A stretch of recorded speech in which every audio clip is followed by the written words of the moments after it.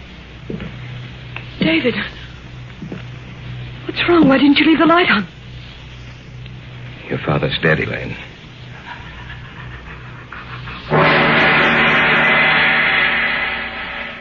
In just a moment, the Hall of Fantasy will present The Shadow People. And now for our story. An original tale of fantasy by Richard Thorne entitled The Shadow People.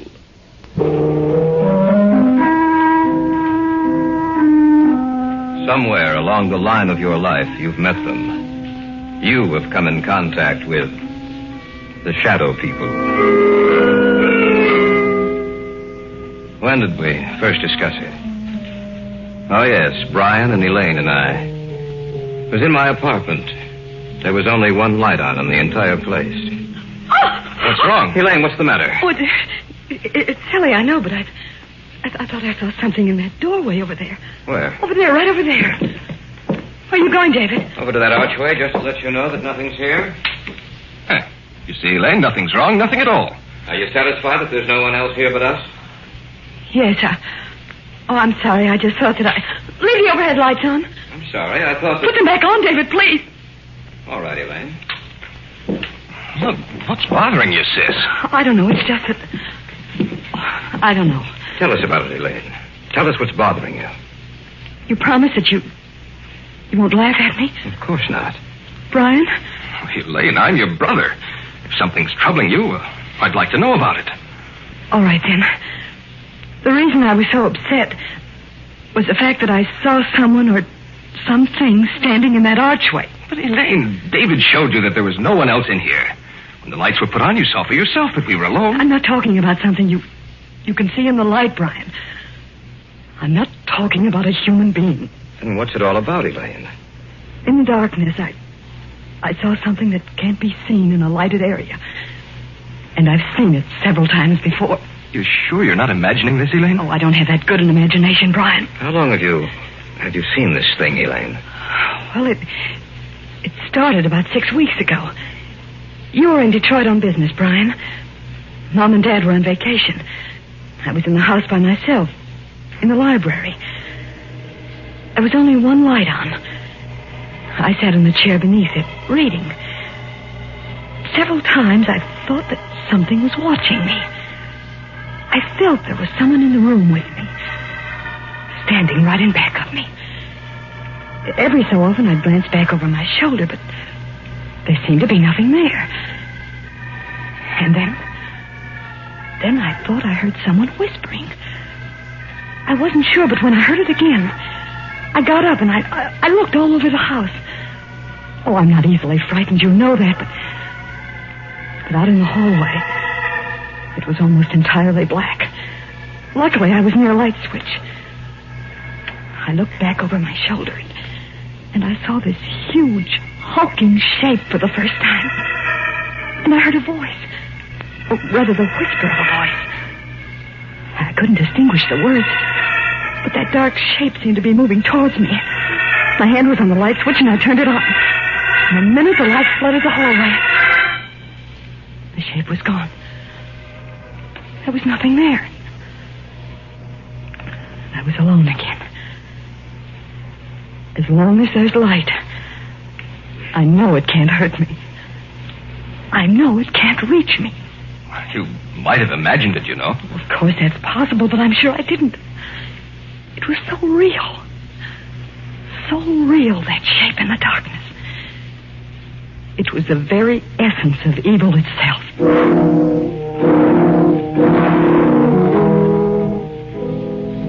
There was an old man I knew of, a Dr. Heselius. I'd heard that he knew quite a good deal about the supposed supernatural manifestations which had taken place in the world.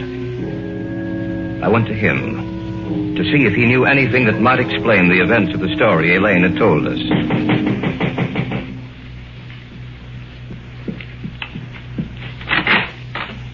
Yes, my good sir. What do you wish? I have an appointment with Dr. Heselius. Oh, yes. He mentioned something about it. You are Mr. Drake? Yes. If you'll come inside. Thank you. Dr. Heselius is in the study. Please come with me. Doctor? A visitor for you. Oh, yes. Bring him in. You may go now. Yes, Doctor. Mr. Drake? Yes. Sit down, please, in that chair over there. Thank you, sir. Now, what is the nature of your visit to me? Well, I understand, Dr. Vasilius, that you have a great knowledge of the supernatural manifestations which have occurred on the earth. Great knowledge, Mr. Drake? No, hardly that. I have only scratched the surface in my years of study. Perhaps I can help you, then again, perhaps I cannot. Well, may I tell you the story? By all means, my good sir. All right. Now, this didn't happen to me, Doctor, but to my fiancée. It seems that about 6 weeks ago, when she was alone. But when the light was on, the dark form disappeared. And that's the story, sir. As much of it as I can remember. I see. It's a strange tale you tell. I'm fully aware of that, Dr. Vasilius. You say she seemed to hear whispered voices? Yes, that's what she says. I see. A moment, please. I have a book in my file. Oh, yes. Here it is. This is the one. Yes. Perhaps I may be able to help you after all. Let me see. This is a very ancient book, Mr. Drake. I seem to remember... Yes. Here is an account of a happening such as you relate. And we shall live on earth, and they shall not see us. Yes, it has been foretold by the ruler of the darkness. They who live by day, retire to sleep by night, shall never know that we walk with them, that we watch them, that we wait for our chance. Only in the night will they see us, for in the daylight we are not seen. Only in the night, when the darkness grows together and the forms of the shadow people are shaped from the blackness, they will know us. Then they will know that we are their companions, for we are the shadow people. I knew I had read something similar to the story you have told me, Mr. Drake. Dr. Vasilius, what can we do? Well, give me a little time. Let me see if I can find any more references to these people of the darkness. One more thing, Mr. Drake. Be sure that your fiancée is never left alone at night. Be sure that there is some living thing, animal or human, which accompanies her every second of the night. For she is in danger, Mr. Drake. A terrible danger.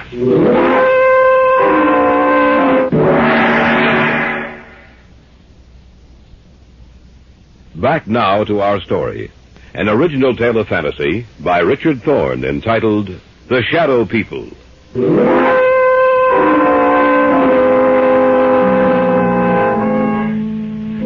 That night, the night of the day I had seen Celius, Elaine's mother died. She died in her sleep. When she failed to appear for breakfast, Elaine's father went upstairs to see what was wrong. When he entered her room, he discovered that she was dead. The family doctor couldn't explain it, for Elaine's mother had been in perfect health. A few weeks later, I was out at the house spending a weekend with them. I glanced at the clock on the mantel, and it showed 11. I can't understand why Brian hasn't returned from town. Well, he said he had some extra work to catch up on. He told me this morning that he might be late. Well, 11 o'clock. I'm going upstairs. Glad you came out, David. It's good seeing you again. It's a pleasure to be here, sir. Well, don't stay up too late. See you both in the morning. Good night. Night, Dad. Good night, Mr. Davis. He isn't the same, David. Ever since Mother died, he hasn't been the same. I didn't realize that until tonight. He's changed. I only hope that he'll start living again. Ever since she died, it seems that a part of him died with her. Elaine, have you seen anything else since you spoke to me last? No, I haven't. Ever since Mother died, nothing's happened. Well, I only hope. Came from upstairs. Come on. You don't... I don't know what to think. I only hope that... David, if anything's happened to it... We'll see in a moment. There's no light in his room. You wait here, Elaine. Where's the light? Over to your left.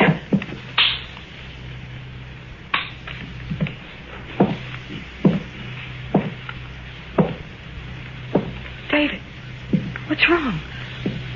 Why didn't you leave the light on? Your father's dead, Elaine.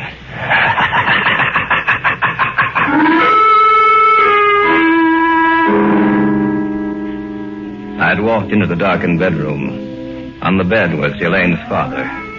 It didn't take a second look for me to know that he was dead.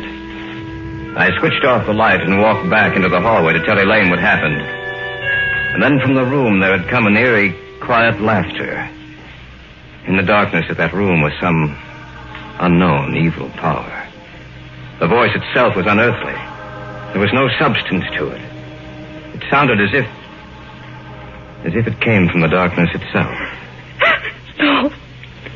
No, I don't believe you. It's the truth, Elaine. There's nothing more I can do. We'll have to notify the police. Tell me it's not the truth, David. Tell me it's not true. I'm sorry, Elaine. I wish I could. Your father's dead.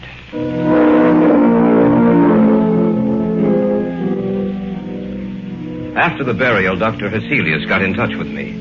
He said that he wanted to meet both Elaine and Brian, that he wanted to talk to the three of us. Accordingly, a few nights later, he came out to their house. Miss Davis, will you tell me just when you saw the first manifestation? The night Brian was in Detroit. Now, Miss Davis, you have even seen this apparition in the company of other people, is that correct? Yes. The night at David's apartment. All right. Now I'll tell you what I think. You are in deadly danger, Miss Davis. These beings want to claim you. So far, they have had no success. Only in the darkness do they have power.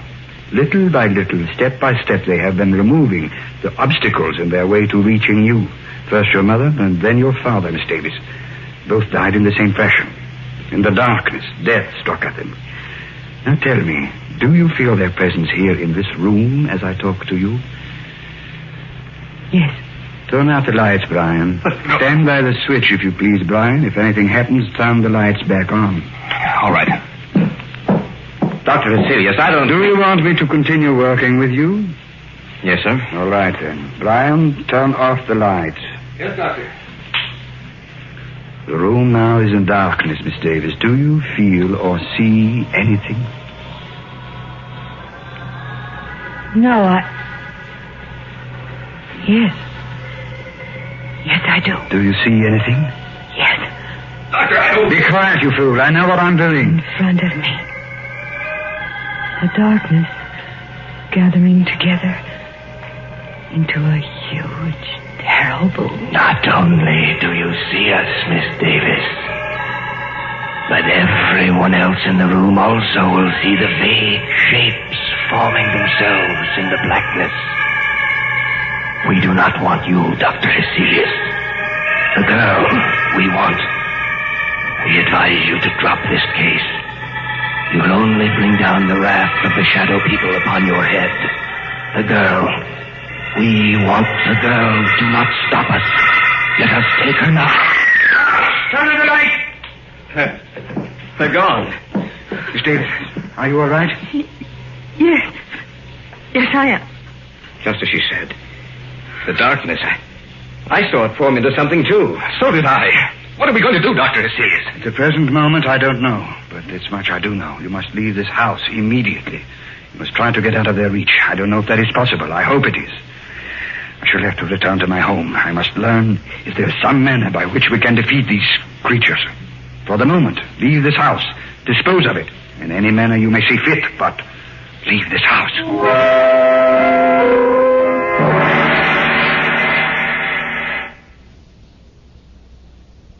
Back now to our story. An original tale of fantasy by Richard Thorne entitled The Shadow People.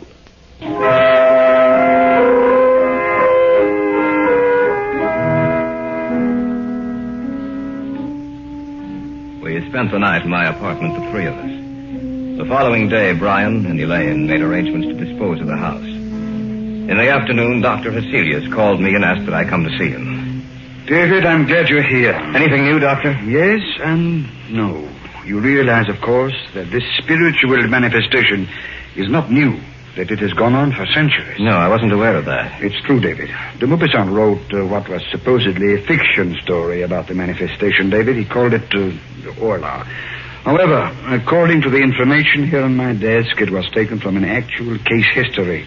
Of course, he embroidered the story, added a few touches to something he didn't realize actually existed. But have you found anything with which we can fight them? Everything depends upon an answer I received from a colleague of mine in Paris, Dr. Henri Renaud.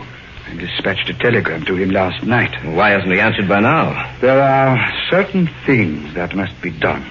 It will take a few days, I'm afraid. We have to wait, David. There's nothing else we can do.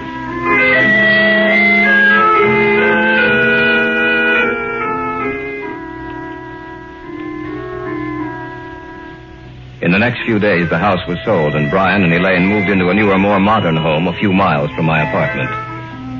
Cecilia said it might take a few days for them to build up their power. I spent the night at the new house. The lights were left on, and I watched for any unusual occurrence. In the daytime, I'd return to my apartment and get some sleep.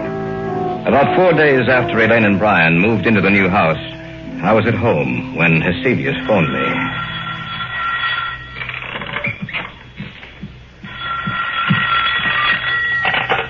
Hello? David? Yes, Dr. Heselius? I hate to tell you this, David. What's the matter? What's wrong? They were a step ahead of me, David. I just received word that Renaud died or was killed at the very moment I sent the telegram to him.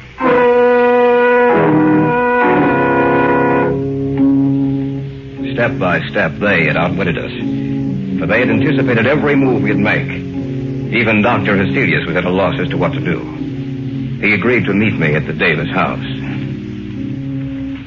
What did you want to see us about, Dr. Heselius? Did you find out anything more? I'm sorry to say that I haven't. At the moment, I'm at a complete loss. I don't know what to do. But what did you want to see us about this evening? Merely to check, to see if anything else has happened. Miss Davis, have you seen or heard anything? Not in the house, only in my dreams. Your dreams? Yes.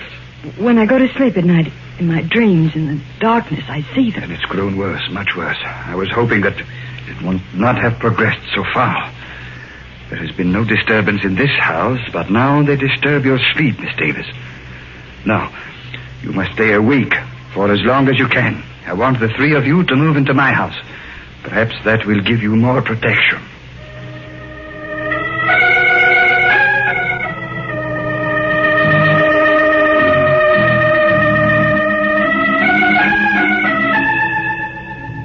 That night, we moved over to Heselius' house.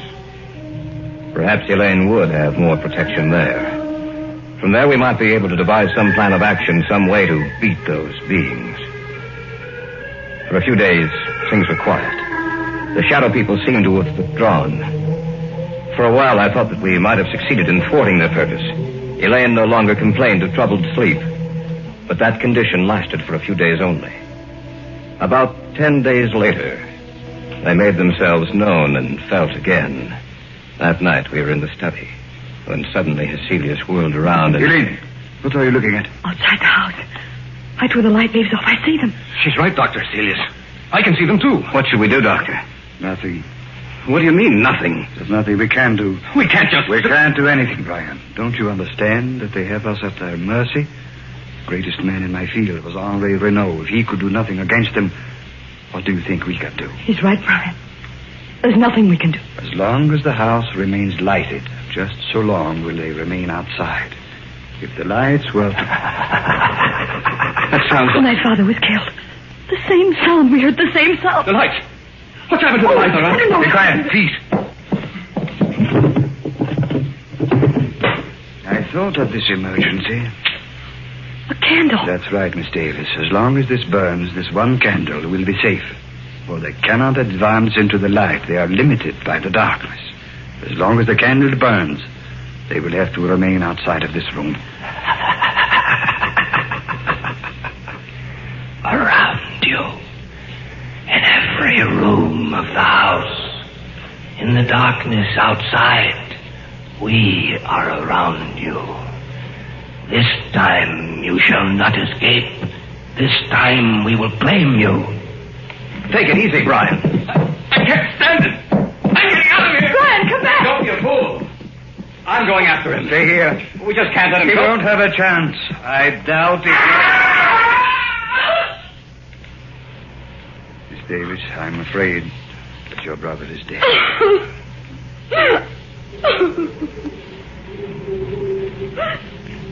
the wind, Doctor. Listen to the wind. I know. Yes, Doctor.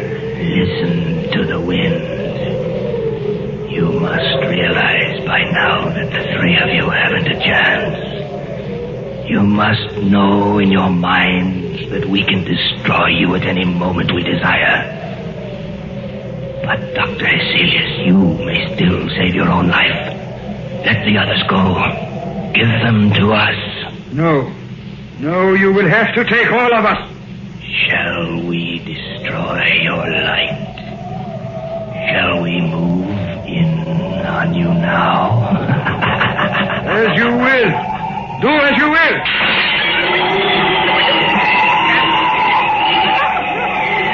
Sorry, Davy. The candle is out. In the darkness. The figures in the darkness.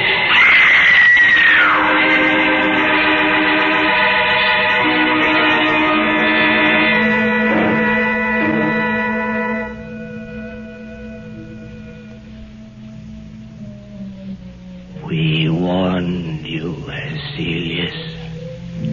You and the others are dead now.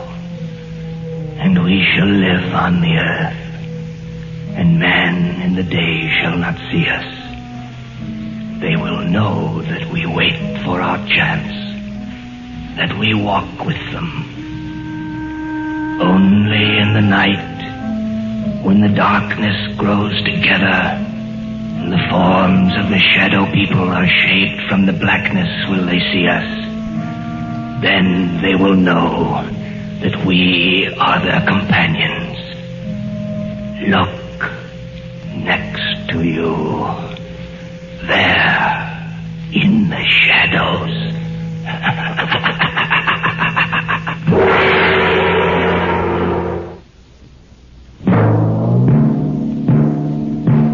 So runs tonight's tale of the unusual, the terrifying, the unknown. Join us again when next we journey down the corridors of the Hall of Fantasy to hear another strange tale of the supernatural. All characters and events portrayed in these programs are fictional, and any similarity to actual events or persons, living or dead, is purely coincidental.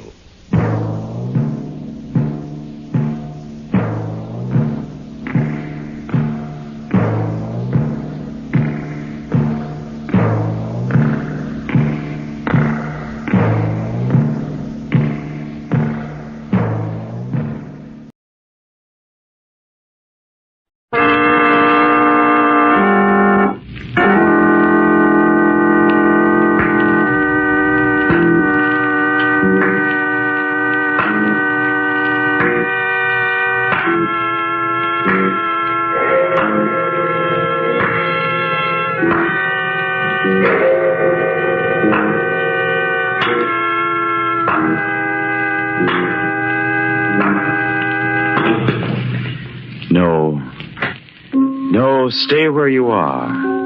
Do not break the stillness of this moment, for this is a time of mystery, a time when imagination is free and moves forward swiftly, silently.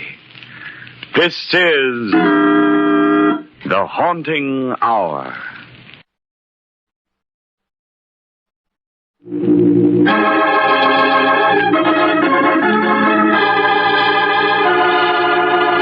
Unidentified body.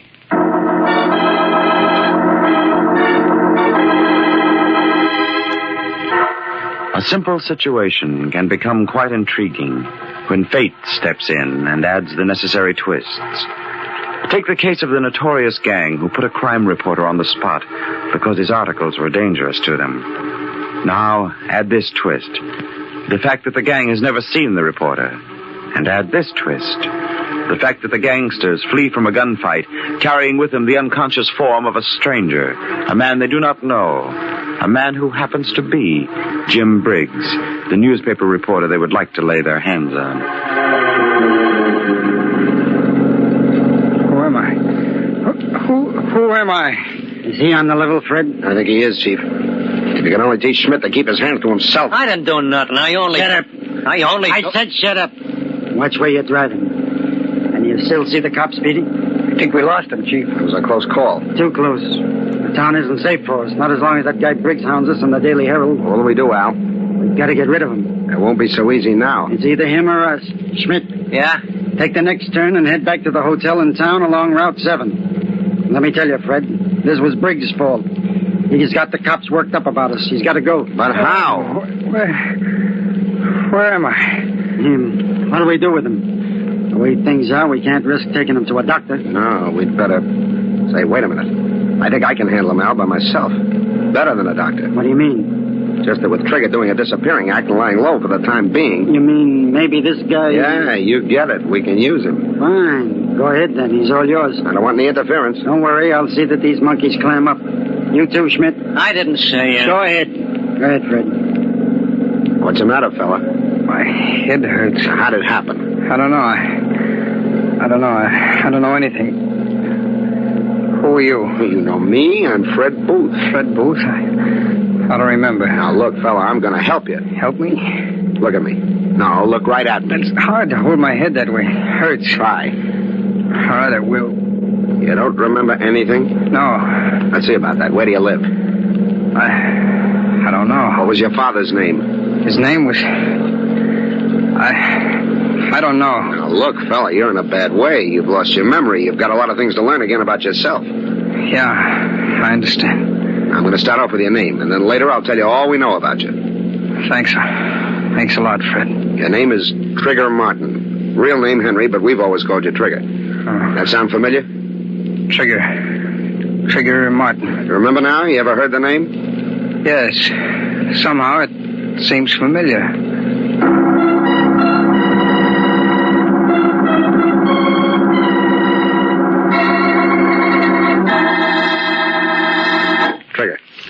Trigger, wake up. Oh. How are you? How's your head?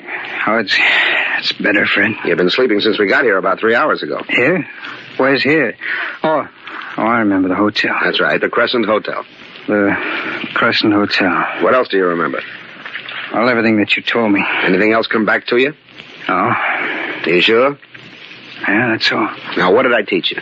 My name is Trigger Martin. You're Fred Booth. Go on. Chief is Al Drake. Guy who was driving was George Smith. Now, how about the little fella? He's called Petey. Fred. Yes, Trigger. What do we do? We? Yeah, I mean, you're the brains, aren't you? Well, yes, I'm the guy who figures things out for Al. And Schmidt? Well, Schmidt's good at safe cracking and some of the heavy work. Oh. Petey used to be a dip, a pickpocket. He's got light fingers. Nervous, but good to have around sometimes. Oh, what about me? The rest of us have pulled some pretty rough stuff, Trigger, but we've all kept our hands clean of your line. Uh-huh. What is my line? It's murder, Trigger. Murder.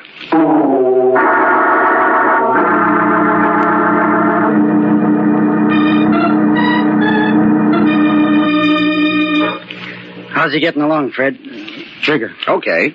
Your treatment? Well, what's wrong with it? Risky. Nah, he'll be all right. He'd better. We'll need him, but soon. I told him just now that he was a killer. Yeah? Any questions? No, he just wants to learn all about himself. Great. Would you be liking your rooms cleaned now, Mr. Drake? Sure, anytime, Mrs. Calder, but since when do you open doors without knocking? Well, if you're not up at this time of day, you ought to be ashamed of yourself. Oh, it's not that, Mrs. Calder, but sometimes we have business conferences and can't be disturbed. Oh, business, is it?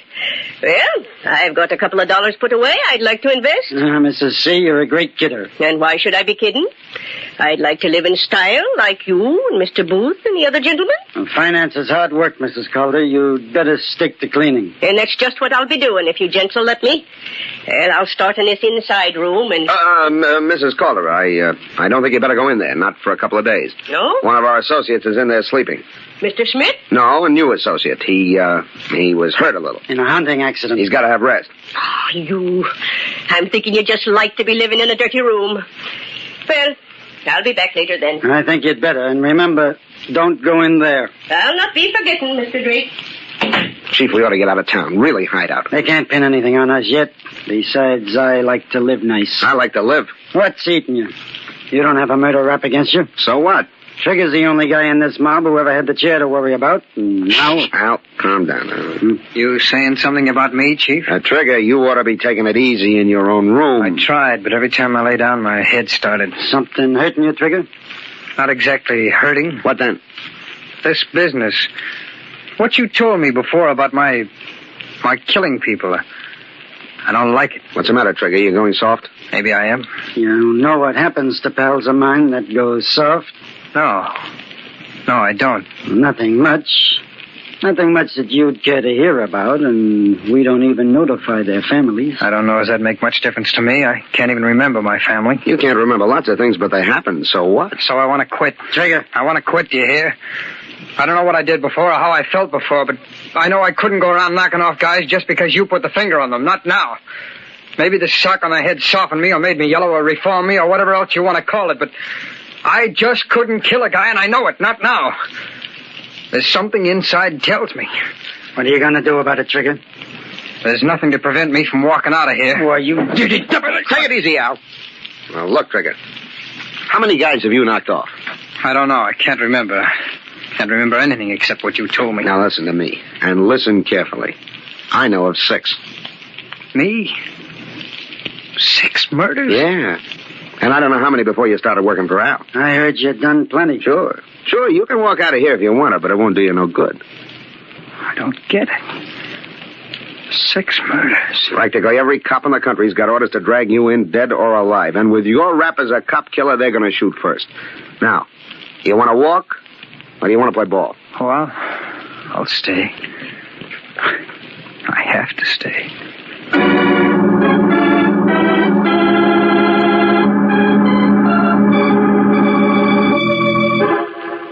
Petey, will you stop jumping from one chair to another? I can't help it, Trigger. It makes me nervous to stay in one place. Well, then get out of here. I can't.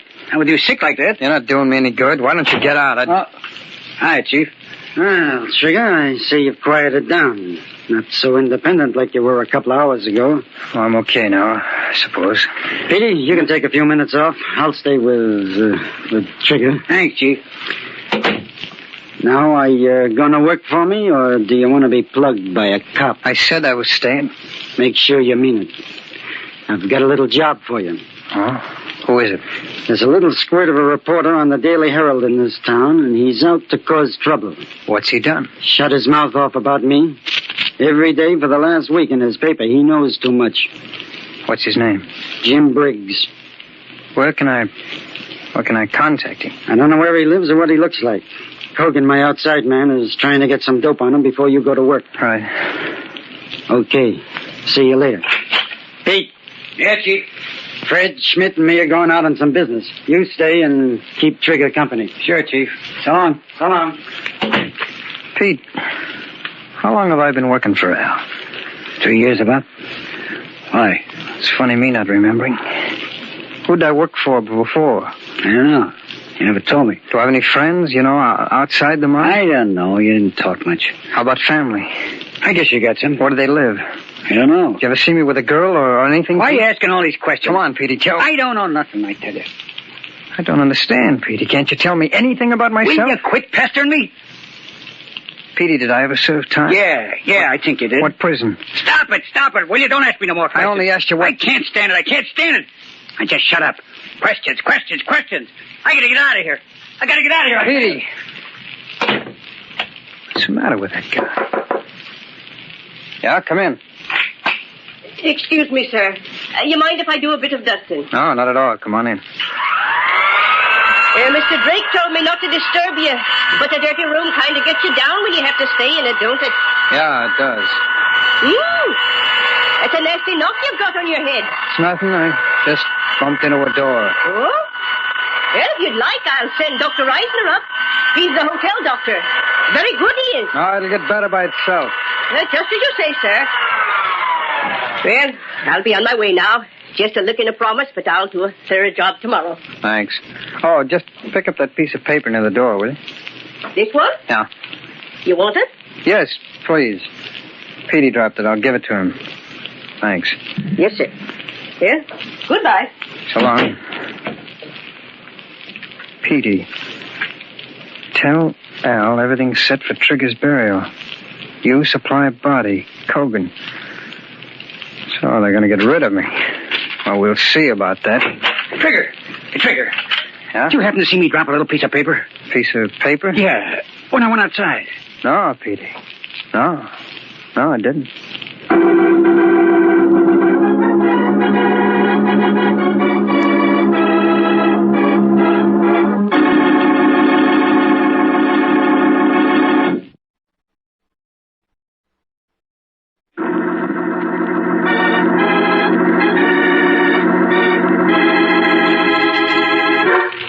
Our story is about a mind from which all memory has been erased.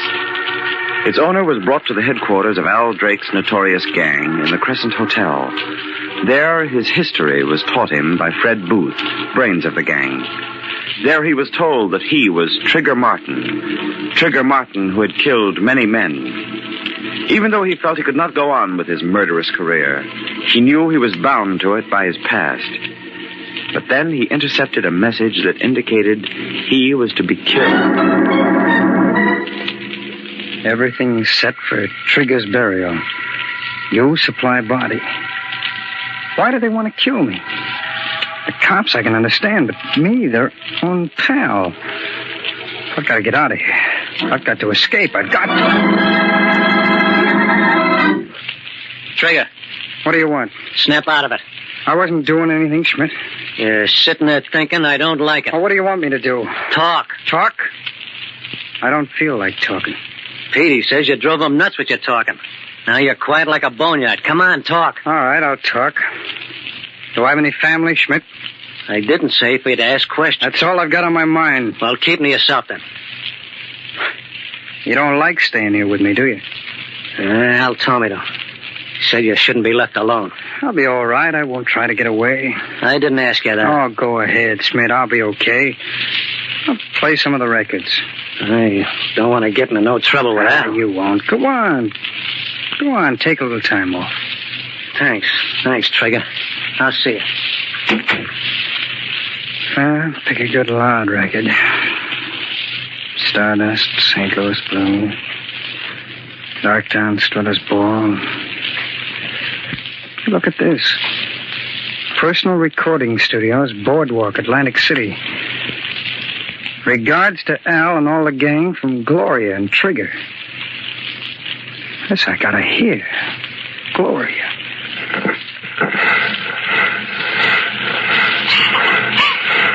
We're having a great time here, and we just thought we'd send you like regards from the boardwalk. Come on, Trigger, say something.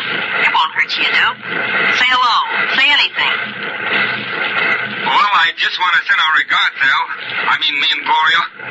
How long do I have to talk, Gloria? Well, I just want to send our regards, Al. I mean, me and Gloria. How long do I have to talk, Gloria? Say hello. Say anything. Well, I just want to send our regards, Al. I mean, me and Gloria. How long do I have to talk,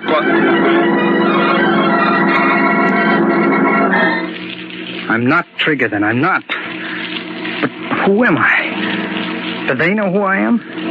Why are they trying to tell me I'm Trigger Martin?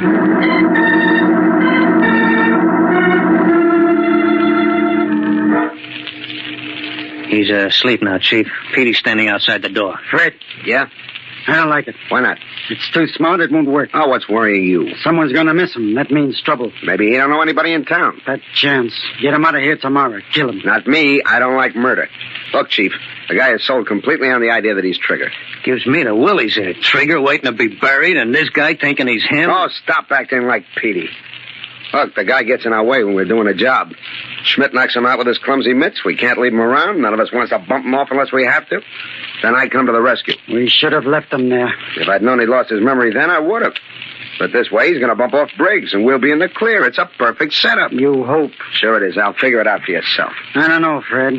I only wish I knew who he was.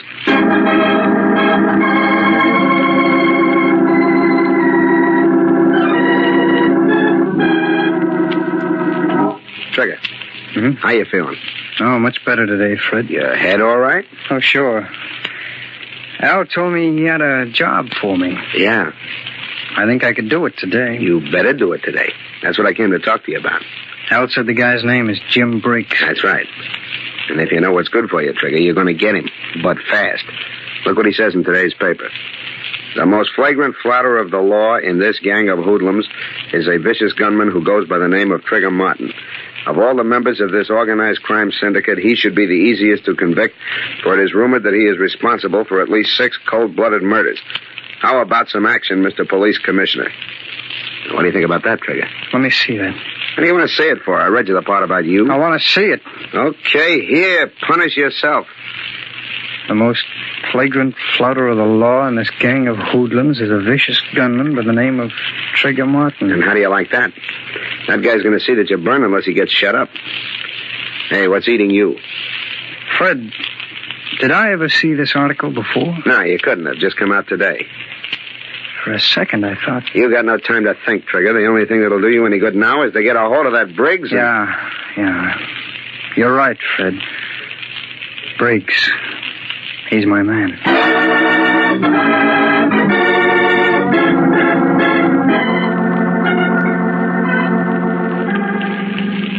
Listen, Al, I've been waiting 3 hours. I can't stand it. I gotta get into action. Take it easy, Trigger. Let me track the guy down. That's Petey's job. Yeah, as soon as he's got the dope, I'll give the go sign. But, Al, I'm a dead duck if I don't nail Briggs, and soon. Yeah, you will be. But we can't afford to make any mistakes. That's what I've been telling him, Chief, but he got all worked up about those newspaper articles. Save it, Trigger, until... Well, that must be Petey. Open up, Schmidt. Okay, Fred. Well, Petey. Any luck? I just get a line on this guy, Briggs. Go ahead. Don't rush me, Chief. Makes me nervous. Come on. The Herald got him in from Chicago to do this job on us. He's new to town. That's why we don't know him. Yeah, I guess so. Where's he live? He's got his office set up and his room's in the same place. Sends his stuff to the Herald over the phone. Petey, where does he live? Gee, Chief, didn't I tell you? 41 McDougal Alley in the basement. One of them garden apartments. Did you get that, Trigger? Sure. 41 McDougal Alley in the basement. Okay, that's right. And here's your gun. Now get going.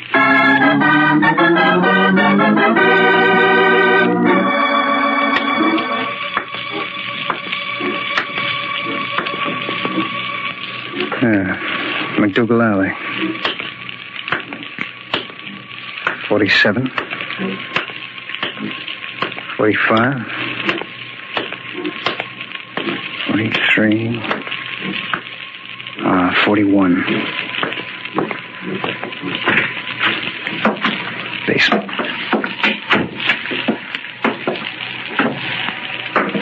Careful. Maybe a trap. Don't forget they've been lying all along. Careful.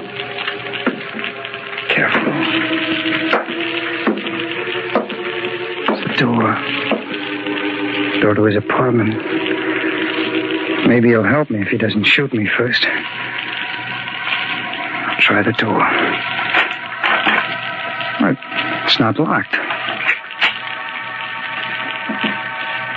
It's dark. I'll light a match. Jump it, Regan. Okay, Crider. Let me go. No, you don't. Let me, Crider. Let go of me. Watch it, Regan. He's got a gun. I see. Good work. Right on the head. He's out.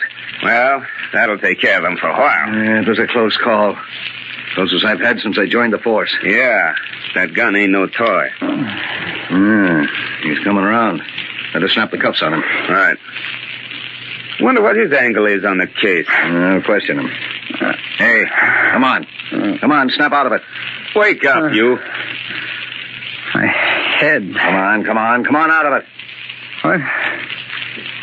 Hey, who are you? What are you doing here? That's just what we were going to ask you. Look, this is my apartment. My name is Briggs, Jim Briggs. Jim Briggs disappeared 3 days ago. We're working on the case. If you're Jim Briggs, maybe you can tell us where you've been. Half the police force has been looking for Briggs. I don't know. I can't remember. All I know is that I'm Jim Briggs, and this is my apartment. Yeah? Do you usually come into your apartment with a gun in your hand? I don't know. All I remember is... I I remember watching a gun battle. You sure you weren't in it? And then... Yeah, I remember now. A little. I was in a hotel somewhere in town with some men named Drake and Booth and Schmidt and Petey. Hey, Kreider, that's Al Drake's mob. Yeah, and this guy is one of them. He must be that Trigger Martin character. You know, we never got pictures of any of them. No, I'm Jim Briggs, I tell you. Look, give me a chance. I think I can lead you to their hideout. Please. I think I remember where it is.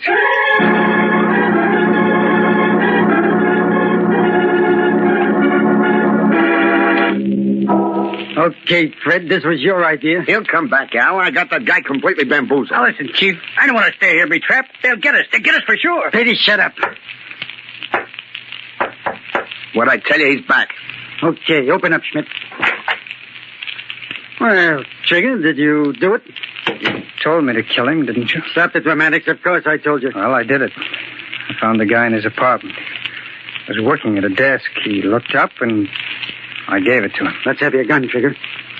My gun? What for? Come on, hand it over. I threw it away. I don't believe you. Schmidt, grab him. No, you don't, Schmidt. Put up your hands. All of you. Now, Trigger, no point in getting jumpy. How long do you think you'll get away with Cut it. You know I'm not Trigger, and I know. Whoever you are and whatever your game is, no one person doesn't stand a chance against four. You won't get out of here alive. I think I will. Petey, open that door, quick. Yeah, right away. Come on in, Kreider. All right, you guys. Bundle these hoodlums into the wagon. Did you get what you wanted, Kreider? Perfect. Direct evidence tying Drake to an attempted murder. We've been trying to get that for years. Great work, Mr. Briggs. Briggs, Booth, you idiot. We had the guy all the time. Sure you had me. I didn't know it, and you didn't know it. Hey, that'll make a swell feature story. The case of the unidentified body, written by the corpse itself.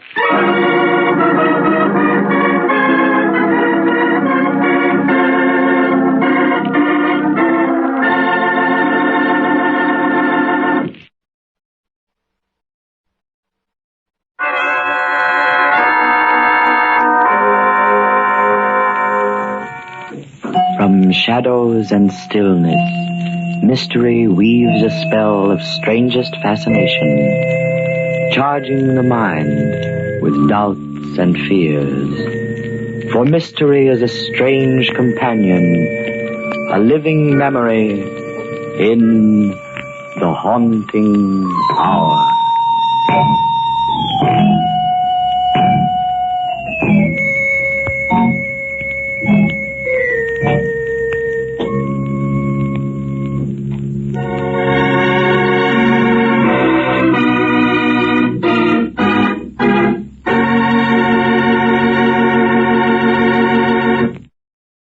CBS Radio Mystery Theater presents...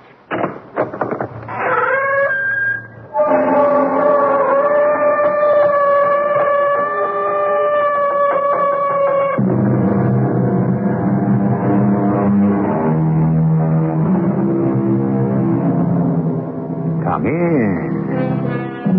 Welcome. I'm E.G. Marshall. What you see and what you believe are not always the same. Take the mysterious cults of mysticism, occultism, or spiritualism. Some people think such things are what they look like. Others say there is more to it. Some are drawn to it, others repulsed by it. The tale we're about to unfold concerns a man who thought belief in the unnatural showed a weakness of will, and it tells what happened to make him change his mind. Charlie, my boy, there is no such thing as a house that is haunted.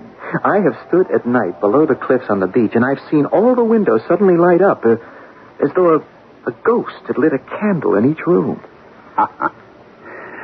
Well, Charlie, maybe someday I'll go have a look at it. Well, why not now?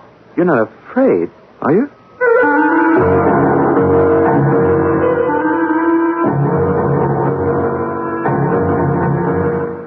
Our mystery drama, The Haunted Mill, taken from that classic tale of the unseen world by Richard Donovan, was adapted especially for Mystery Theater by James Agate, Jr., and stars Ralph Bell and Russell Horton. It is sponsored in part by Buick Motor Division and Contact, the 12-hour cold capsule. I'll be back shortly with Act One.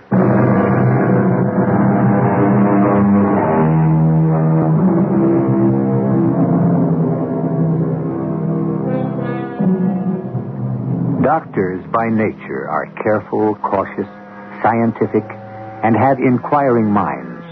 Alexis Carrel, the Nobel Prize doctor, once said, "A few observations and much reasoning leads to error. Many observations and a little reasoning leads to truth."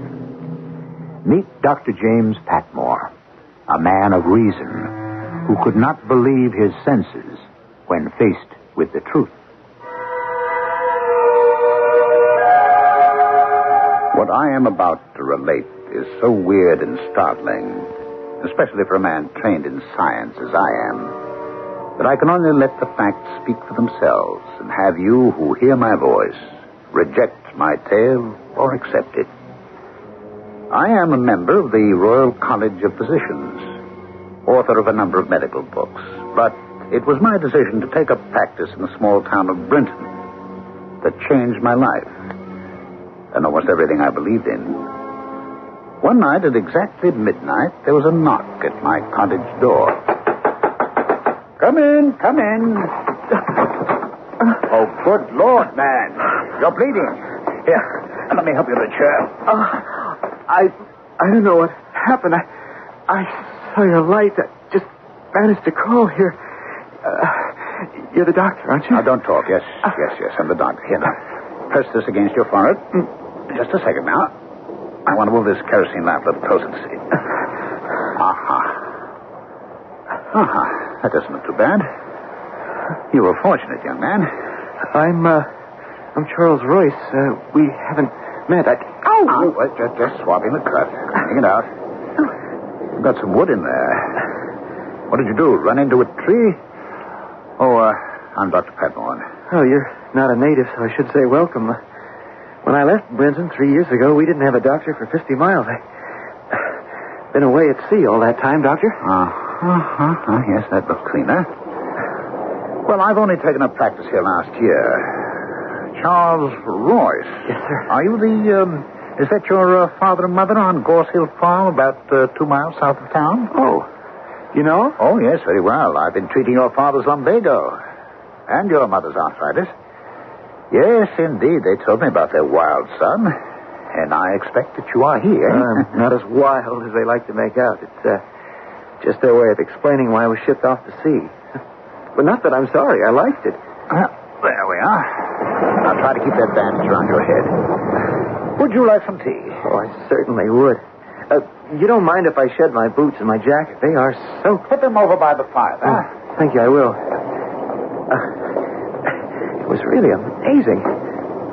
What happened to me? I was on my horse, I know that. It's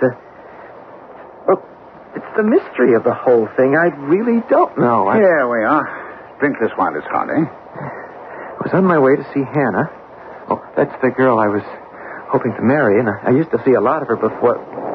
Well, I was riding along up by the haunted mill, and suddenly something seemed to lean down at me out of a tree branch over my head, and that's all I remember. I was knocked right off my horse onto the ground, and when I came to, my horse had bolted. There was this blood streaming down over my eyes. Somehow I saw your cottage, the light, and managed to get here. That's all I remember. Now, you didn't see anything when it happened? Stars. That's about all. Oh, boy. This tea hits the spot. Is there someone in town who doesn't like you? Yes, I guess there is. Well, do you think this person would have... I think he could have ambushed me in the dark, yes, but... No, frankly, I don't think he has enough guts. It's like this, Dr. Patmore. Well, why don't you call me Jim? I'll call you Charlie, if I may. Oh, glad to.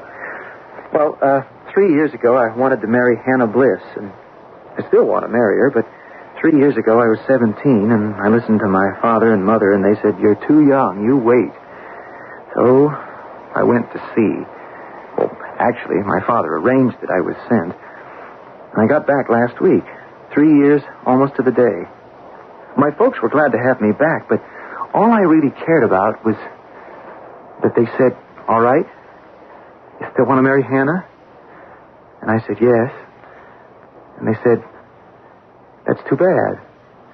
She's met up with Silas Hart, and she's going to marry him." Doctor, I didn't even unpack my bag. I went right out the door to see her. Charlie, it's not you. You're here. Hello, Hannah. You didn't change much. You have, Charlie. You look taller and stronger. I almost wouldn't know you. You got prettier. I can't believe it's you. 3 years, Hannah. I was only a boy then. Is it true about you and Silas? Who told you? Mom and Dad. In fact, at the moment I walked in the door, you're going to marry him? Yes.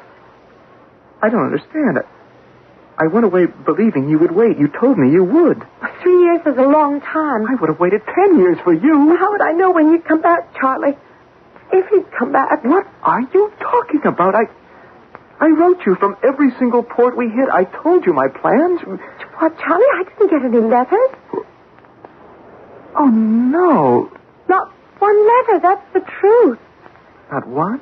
So I gave up on you. Why would they do that? What are you saying? You know what I'm saying. Your folks were just as much against our marrying as my folks. They took my letters. They must have. Charlie. For 3 years, not a day passed, but I was thinking of you. About the life we'd have together. And all along, I thought you felt the same way. I did. I know I did, but what can I do? Do? About Silas? We've posted the banns. We're getting married in 3 weeks. Hannah, do you love him? I thought so. Oh, Charlie, listen, that was before. That was when I thought I'd never see you again. And now that you see me again? I don't want you to go away. I don't want to go away either, Hannah. But what will we do? Never mind. It'll work out. Like the old saying goes, love will find a way.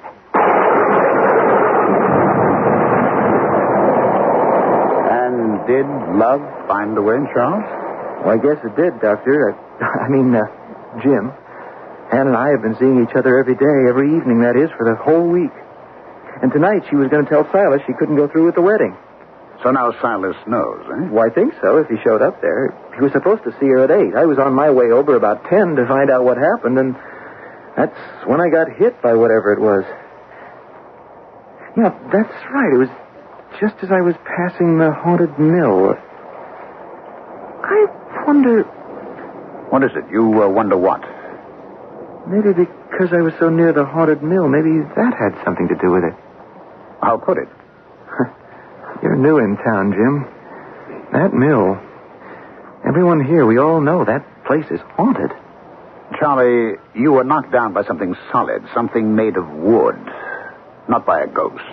Shouldn't have taken that mill road. Oh, come now, come. There's no such thing as a house that is haunted. Have you ever been there, Doctor? Hardly. I wouldn't waste my time. I don't know. Sometimes I've seen... Well, not lately, but when I was a boy... What have you seen?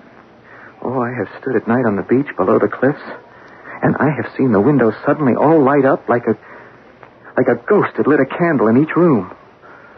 All right. Well, maybe someday I'll have a look at it. Well, why not now? Now, it's past midnight. You're not afraid, are you? What are you talking about? I've talked to people like you before. Now, maybe I haven't had the education, but I like to find out and see things for myself. You don't want to see for yourself. You get your learning from books. All right. All right, I'll go. But does it have to be right now, this minute, in the dead of night? Yes, I want to take you right now, Jim. Now, when it's dark. Now, when there's been a storm. Now, when all the elements have been riled up. And I think maybe there's some learning you have in store.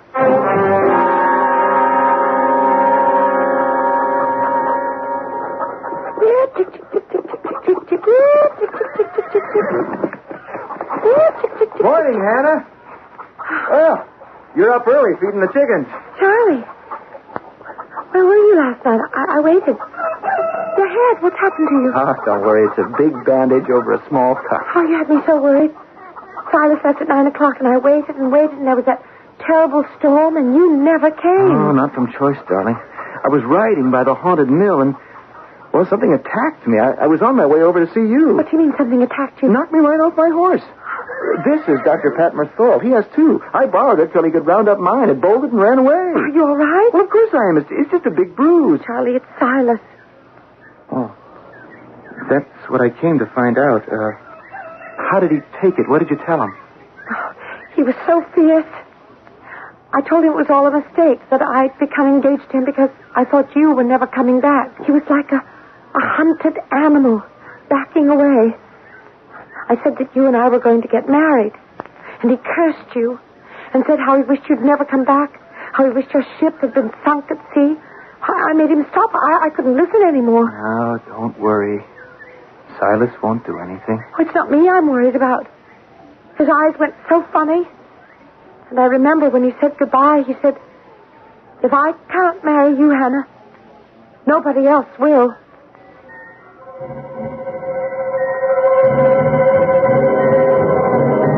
An idle threat by a rejected suitor? A strange little town, Brinton by the sea. Strange inhabitants.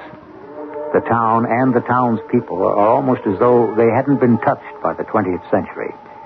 And it is here that a modern doctor, James Patmore, has come to practice. How could he fit into a community that appeared to be in the grip of fear, fate, and fantasy? We shall learn more when I return shortly with Act Two.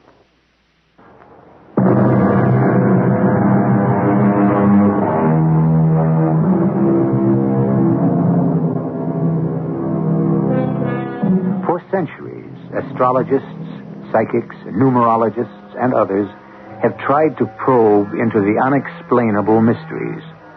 This is what Dr. Jim Patmore is faced with.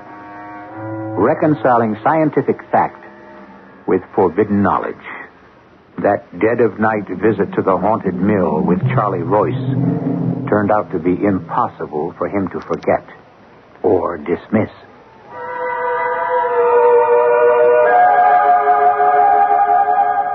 The haunted mill was forlorn and mournful looking, and in the clearing skies and moonlight, singularly weird. But I could see it for what it was, and I knew it was merely a disused, abandoned building. What I did not know was that this would be the last time I would see Charlie Royce alive. How about we go inside? I'm just standing here waiting for the windows to light up. You are a disbelieving, stubborn man, aren't you? Now, come on, I'll push open this wooden bolt that fastens the door.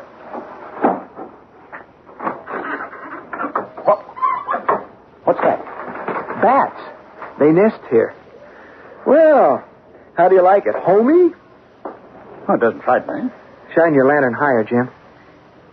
Did you ever see such large spiders making webs? What else could you expect in an abandoned building? All right, Charlie, where's your ghost? I'm here. I'm waiting for some manifestation. Just settle down. Wait and see. Look up there. Well, all I can see is flying bats. No, I mean the roof has fallen in. I can see the moon. Charlie, I have seen roofs fallen in before. What I came here for are your apparitions. If there is nothing to see but bats and spiders... What was that? Something closed the front door. It's stuck. I can't get it open. Let me bring the lantern over. You see, there's no knob on this side. Jim, hold it a little lower.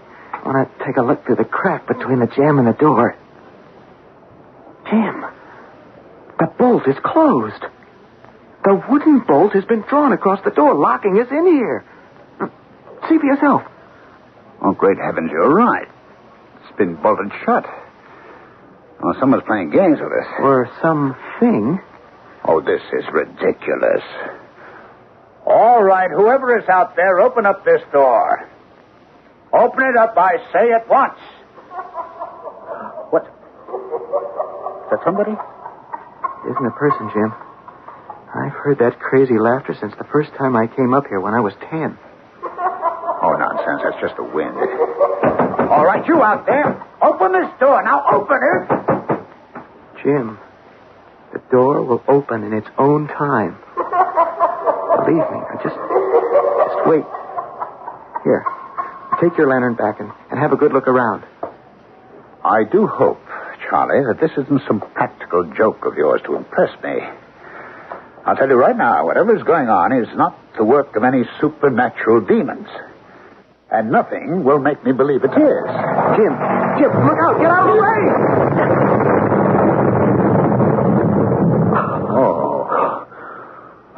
Oh, that was a close call. Oh, it's a miracle you weren't crushed. It just missed you by a hair. All right, I've had enough. I think it's time to go. You hear that? The bolt outside is opening itself. Oh, stop now. Do you see anyone out there? It opened of its own accord. What did I tell you? Those that haunt the mill are letting us go now. Well, you can believe that if you want to. Jim, I'll tell you something else that's strange, at least to me. This is the very first time I've been in the mill when I wasn't deathly afraid. Everything that's happened tonight, I could almost foresee it. It didn't frighten me. Do you think that finally I've been accepted by the spirits who live here? Spirits? Frankly, Charlie, I don't know what to make of it, and I'm not going to pretend I do, but I can tell you this. I am sure there are physical reasons for everything that has happened here tonight. Physical, not metaphysical.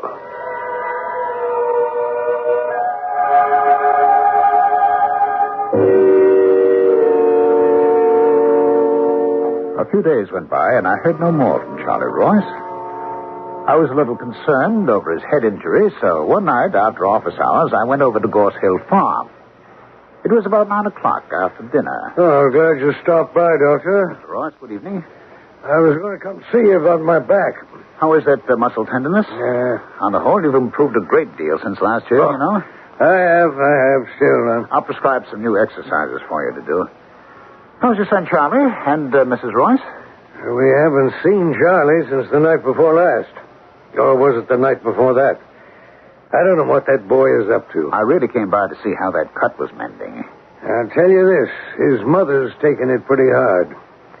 He's away 3 years, back one day, and then out every day with that girl. I'll bet she knows where he is. You haven't seen him? He hasn't been here for 2 nights? 3. And his mother's crying her eyes out. You know what I think? Of course, I haven't been over to Hannah's folks to ask them. But I think those 2 young'uns ran away. I haven't mentioned that to Mrs. Royce, but that's what I think. But why would Charlie do a thing like that? Well, lots of reasons. Maybe Mr. and Mrs. Bliss weren't, so all-fired happy about Charlie showing up. They were kind of keen on her marrying Silas, you know. The Harts have got more money than the rest of the town put together. His brother Ezra has the Brenton Inn, one in Axminster. He runs a fleet of fishing boats. Silas's mother and father, well, I'd say they own half the town. He'd be a darn good catch. What sort of work does Silas do? He does nothing. He doesn't have to. If you were going to come into property stretching from the seacoast clear over to the mill and back, you wouldn't have to work. Well, I'm sorry Charlie is not here. I'd better start for home or I'll get blown off the road. You tell Charlie I stopped by, and I'll be seeing you, Mr. Royce, with those exercises for your back. Now, don't worry about Charlie. He'll be back. Goodbye now. Doctor, will you close that front door? It's blown out every candle in the room. Either go out and close the door or come back in. I can't budge this door. It won't move. It's stuck open. Doctor? Doctor, I can't see a darn thing in the dark. Doctor, are you still there? I'm still here, Mr. Royce. Can you strike a match? A match? Say, what happened to the fire? There was a fire in that fireplace. Why didn't you close that door? I couldn't, Mr. Royce. I pushed it with all my might. It wouldn't give. Here, maybe I've got a match. What's that, Doctor? Isn't there someone standing at the door? There is someone. Charlie, is that you? Charlie. It is you. You still got that bandage on. Here, let me have a look.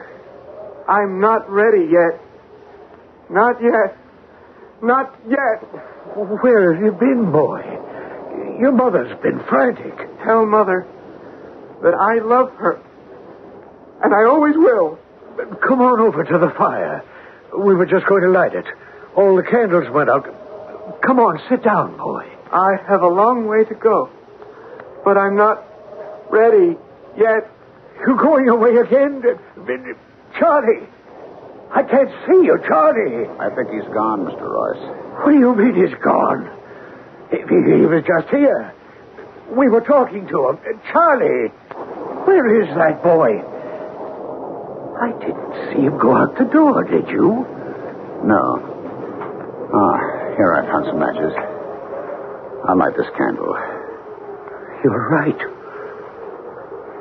He isn't here anymore. I could see him. You know, because... Did you notice he had a kind of greenish light all around him? Yes, I noticed that. Like when we fish at night. Phosphorescence, they call it. He didn't pass me to go upstairs. We didn't see the front door open. Maybe he got out somehow and he's standing outside. I'll have a look. Charlie! Charlie! Hannah! What are you doing here? Come inside, child. Hannah, did you see Charlie out there? No, I didn't, Mr. Royce. It's Charlie that I've come here about. Here, take off your wet things, dear. I can't stay. I promised Mother I'd be back as soon as I could. Oh, Dr. Patmore, this is Hannah Bliss. How do you do? What is it, Hannah? What about Charlie? Did you two decide to come back? I don't know what you're talking about, Mr. Royce. Charlie and I didn't go anywhere. Is he here? Can I talk to him, please? Charlie's not here. I mean, I thought he was just now. It's so hard to explain. I thought he was with you. Hannah, these past few days, you mean to say that you have not seen Charlie? No, not for 3 days. What's the matter? What do you mean he was here just now? Why won't he come to see me? What have I done? Are you saying that you haven't seen him for 3 days? I haven't, no. The last time was the morning after I told Silas we couldn't get married. Charlie had an accident, his head. That afternoon we were going to the church, change the old banns and ask the priest to post new ones. I'd been waiting and nearly going crazy, and then I thought maybe he'd decided he didn't want to marry me after all, so I put my pride in my pocket and came over here to find out, but you say he's not here. When will he be back? We don't know. Hannah, it's all right. I'm sure it's just a misunderstanding. He'll show up. Do you think he's all right? Oh, of course he is. Now, you trot back home, dear, before more parents get worried about their children. All right? Yes, sir, I will. And thank you, Dr. Patmore. And you, Mr. Royce. I'm sorry if I caused any trouble. I didn't mean to. I'll make Charlie a really good wife. I promise I will. Oh, of course you will. Now, go on home. Good night, Mr. Royce. Good night, Dr. Patmore. Good night. Hannah hasn't seen my boy in all these days either. But we saw him, Doctor, didn't we? I mean, I'm not going crazy. We saw him and we heard him. One possibility. A blow like he'd received could have caused temporary amnesia. Charlie may be wandering around not knowing who he is or where he is. Well, if that's really him we saw, what did he mean he wasn't ready yet? Oh, Lord. What am I going to tell his mother? That you saw him and he's all right, and he'll be back. Do you honestly believe that, Doctor? It just isn't ordinary what happened. Do you know what I think, Doctor? No. I think Charlie is dead. And that wasn't Charlie who came here. It was his spirit. Oh, now, nonsense. You can't believe that. Oh, yes, I do. I feel it in my bones. I know it. Maybe we'll find Charlie somewhere. His body. But we'll never find him alive. Could they have seen the ghost of Charlie Royce and not his living body? To appear like that and disappear. What human can do that? Or were both the doctor and the boy's father hypnotized somehow? But why was Charlie's father so positive he would never again see his son alive? If there are answers to these mysterious happenings, let's hope we find them when I return shortly with Act 3.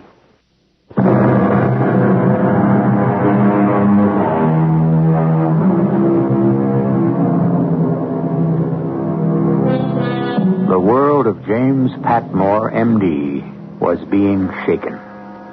The science of cause and effect seemed no explanation of the mysterious occurrences in the little town of Brinton by the Sea. And if scientific deduction failed Dr. Patmore, his destiny was somewhat less than controllable. That concerned him deeply. He knew he could not let himself be frightened or feel fated. He had to find out.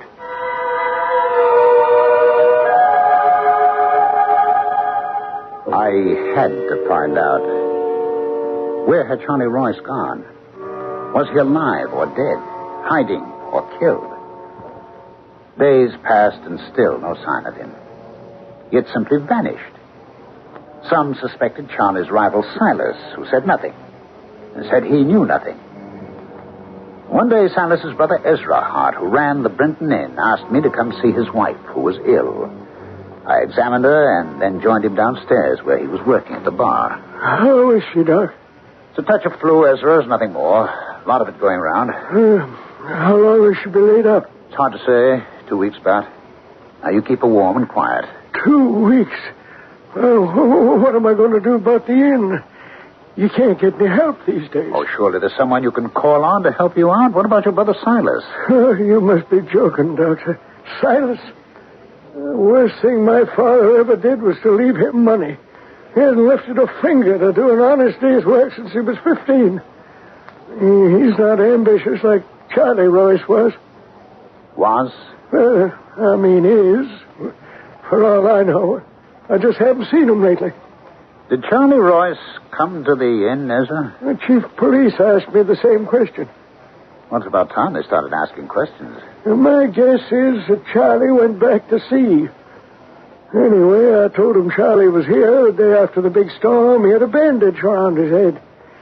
Said he was going to see a priest later, but he was still kind of groggy from falling off his horse the night before. About 6 it was.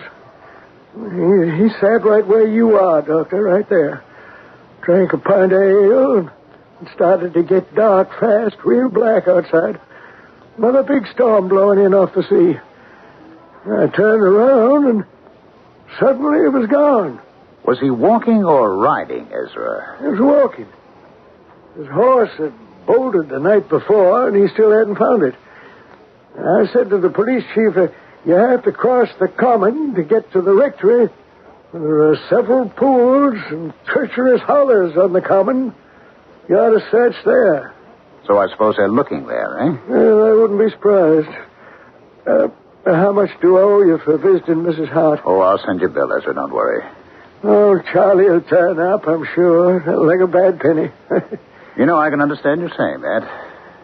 After all, Silas is your brother. Well, even if he weren't, it was wrong of Charlie to come back and turn that girl's head. That wasn't right. No, sir.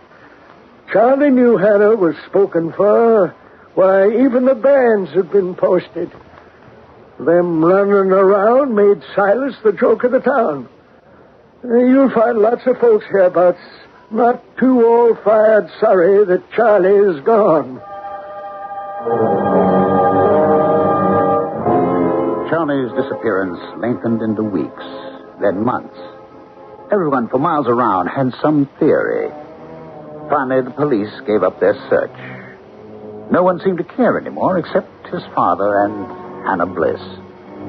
Winter was upon us, roads almost impassable, and But I had one patient I always managed to see, sick from disappointment and anxiety. A rather difficult illness to cure. The fourth time this week, Doctor. You're spoiling me. Oh, I had to pass this way anyway, Hannah. I had a visitor this morning. Someone I hadn't seen in a long time. Do you remember Silas Hart? Oh, yes, I certainly do. Where was your mother? Well, she was out at the market, and Silas walked in the door. I hope he didn't upset you. I'm afraid he did. I've never seen him looking like that. Rings around his eyes, as if he hadn't slept for weeks. He said, I've kept from seeing you as long as I could. I know you aren't well. What did he want, Hannah? He said, Charlie's been gone a long time now. What about us? And I said, Charlie was gone for 3 years, and I didn't wait for him. This time I'm going to. And how long did he stay? About an hour. He said, couldn't we try to make it like it was before Charlie came back? And I said to him, no, Silas, I'm going to wait for him. And then he got up and went to the door and said, well, that may be, Hannah, but if it's Charlie you want, I think you're going to have to wait a long, long time.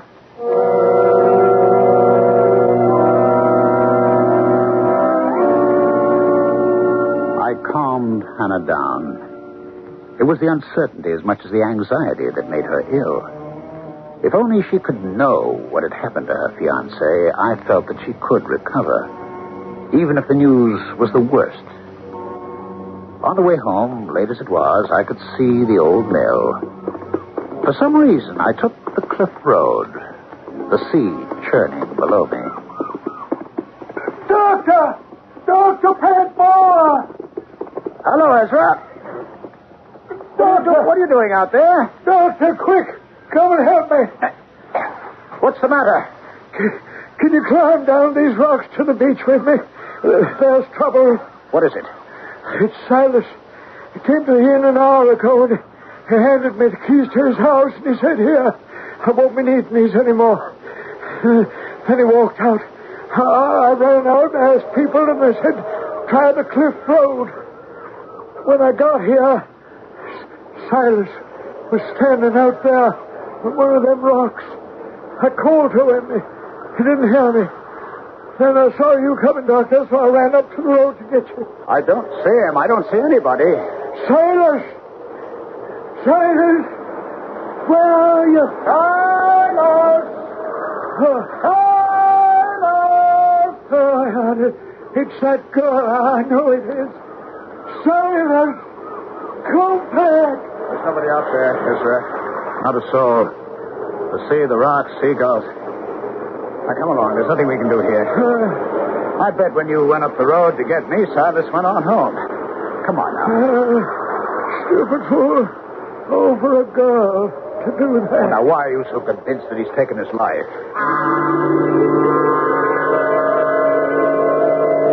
There was something very wrong, but I could not believe, as did Ezra, that it was Hannah's doing. If Silas had drowned himself, only a very guilty conscience could have driven him to it. We climbed back up the cliff road, and as I mounted my horse, it suddenly reared and almost threw me. For up on the hill stood the old mill, every single window ablaze with light. It was there, I felt, that the key to unlock this mystery lay. The only one person I could trust was Charlie Royce's father, John.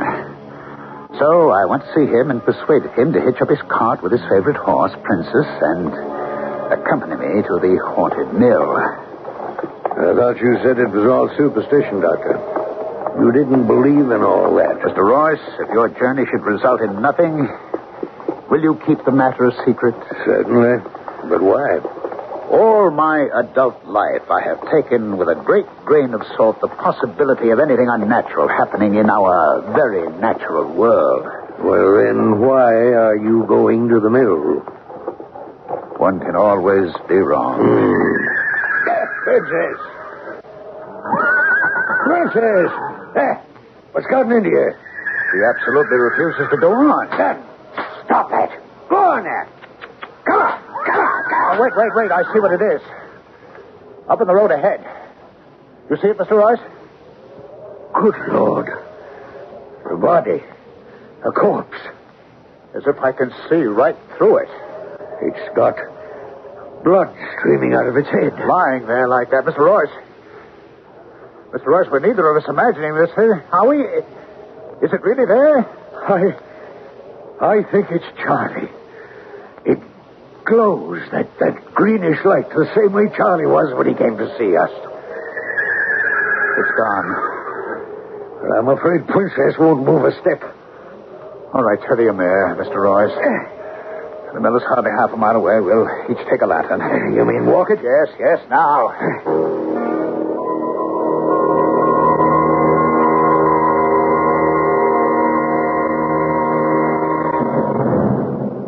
That door is bolted shut. All I have to do is pull the wooden bolt back, and the door will open.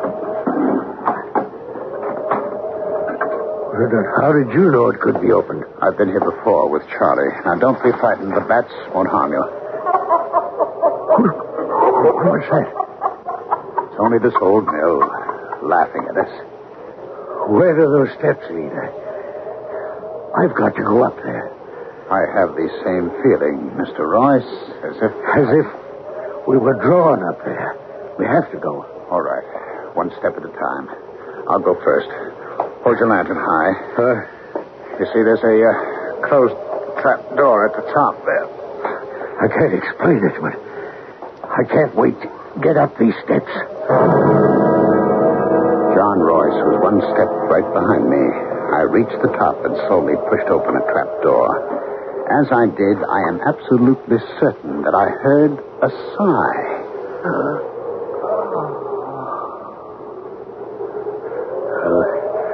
They must have kept the grain for thrashing up here. There's still a sack of it over there in the corner. Yes. Well, let's have a look. Oh, no. What is it? I touched it just now with my foot, and, Mr. Royce, there is neither corn nor chaff in this sack. It's tied up at the top with a cord. Here, I have a knife. Done. You ready? You want to open this sack? We have to, Doctor. You know we have to. All right, then. Let me cut the cord. Oh, good Lord. Mr. Royce, don't look. Don't look. Charlie. Oh, my Charlie.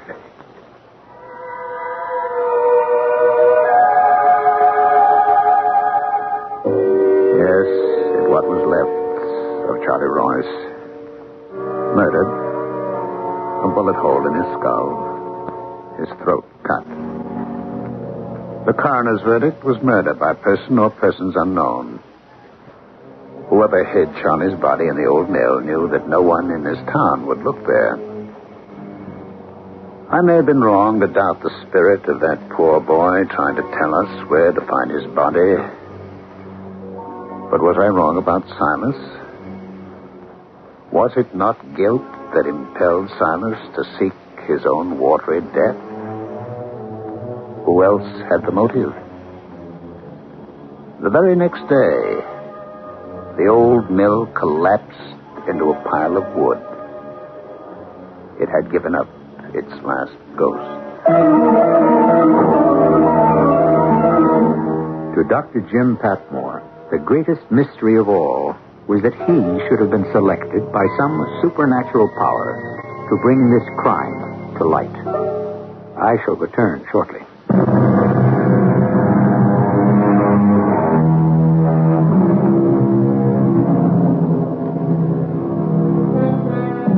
Those who make a study of the occult believe that anyone who has suffered a violent death cannot rest until that death has been avenged. That the spirit will keep reliving its final agony like a phonograph needle stuck in the last groove of a record. We trust fate will be kinder to you and that you may never meet up with a homeless, tortured, wandering spirit. Our cast included Ralph Bell, Russell Horton, Patricia Elliott, and Court Benson. The entire production was under the direction of Hyman Brown. This is E.G. Marshall inviting you to return to our Mystery Theater for another adventure in the macabre. Until next time, pleasant dreams.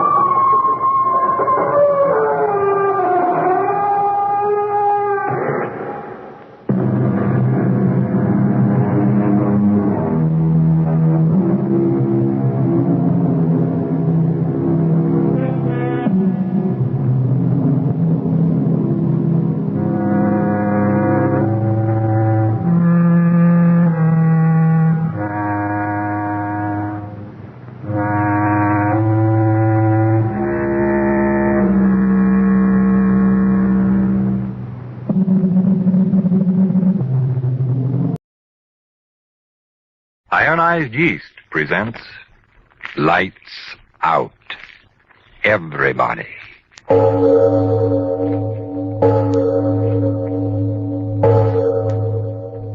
It is later than you think.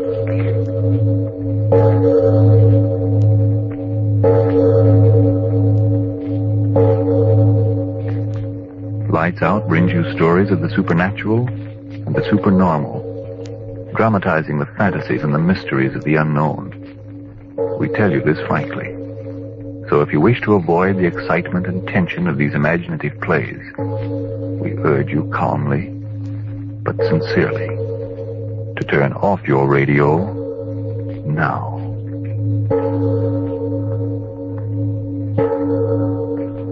This is Arch Obler. Dreams are part of all of our lives, and tonight we bring you the story of a woman's strange dream. But first, Frank Martin for just a moment. Frankly now, friends, is that you saying you're so thin and weak and frazzled out you can't do your work or enjoy your fun? Well, cheer up. Maybe all you need is more vitamin B and iron. And Ironized Yeast gives you vitamin B and iron. Yes, both vital substances in pleasant-to-take tablet form. They've helped thousands of people who, only because they needed more of these substances, were weary and worn out. Helped them so amazingly that today these folks tell how fine they feel, how thanks to good pounds gained they look like a million, really enjoy life today. Yes, that's Ironized Yeast Tablets. Make a note of that name right now. And now, Lights Out. Everybody.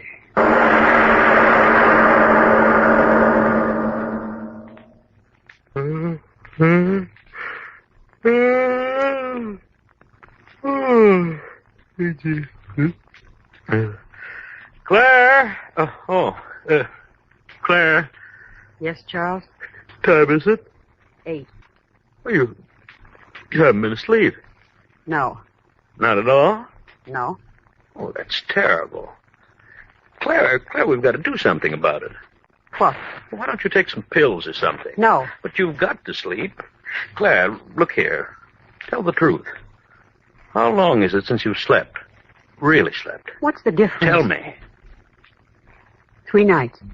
No. You asked me. I had no idea. I thought you slept but didn't sleep soundly, but 3 nights. You'd better get up. It's late. Oh, never mind me. We've got to do something about this. Claire, what's wrong? Wrong? The reason you can't sleep there. Must be some sort of a reason.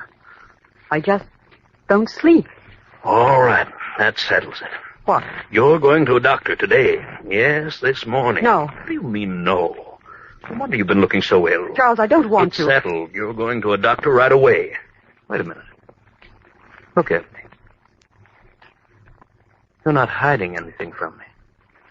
What is there to hide? I just can't sleep.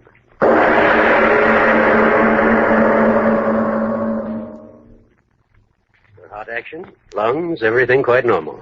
Of course, you're in rather a nervous state, but that's quite understandable. If, as you say, you haven't slept for that length of time. I haven't. Of course, I believe you. Please, won't you sit down? Thank you. What's troubling you, Mrs. Collins? Troubling? Yes. Nothing at all. If you're quite through, I think I'm going home. I have to... No, please, sit down. I'm warning you, Mrs. Collins, to go without sleep for as protracted a period of time as you have is most dangerous, physically and mentally. For your own sake, you must let me help you. What can I do? Have confidence in me. Now, your husband tells me you refuse to take any sort of soporific, sleeping powder. Is that true? Yes. It follows then that you don't want to fall asleep. Is that true? Well, Mrs. Collins, I said it before, and I say it again in complete sincerity. For your own sake, you must answer me. It's true, isn't it, that you don't want to fall asleep? Yes. Why? I don't dare. Why? Because I'll dream. You don't want to dream? No. Why not? All right, then. Tell me this. How often have you had this dream? 2 times. I see. What is this recurring dream about, Mrs. Collins? I can't tell you. Why not? I just can't. My dear woman, don't you realize I'm not just prying for the sake of simply prying? I'm trying to help you. And the way to help you is for you to help yourself by bringing this thing out into the open. You've got to tell me about it. A dream generally has a basis in reality. If we talk about it, perhaps we can find the underlying cause of the dream and so eliminate it. Don't hesitate to tell me. You know I'm a physician. Everything you tell me is in confidence. Supposing we start. You go to sleep, close your eyes, you dream. What do you dream? I dream. No, I can't tell you. Mrs. Collins, where are you? Well, I'll be...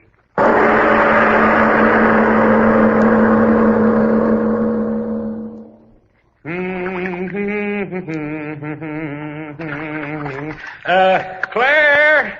Yes, Charles? Would you hang a towel on the doorknob? Yes. You gotta get out now. Yeah, I hope they don't ration hot water in this part of the country. There. I have to miss my goodnight tub. My morale will go lower than Hitler's conscience. Towels on the knob. Oh, yeah. Thanks, dear. I found one on the shelf. Yeah. Yes, sir. Nothing like a tub to make a man sleep. Claire. Oh, yeah. Where's that robe? I sure got to find out. Oh, Claire. Claire, the doctor. What, Charles? The doctor. I was so busy all day, and then you didn't... Well, what happened? What did he say? He said I was all right. But, well, was that all? Didn't he say what was the cause? No. Well, what in the... He didn't seem to know. It's crazy. I mean, when I got to the office, your sleeplessness was all I could think of. And then CL started to have one of his desk-banging fits, and then New York started in on the teletype, and I just forgot all about it. The doctor, he did prescribe something for you, didn't he? Yes. Oh, of course. Pills are what you need. You just got yourself into an insomnia state of mind, but once sleeping pills breaks you of it, why, you'll be all right. Yeah. Pardon me. I guess I'm tired. Yeah. What do you say we turn out the light and both of us go to sleep, huh? All right. Wait a minute. You taken whatever the doctor gave you?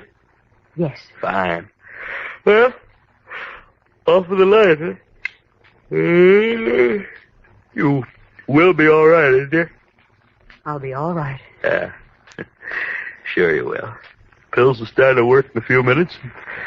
You'll be all right. Sleep. Wonderful thing, sleep. Wonderful thing. Sleep. Wonderful sleep. He's right. Wonderful. No, mustn't think about that. Mustn't think about anything but staying awake. Wonderful. No, isn't wonderful. Horrible, horrible sleep. I won't sleep.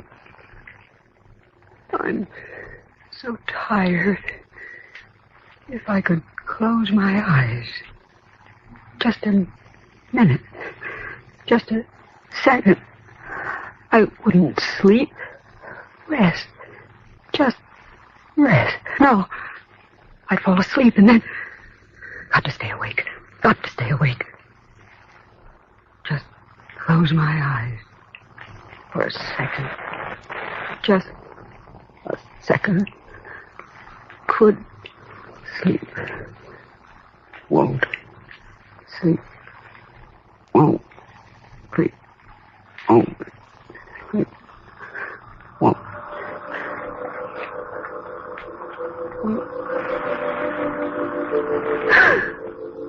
Dream. I am asleep. Dreaming.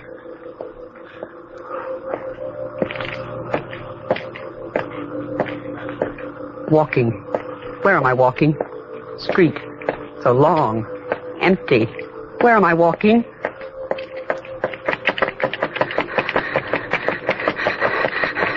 Running. Why should I run? Where am I running? I've got to stop running and walk. But I can't stop. I can't. House. What is this house? No. I won't go up there. I won't. But I am.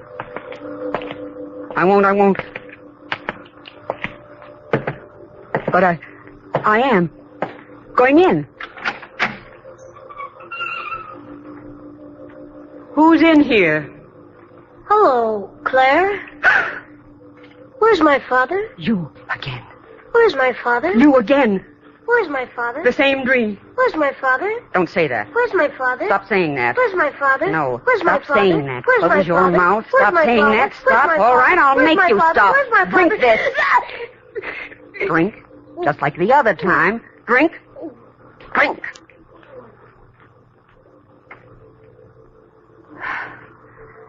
There. That stopped you. Jimmy. Jim. Oh.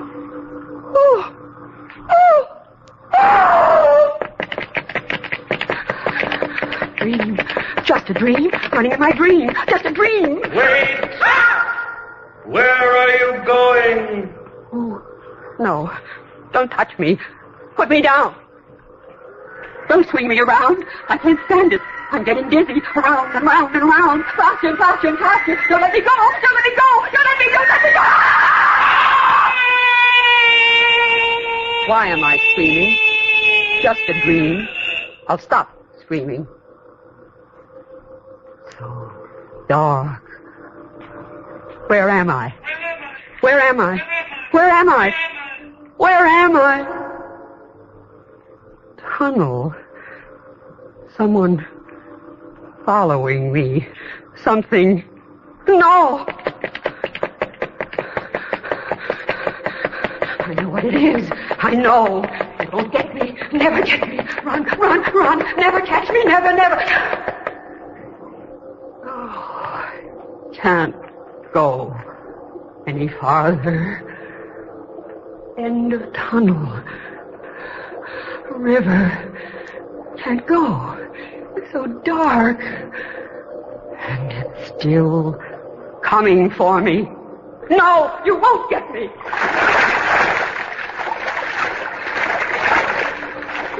Won't get me. Swim. I can swim. Swim in the dark. Away from... What am I swimming in? Can't see what... Oh, swimming in... Oh, no. I remember now. It's a dream. Oh, this is just a dream. Just a dream. You can wake up out of a dream. I will wake up. I've got to wake up. Wake up. Claire, stop screaming. Claire, wake up. Wake up. You're having a nightmare. Claire, you're having a nightmare. Wake up.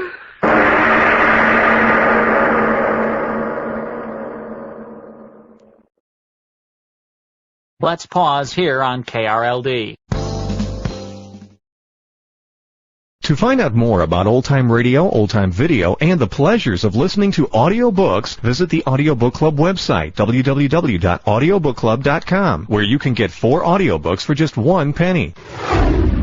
Mediaday.com. Now back to Lights Out on KRLD.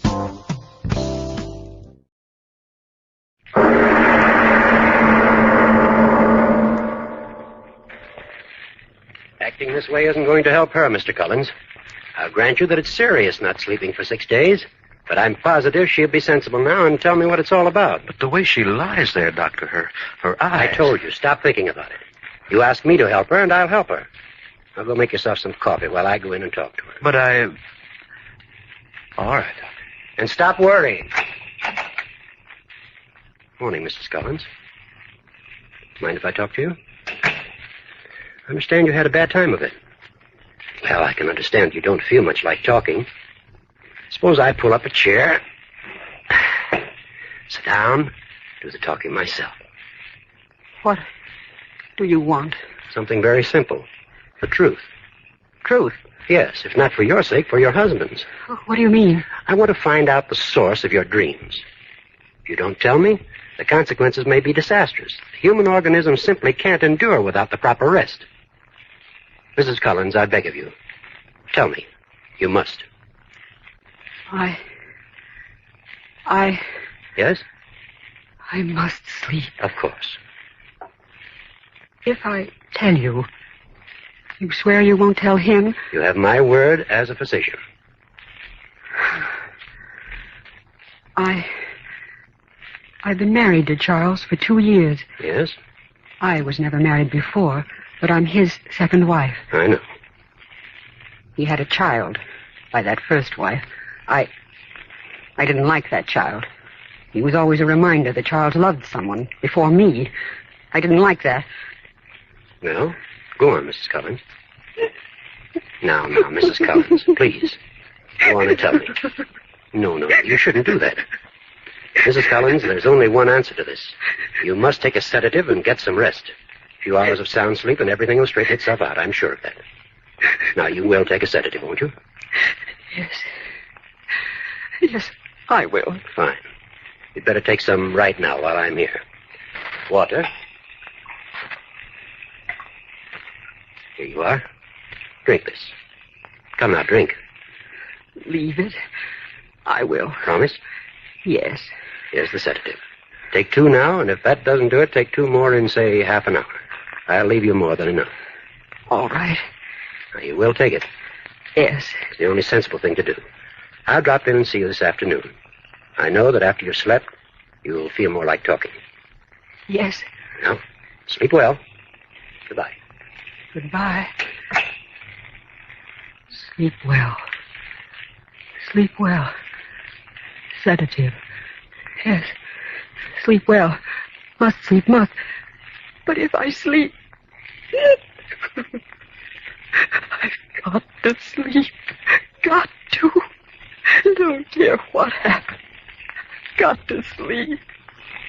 Water. Where? He left the glass.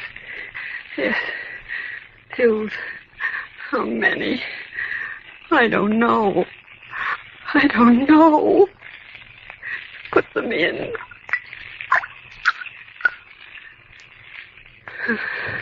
Drink. Drink it all. We'll sleep. We'll sleep.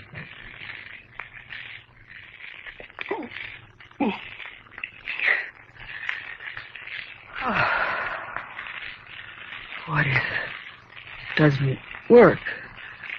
No. Doctor said I will sleep. Close my eyes. Don't care. We'll sleep. We'll sleep. We'll dream. I'm asleep. Dreaming again. Walking. Where am I walking? Street. The lawn. Empty. Where am I walking? Running. Why should I run? Where am I running? I've got to stop running and walk. But I can't stop. I can't. House. What is this house? No. I won't go up there. I won't. Not again. But I am. I don't want to. But I am. I won't go in. But I am. Going in. Who's in here?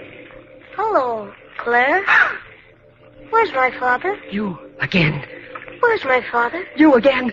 Where's my father? The same dream. Where's my father? Don't say that. Where's my father? Stop saying that. Where's my father? No, Where's stop my saying father? that. Close Where's my your father? mouth. Stop Where's my saying father? that. Where's Stop. my father? All right, I'll make you stop. Drink this. Now drink. Just like the other time. Drink. Drink. There. That stopped you. Didn't it? Didn't it? Dead. Jimmy, you're dead.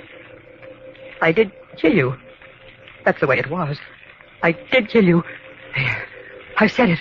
I did kill you. I had to. Every time I looked at you, it was the infernal first wife of his I saw. You understand? I had to kill you. Gone. Jimmy. Gone. That never happened before. Never happened before in my dream. Dream. Just a dream. Why do I run? It's just a dream. Wait! Where are you going? Oh, no. Don't touch me. Put me down. Don't swing me around. I can't stand it. I'm getting dizzy. Around and around and around. Faster and faster and faster. Don't let me go. Don't let me go. Don't let me go. Let me go. Why am I screaming? It's just a dream. I'll stop screaming. So dark. Where am I? Where am I? Where am I? Where am I? Tunnel. Someone following me. Something. No! After me again. Again. It won't get me. Never get me. Run, run, run. Never catch me. Never, never. Can't go any farther. End of tunnel. River. Can't go. So dark. And it's still coming for me. No, you won't get me. Don't get me. Swim. I can swim. Swim in the dark. Away from. What am I swimming in? Can't see what. Oh. Swimming in. Oh. No. I remember now. It's a dream. Oh, this is just a dream. Just a dream. Just a dream. You can wake up out of a dream. I will wake up. Why can't I wake up? It's just a dream. A dream. Always at this moment I've been able to wake up. It's coming through the water. After me. I've got to wake up. I've got to wake up. I can't swim in this. I can't. Got to wake up. Why can't I wake up? Dream, just a dream. Always woke up before. Why can't I wake up out of this dream? What if I could never wake up out of this dream? The pills. The doctor's pills. I took all of them. He said only 2. But I remember, I didn't think I took all of them. I'm not dreaming. I'll never wake up out of this dream. I'm dead.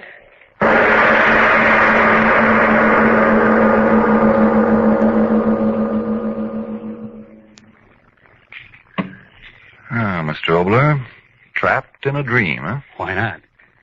You know, Frank, there are some people that say that for all we know, all of us are in a dream. Did you ever see a dream walking? Well, I did. Oh, seriously. Doesn't everything exist only through your senses?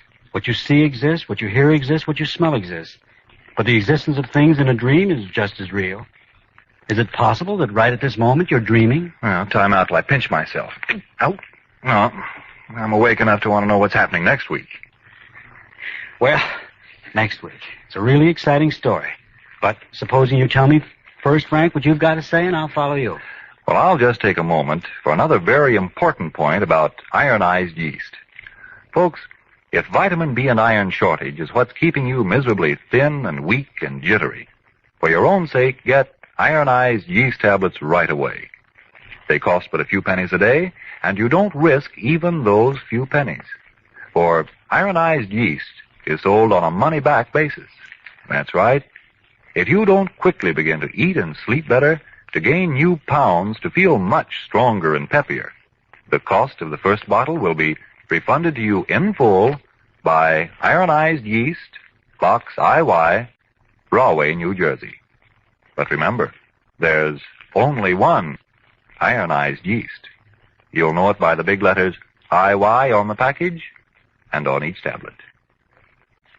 Now, what were you saying about next week's story, Mr. Obler? Well, before I tell you that, there's something of vital importance to you and me I'd like to talk about. I mean, to all of you out there. It's inflation. Yes, that's a terror as much as a nightmare. The fight against inflation involves every man, woman, and child. This is a front on which, in the words of President Roosevelt, everyone in the United States will be privileged to remain in action throughout the war. Now, what causes the present danger of inflation? Our factories are working at top speed, but they're turning out equipment needed to win the war. Not goods for you. More to spend, less to buy. This is the danger point. This can be the beginning of disastrous inflation if we start bidding against each other for the limited amount of goods on hand. If each of us tries to get hold of everything he can, we force prices up. Savings, insurance policies are wiped out. Now, our government has taken steps to control the rising cost of living, and you ought to know about those details. These include provisions for keeping prices stable and for distributing goods fairly through rationing. As part of the same anti-inflation program, wages and farm prices have been stabilized, and excess profits are being taxed. We can beat inflation if all of us understand these measures are a protection to ourselves and work to make them effective.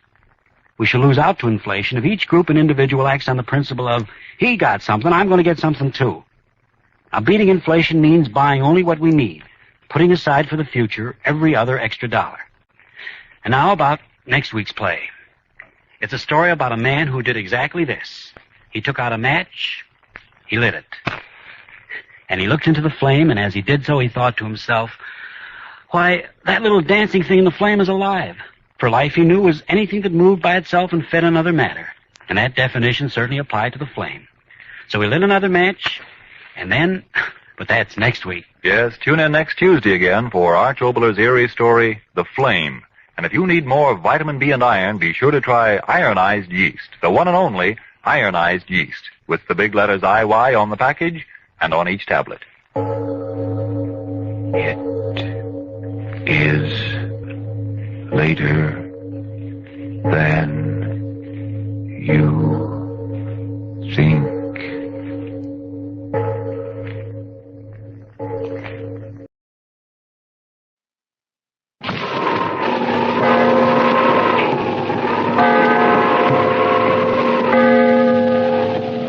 The Witch's Tale.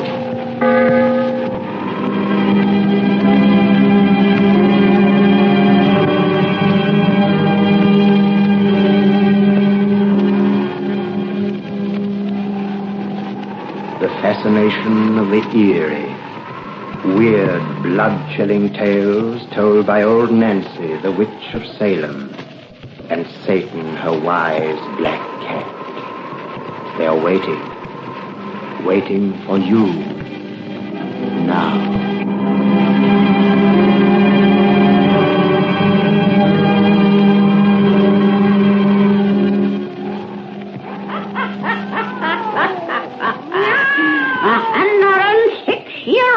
I be today. Yes, sir. 106-year-old.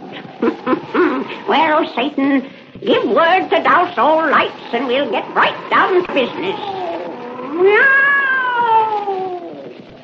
That's right. Make it nice and dark and cheerful, for we likes gloom and shadow. Now, draw up to the fire and gaze into the embers. Gaze into 'em deep, and soon you'll see a crowded ballroom in a fine big house in New York City. And there, midst happiness and laughter, begins our tale about the power of Lucifer. The power of Lucifer!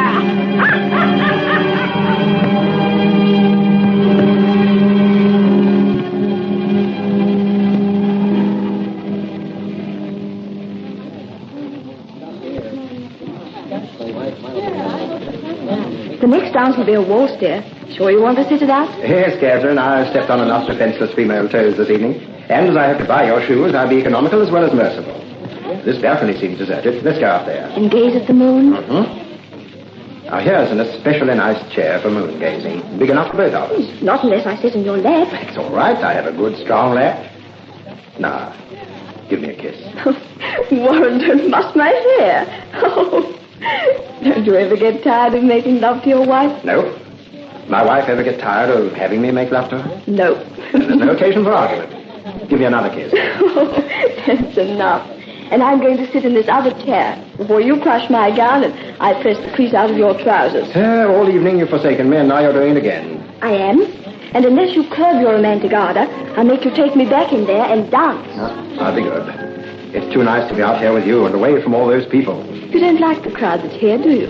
Oh, they're all right, I suppose, but I don't understand them. I'm just a plain businessman. Hindu poets, Armenian artists, and Turkish musicians are way over my head. Since Mrs. Brewster decided to patronize the arts, she's certainly had some very strange people at her affairs. Strange? They seem lunatics to me. Fortunately, old Dr. Farmer's wife had deserted him, as you did me, so he and I sneaked off in a corner and discussed politics, Wall Street, and baseball. That plebeian brand of conversation soon drove away any nut who came near us. What particular sort of culture does the chap go in for who's been monopolizing you all evening? Mr. Olaf? No, that's his name. I didn't catch it when we were introduced. He's a Russian, isn't he? I imagine so, though he didn't mention his nationality. What does he do for a living? I don't know. We've spent enough time with him to have learned his whole life's history. You weren't jealous? Of course not. I merely ask about him because, well, he's such a peculiar-looking chap, and I'm curious to know what there is about him that held your interest for so long. I don't know that either. He's a very strange person. He's talked a steady stream from the moment I met him. Yet I know nothing about him at all. What did he talk about? Well, a subject that I've only heard of in a vaguer sort of way before. Devil worship. Devil worship? Yes. Not medieval witchcraft or anything like that, but something that exists today. The cult of Lucifer, he called it. Cult of Lucifer? It's a religious sect, he said, that has churches, ordained priests, and a ceremonial. And he said this cult of Lucifer is active now? Yes, all over the world, right here in New York. He talked so much about it, I've an idea he himself's a member.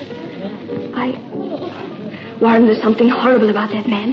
5 minutes after I met him, he was absolutely repulsive to me. Yet you danced with him all evening. I don't know why.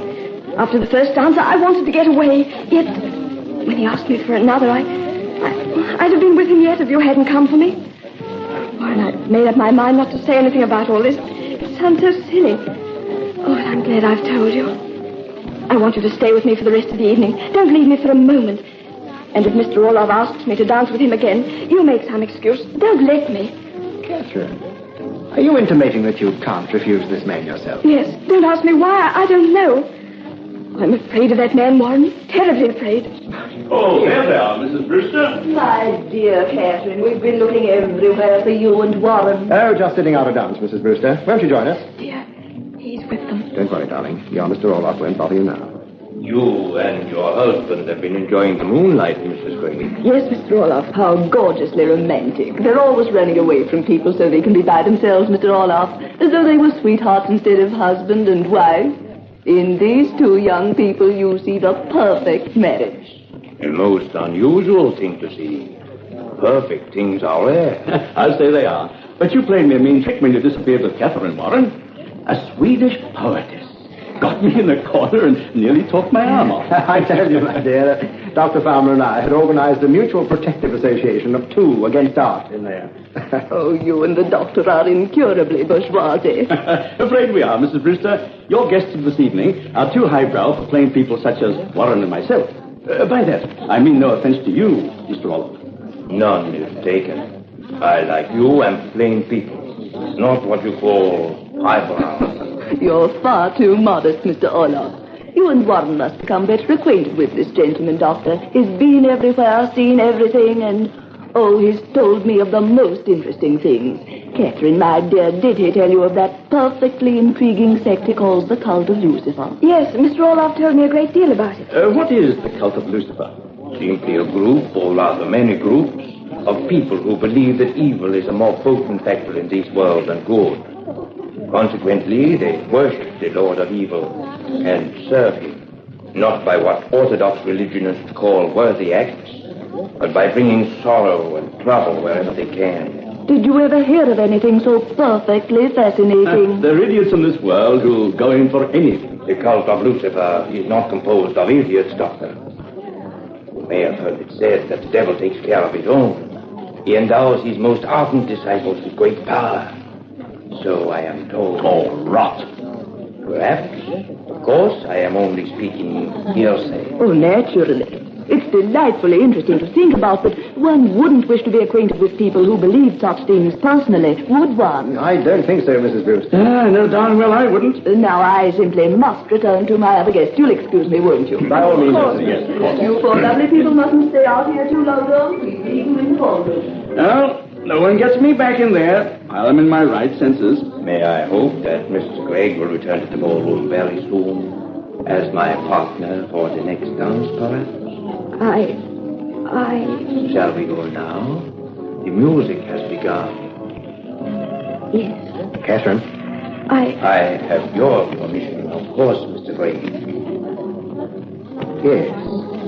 Thank you. My arm, Mrs. Gregg. We shall join you gentlemen later. Say, Warren, what's the matter with you? You look as though someone hit you over the head. Doctor, what?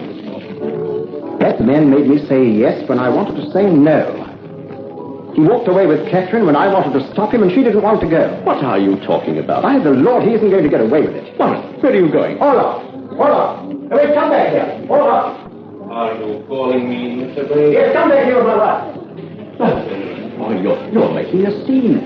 What's the matter with you? You will soon find out, and so will he. Why have you called me, Mr. Gregg? You know well enough. Step out here on this balcony and I'll tell you. Let go of his arm, Catherine, and come here to me. Warren. Come here to me. Go to your husband, Mrs. Gregg. Yes. What kind of a game are you playing? She couldn't even take her hand from your arm until you let her. When she told me you'd made her dance with you all evening against her will, I didn't know what to think. But now I do, because you just worked the same hypnotic trick on me. I don't like to be tricked, Mr. Orr. And I don't want hypnotists experimenting on my wife. She's not dancing with you anymore, that's all. Not quite all, Mr. Gregg. Your tone has been both loud and insulting. Dr. Farmer has been a witness, and others have been attracted by your word. It is your privilege to say I cannot dance with your wife, but I expect an apology. You won't get it all out. It may be in my power to compel it. Not from me. You will apologize to me, Mr. Gregg, before these people. I apologize to you, Mr. Orloff. I thank you. But now that you have made it, I choose not to accept your apology, Mr. Gregg. You will feel that Ivan Orloff is a most vindictive man. Good night. What in heaven's name is the meaning of all this? What's happened to you? Again, you look stunned, like a man who has received a blow. Doc, he did it to me a second time. Beat down my will as he did before. It doesn't matter, dear. He's gone now. Let's get our things and leave here. We never met him before tonight. We won't see him anymore. I'm not so sure of that. I didn't like the look of that fellow when he left. He can't do us any harm, Doctor. He can't. Darling, what's the matter? Hold on to me, dear. I feel faint. Can't you, Warren? She's falling. Catherine, darling, what's wrong with you? Doctor, she's fainted. Carry her to that bench. Lay her down. Yes. But what could have caused it? I don't know. Catherine, darling. She's so white and still. She's scarcely breathing, Doctor. What's the reason for this? She hasn't been sick. I know that. I'm her doctor. Someone telephone for the ambulance. Hurry. An ambulance, Doc? Yes. You don't think... I've got to get her to a hospital if I hope to save her life. Her life? Yes. Her pulse is very weak. Her heart is beating and no more. But she can't die, Doc. You won't let her die. Not if I can help it. Hold on to yourself, my boy. Catherine. I can't understand it. I examined her only last week. Her heart was regular as a clock. What's the reason? Doctor, her lips are moving. She's trying to say something. What is it, dear? Oh, she hasn't even strength to speak to me. What's the reason? What's the reason? Be still, please. She is trying to say something. Catherine, what is it, dear?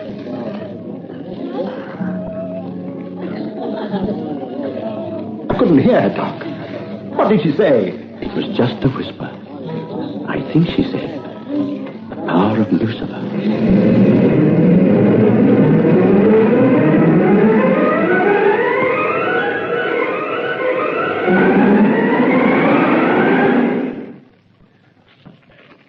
Isn't she any better, Doctor? Just the same, my boy. That's all you told me for 3 days, that she's just the same. She lies on this bed, never moving, scarcely breathing, dying. Oh, isn't there anything you can do to save her? I've done everything, tried everything I know. I'm at my wit's end, boy. The specialists I brought in can't diagnose this condition any better than I can, nor recommend the treatment. We doctors know so little. Then you haven't any hope? She's going to die? No, I haven't given up hope. But doctors are only men. Where we fail, often something else steps in and saves. God. He gives and he takes away, son. Everything in this universe is really up to him. And he's forgotten her and me. Don't you think I've prayed to him? Every moment since you collapsed that night, a prayer's been on my lips or crying in my heart. A prayer of desperation. A cry of my whole being. For if I lose her, I have nothing in the world. He's forgotten me. He doesn't care. I don't think you or I or any other human being can say that. For we don't know his scheme. My boy, I'm not just trying to deaden your anxiety and heartbreak with a sugar-coated anodyne of religion. I haven't any creed. I'm just talking what I sincerely believe. Catherine has been unconscious for 3 days. She hasn't suffered for a single moment of that time or felt the slightest pain. If she doesn't come out of this, I don't say she won't. I don't believe she won't. And I'll do all a human being can to bring her back to you. But if I can't, she'll simply pass from a light sleep into a deep one. She'll have been spared a lot of trouble that living holds for everyone. God will have been very kind to her, my boy. And you won't have lost Catherine. For there's another place where those who love are reunited. Maybe. 3 days ago I thought that, believed, was sure of it. Now I've lost all faith in the sort of providence that struck my wife without a warning. Warren. I've lost all faith, I tell you. If there is a force for good, there's an evil force that counteracts it. An evil force that's the strongest. You don't know what you're saying. Oh, yes, I do. Doctor, what did Catherine's whisper mean that night when she murmured the power of Lucifer? I don't know. Probably something about Olaf's filthy cult had lingered in her mind. Or it may have been in my mind, so that I read her whisper as I did. I couldn't really swear her lips formed words. She murmured too low to hear. No, she said what you thought she did, all right. She said the power of Lucifer. They were the last words she uttered. They were a message to me, a message I hadn't understood until now. What do you mean? That devil Olaf did this thing to her. As he proved that he could bend our minds, now he's proved his hellish power in her body. You're mad. No, I'm not. You haven't any explanation for whatever struck her down, without cause, without a warning. I have, at last. Olaf threatened me. He said the devil took care of his own. That he gave great power to his disciples, to him. That power is killing my wife. The power of Lucifer. The god of evil who is stronger than the Lord of good. You're beside yourself, my boy. You can't believe such a thing. I do believe it. And if Catherine dies, then I'll know it's true. My boy. Doctor. Catherine just moaned. The first sound she's made since... Out of my way, Warren. Let me see. What's that rattling noise I hear? It's coming from the throat. Doctor, she looks different. She's lying so still there. There's not the slightest movement. Her eyes are open, staring. Doctor, why are you putting that sheet over her face? Doctor! Catherine. Catherine. Son. Catherine, my darling. Don't lose faith, my boy. You'll find her again if you don't lose your faith. Who is it? Right close, Dr. Farmer. Oh, I shan't need you now. I've brought an important message, Doctor. It's for Mr. Gregg. From Mr. Olaf. Olaf? What is the message? Simply this slip of paper, his address, sir. But he said it was a matter of life and death. Oh, Doctor. Mrs. Gregg? Yes. Just now. His address. A matter of life and death. Perhaps he meant he could have saved her. But this came too late. He'd gone farther than he thought. She's dead. Boy, what are you muttering to yourself? He killed her. He killed her. But this tells me where to find him. Warren! This tells me where to find him. Where to take his life for hers. Come back! Stop him, someone! He's mad, Doctor! All the power of Lucifer will save him. His life for hers. His life for hers.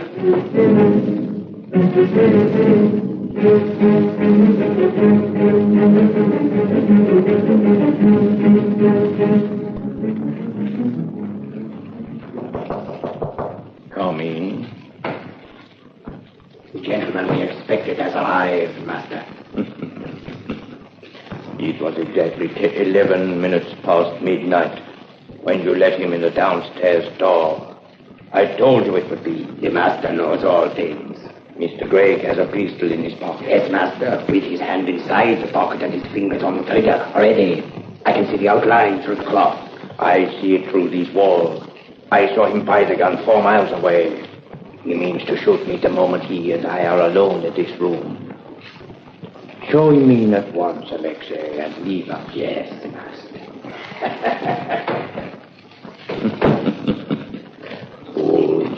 Fools, be gentlemen, Master. Come in, Mr. Gray. Please go, Alexei, and shut the door behind you. Yes. You murderer! Wait. Before you press the trigger of that pistol, let me ask you one question. No, you... It is a question I summoned you to hear. The question of life or death. Do you want your wife restored to you?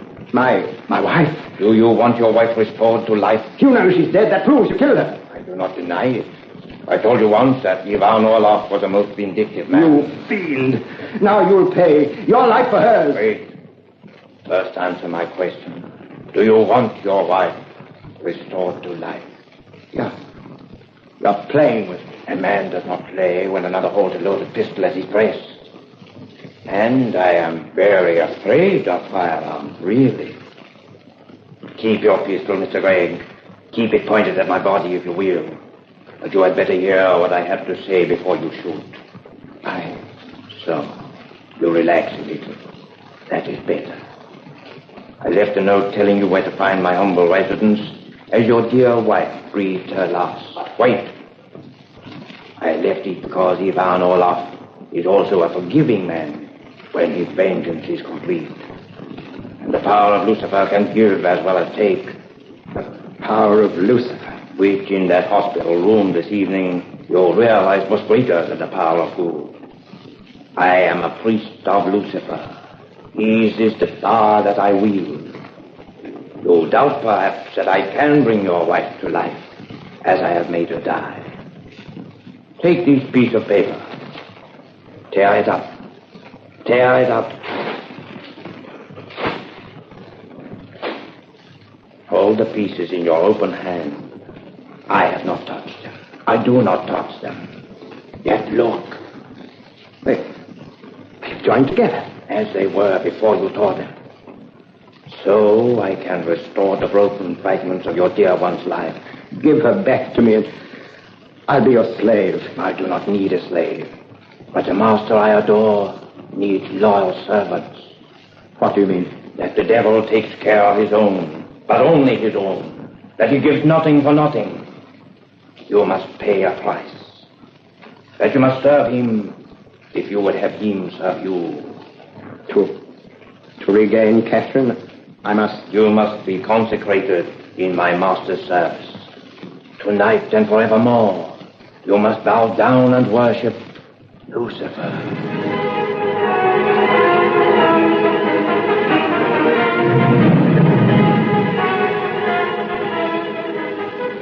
You are very well, my brother.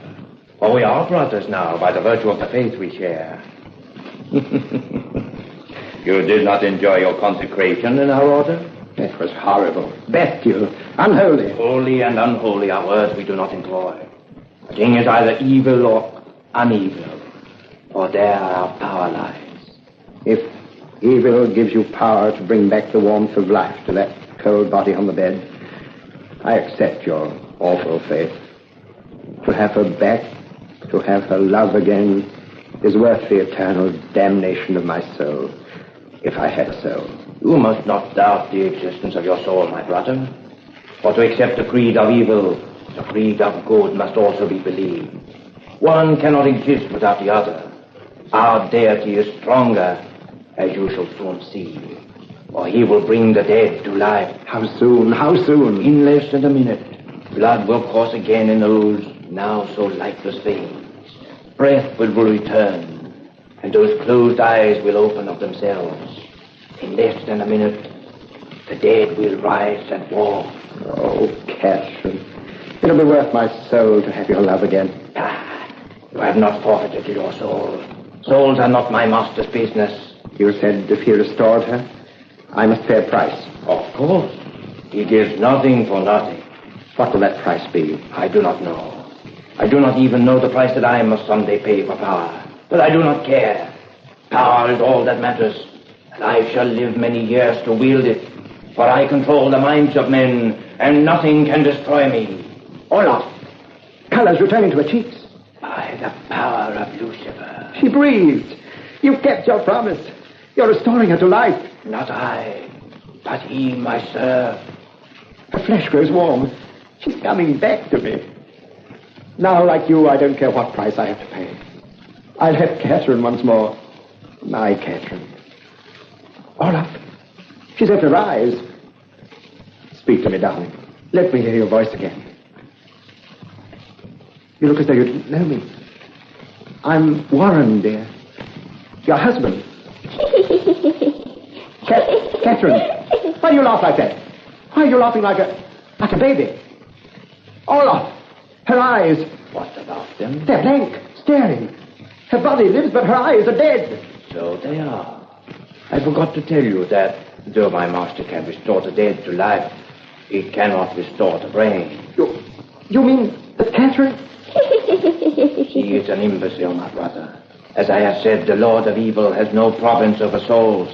And without a soul, there can be no mind, of course. But rest easy now.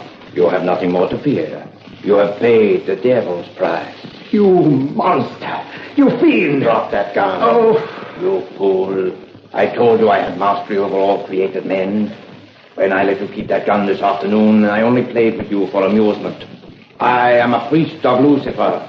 With the power he has given me, I shall live forever. Catherine! She has picked up the gun you dropped. Take it from her and return it to your pocket. It pleases me to have you keep it and know you cannot use it. Imbecile, do not point that gun at me. Drop that pistol, I say, drop it. She has no mind, Olaf. You're powerless before her, and her finger's on the trigger. No.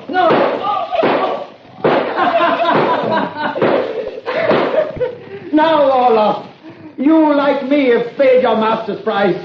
Only you bought power. Something evil had to sell. I tried to purchase love.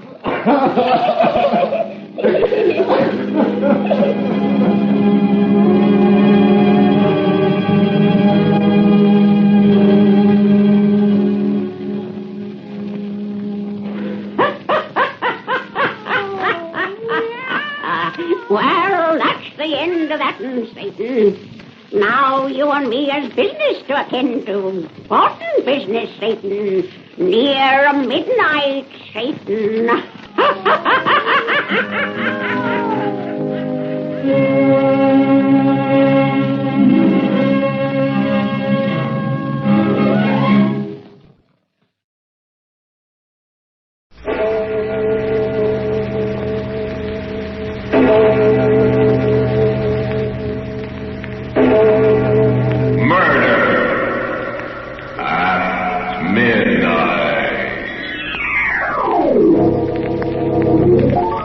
No, Betty, no. Don't make me... I say yes. It's got to be. And now and here, she's got to die. Betty. I say yes. Here, I'll hold her arm. All right, Betty, but... No, no, no,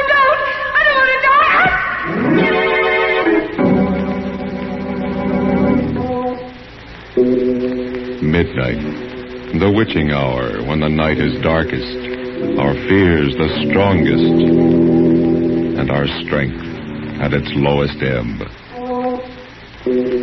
Midnight, when the graves gape open and death strikes. How? You'll learn the answer in just a minute in Nightmare.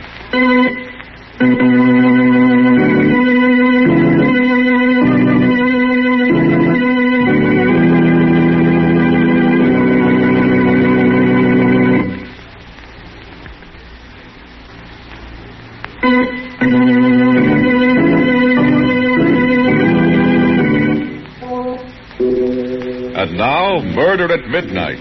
Tales of mystery and terror by radio's Masters of the Macabre. Our story by Joseph Ruskall is one of the most terrifying and fantastic nightmares we've ever heard. Its title, Nightmare.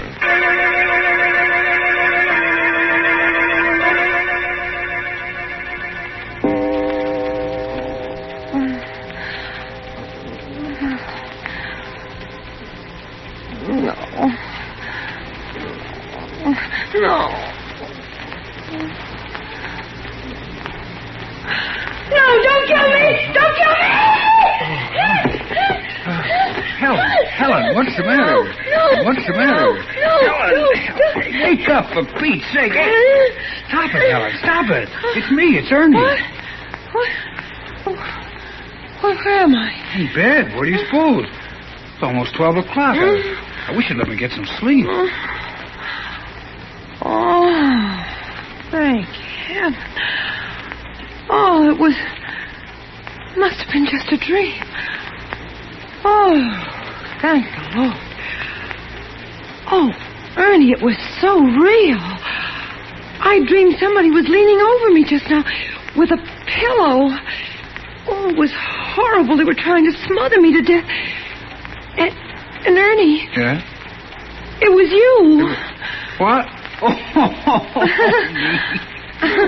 that's a beaut. Where's the light? Oh, my aching back. Why, you poor, foolish little... Come here, Butch. I'll kiss you back. No, don't touch me. Keep away. Huh? What is this? That pillow in your hand. Oh, for crying out, Bells. Can't I even straighten it out? Sorry, dear.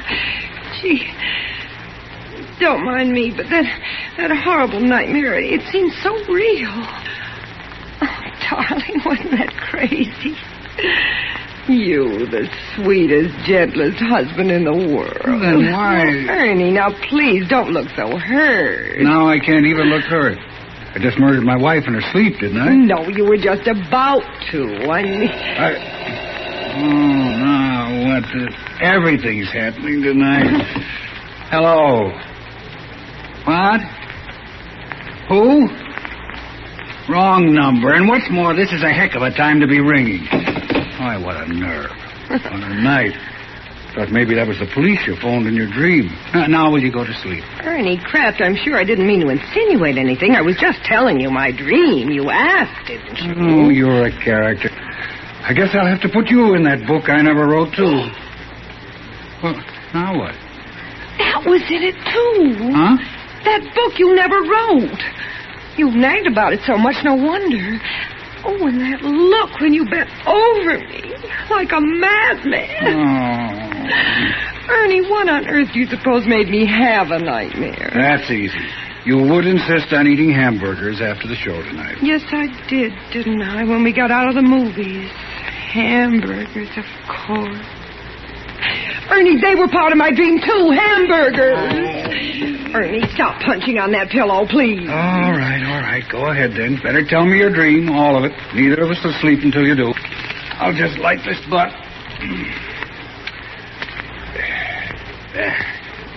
Now, let's have gruesome details.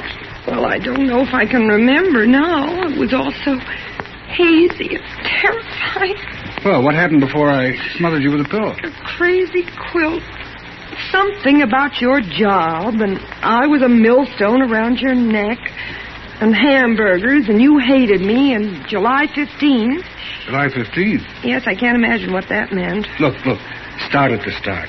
Why did I decide to murder you? Because of that other woman, your secret love. Huh? You promised her you'd kill me tonight when I was asleep. My secret love? Yes, she had you in her spell. Oh, that's kind of bad casting, isn't it, Butch? I'm the dishes and dustpan type, remember? In the 5 years we've been married, have I ever looked at another? I know. I told you it was a crazy dream. Maybe you want me to eliminate my one night a week out, too. My Saturday gin rummy with the boys. Oh, no. Who was my secret love? Did she have a face? Oh, this is the silliest part of it, Ernie. It's absolutely ridiculous. It was that girl, Betty Daniels. Betty Daniels? Who's she? You remember that tall, dark-haired artist I introduced you to at Cape Cod last summer? At the exhibition. No, I don't. Oh, wait a minute. Trousers, long cigarette holder, Yes. very intense. Yes, very intense. But what the devil? What was she doing in your dream? We said hello to her, we walked off, and that was that. Casual. Yes, I know. I hardly remember her myself. I can't imagine why I dreamt of her. Why? No, don't touch me. Don't. No. Oh, that dream. That awful dream. So crazy. And yet it seemed to be telling me something, warning me.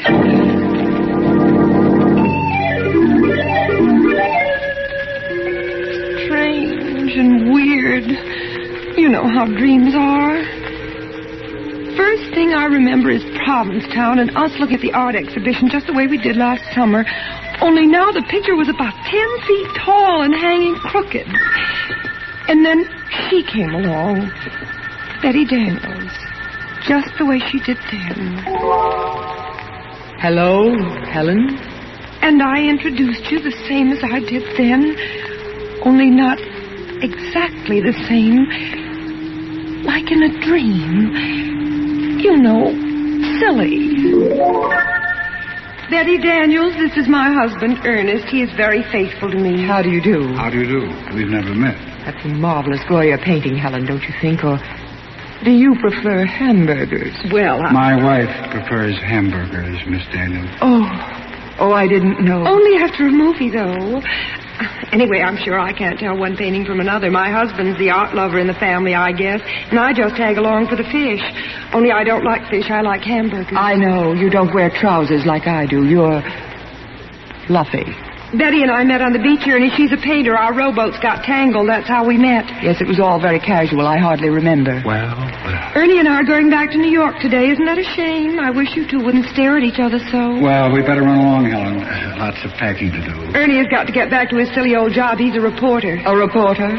Shouldn't he write a book he never wrote? Well, imagine. That's what he always says.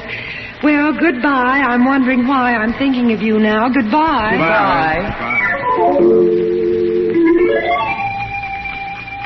The scenes sort of dissolve into each other like a kind of dream movie. And I'm trembling with fright because I have a feeling I know how the plot's going to end. The next thing I remember, Ernie, I'm in a penthouse apartment on Park Avenue. Everything zigzag, even the butler. And I'm the maid, Helen, there. And what I'm doing is turning pages for Betty Daniels while she plays the piano. For you, Ernie. Isn't that crazy? Neither of you hardly notice me at all. And I keep trying to open my mouth. Like that. But it's stuck, and I'm absolutely frozen at what I overhear. Darling. Yes, Butch. Love our loveness. Out of this world. Ah, this is heaven. Ernie, do you ever call your wife Butch? Never. What gave you that idea? I hate the very sight of her. She's really a little ignoramus. You're telling me she prefers hamburgers. Ernie, do you think she suspects yet? Of course not. She thinks I'm at a gin rummy game. Darling, you're blind, but she's not. She knows. She knows? How'd she find out? You may go, Helen. Helen, do you hear me? Why don't you go? Answer me. Have you lost your tongue? Oh, well, there's murder in the air. How'd she find out, Betty?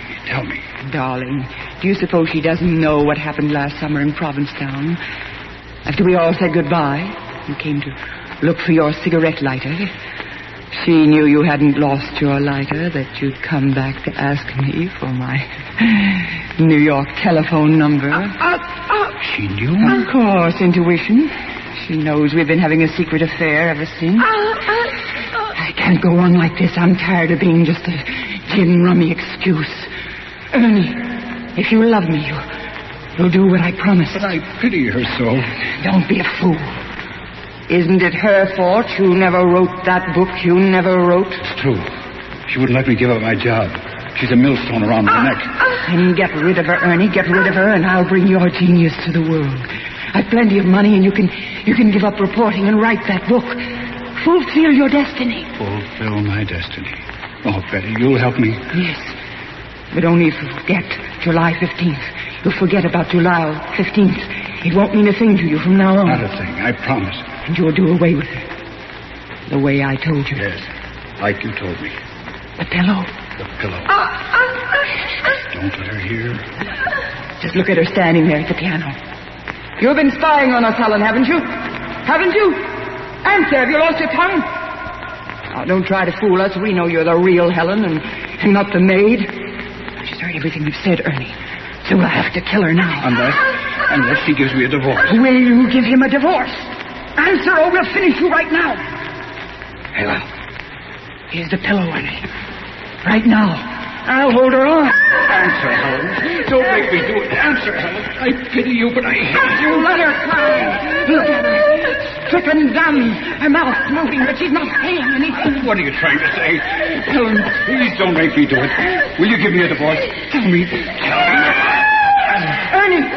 Ernie, stop. Oh, sweetheart. Do you want her body found here? I'll hang for her. She's got to die. She's got to. No, not here, not like this. There must be some other way. Later tonight, Ernie, after the movies. Hamburgers. She'll get hungry for hamburgers. She's bound to. The waiter will ask her how she wants them. That'll give you the clue. And then, when she's asleep... and they'll find her in her bed. The perfect crime. Don't you see, Ernie? Hamburgers.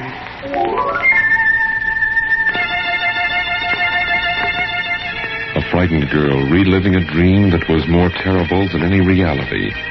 A dream that could even become more terrible as the clock on the mantel ticks on and the hands draw closer to 12 o'clock and...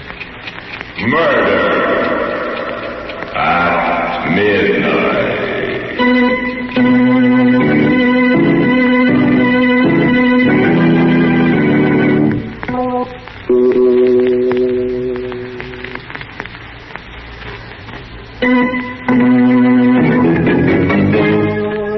And now back to Murder at Midnight and Nightmare. Well, let's hear the rest of this dream of yours, Helen. What happened after that? Well, it was after that it really got bad. It was so crazy, but so real. I don't know what stopped you, Ernie, kept you from killing me then, but you didn't. And still I knew you were going to. You dragged me out into the street and then into a movie and then out again. And I looked at you and you were crying because you'd made up your mind to finish me off when we got home. You should have let me write that book, Helen. You should have. And I kept crying, I love you, Ernie. Don't kill me, please. Don't kill me tonight. But I've got to. I've got to. I pity you, but I've got to. And you pulled me along through the streets again. I was terrified. And then I saw a policeman and I cried to him, "Officer!" Yes? What is it, lady? Please save me. My husband here wants to kill me. Oh, wants to kill you, eh? Why, that's a crime. A felony. Oh, why are you joking? Don't joke about it. Do something, please. I'm frightened to death. Don't pay any attention to her, officer. She's dreaming. I'm not. Don't believe him. He wants to wait till I go to sleep tonight. And then as soon as I fall asleep... Oh, come now, lady. He wouldn't do it to you in your sleep. Why, you're cute. Not in her sleep now. Would you, mister? Of course not, officer. Not in her sleep. As a matter of fact, we're stopping off first for a hamburger. She's hungry. No, I'm not. I mean, I am, but I don't dare. I'm starving, but I don't dare. He's just waiting for me to order one officer to see what I'll say, and then he'll take me home and kill me. Oh, lady, stop. Sure, and you're breaking me heart. Come along, dear. No, officer, please protect me. Don't let him take me, please. Come along, I say, darling. And then we were in the little lunchroom in our neighborhood, around the corner from our house, sitting on stools. The counterman came over to us. He winked at you, Ernie, and you winked back at him, and he said... Evening, folks. What'd you have? You looked at me, but I shook my head. I shook my head, and the tears were streaming down my face. I tell you what, Joe. Make it 2 hamburgers. Right. Rare, medium, or well? Medium, Joe. Make mine medium. Right. And the little lady? How do you have yours, Helen? How do you like yours? Make hers medium, too. 2 hamburgers, medium. 2 medium, coming out. And what do you have on them, folks? Relish or onion? Relish. Make mine with relish, Joe. Right. And the little lady? Man's talking to you, Helen. How'll you have yours? Answer him, I say. Answer him. This is it. How'll you have yours? No, I won't tell him. If I do, you'll know how to do it, so I won't tell him, I won't. The next thing I dreamt, we were home again, sitting in the parlor, everything exactly the same, Ernie, just like tonight before we went to bed. But in my dream, I was sitting paralyzed, in a cold sweat, waiting for the word from you that meant my death. Well, Butch, I guess we better hit the hay. What do you say? What do you say, darling? No, wait, Ernie, did I tell that counterman how I wanted my hamburgers served? Of course, dear. What did I say? I can't seem to remember. Oh, I forget to come along to bed. No, I don't want to go to bed yet. Please don't make me go to bed. I'm scared. Helen. Come to bed, darling. Like a good little girl. We went to bed. And then you said... And now, lights out, eh? I tried to think of everything I knew to keep awake. I wondered whether I ought to count to 100, or whether counting would put me to sleep. I tried not to count, but I felt myself getting sleepier and sleepier. Asleep, honey? I heard, but I pretended not to. I fought to keep my eyes open. I knew I would die if I closed them. Asleep, Butch? I didn't answer. I couldn't if I wanted to. I was so scared. And then pretty soon I heard you stirring ever so quietly. And in a moment you were leaning over me. Oh, Ernie, I know it was just a dream, but it was so real. And there was hatred in your eyes, and there was a pillow in your hand, and I knew you were going to do it right then, Oh, that's a beaut, that's a honey. Oh, my aching back. Darling, when you have a nightmare, you sure do. That golden brown and creamy. Wasn't it crazy? Oh, darling, wasn't it mad? Oh, wait till I tell it around the office tomorrow. Oh, this is too good, kid. But, Ernie, how does a person have a horrible dream like that? What does it mean? Oh, it's a cinch. I'll interpret it for you, and without a dream book, You too. will? Well, go on then, Ernie, tell me. Okay, then here it is. First of all, a dream always means the opposite, right? You ever hear that? Yes, I have. That's right, it does. Which means I must love you simply awful. Granted? Granted, silly. But goodness, what about the rest of it? Easiest thing in the world. Darling, where'd we go tonight? To a movie? What kind of a movie? It was a murder story. Gee, that's right. Do you think that was... Now, don't interrupt, Butch. Who was starring in the movie? Betty Davis? Repeat the first name. Betty. And the villainess in the dream, my secret love, the girl we met last summer, was also Betty. Betty Daniels. Oh! Well, that gave you Betty on the brain when you went to sleep tonight, and movies and murder, and those hamburgers you did stop to eat after the show wrapped up the whole sequence. And no wonder. They're still lying on my stomach, too. Well, what was the pillow doing in it? Sweetness and light, what were you talking about early this evening? That chore you intend to get after someday? Oh, yes, I've got to stuff the pillows. They're caved in the way the feathers have come out. Right, that's your pillow you had on the brain, which brings me back to the hamburgers. Yes, I was going to ask you. I mean, that nonsense of how did I want my hamburgers, what did all that mean, for heaven's sake? Precious, how did you order your hamburgers done tonight? Remember? No, I can't recall. Oh, of course you can. Think now. How do you almost always order your hamburgers? Smothered in onions. Oh, Ernie, of course. Smothered in onions. Smother, pillow, smother with a pillow. Check. Oh, my heaven's sakes alive. Oh, my gosh. So that was it. Oh, if that doesn't beat... Ernie, that was wonderful. Really. The way you did that, figured that all out. I think you'd make a terrific detective. So I'm a police reporter. Close enough. Darling, it's made me think, so... But maybe I have been a little bit selfish. What do you mean? Well, that book you always want to write. Maybe I ought to let you give up your job and try. Oh, and have us both starve? Nuts. Anyway, in my sane moments, Helen, I've always known the truth. I'm no writer. If I had it in me, it would have come out of me, job or no job. I could go back to work again, you know. I could take up nursing again. It was pretty hard, No, nonsense. I won't have it. I won't say any more about it, and that's fine. You're a swell guy, though, Butch, to offer to. Oh, there was one thing more, Ernie. Yeah? What do you suppose that was all that about July 15th, about your forgetting July 15th? What did that mean, you know? Yes. Don't you? No, I can't. It does seem familiar, but I can't seem to...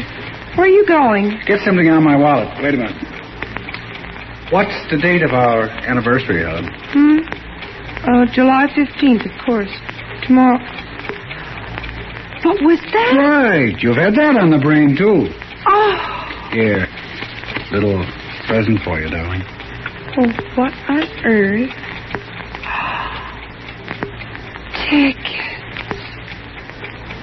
2 railroad tickets to Montreal. Right again. We're taking an anniversary trip. I wanted to surprise you when you woke up, but... Well, anyway, happy anniversary, baby. Oh, Ernie, oh, you great big precious darling. How can I ever... You didn't forget. You always did before, but this time you didn't. Oh, Ernie, I just can't stand it. First that dream, and then finding out that it did me just the opposite. No, Helen, don't. It's so sweet of you. I'm so thrilled. Montreal, where we had our honeymoon, and you haven't forgotten. Oh, Ernie, I do hope I've been a good wife to you. And if there's anything if you want me to, I can always change. Darling, I wouldn't want you any different for the world. I want you to stay just the same sweet little girl I married. And now, let's get some shut-eye, huh? Lights out? All right. And I'm going to put the tickets right here under the pillow. And have a happy dream for a change. Good night, Butch. You haven't kissed me?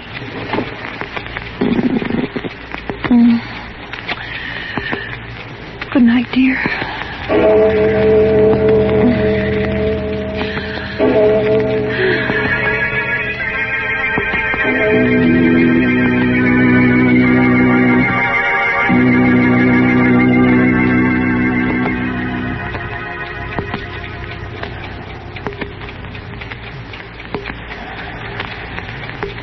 Asleep, darling.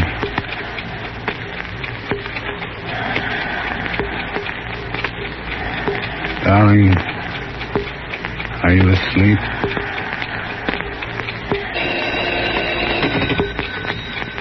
Hello? Ernie? You shouldn't have phoned before, Betty. She was still awake. I had to know. Is it done? Not yet. You're got the tickets? Yes, It has to be tonight. Promise. I know. Is he asleep now? Yes. Just gone off. Then what are you waiting for? Nothing. I'll do it now. Right now. As soon as I hang up. Putting down the phone, Ernie turns and picks the pillow off his bed as the clock finishes striking 12. Murder at midnight.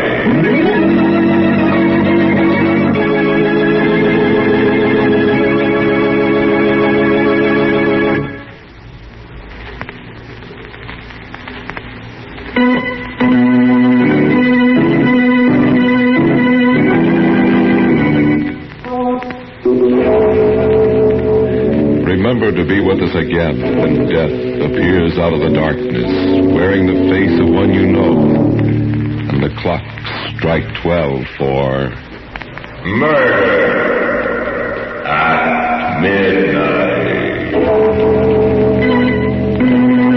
Margaret Helen was played by Elspeth Eric. Walter Vaughn was Ernie. With music by Charles Paul, Murder at Midnight was directed by Anton M. Leader.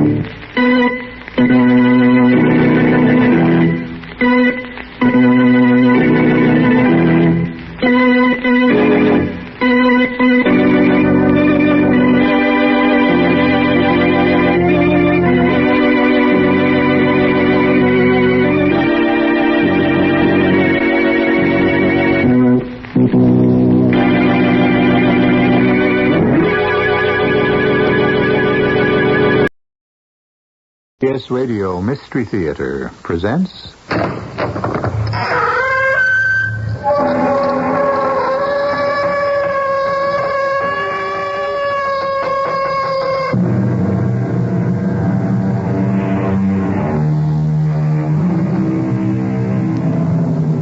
Come in.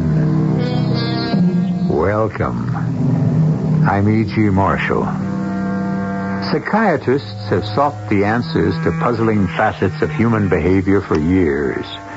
Today, we speak freely of phobias, unexplained psychotic experiences.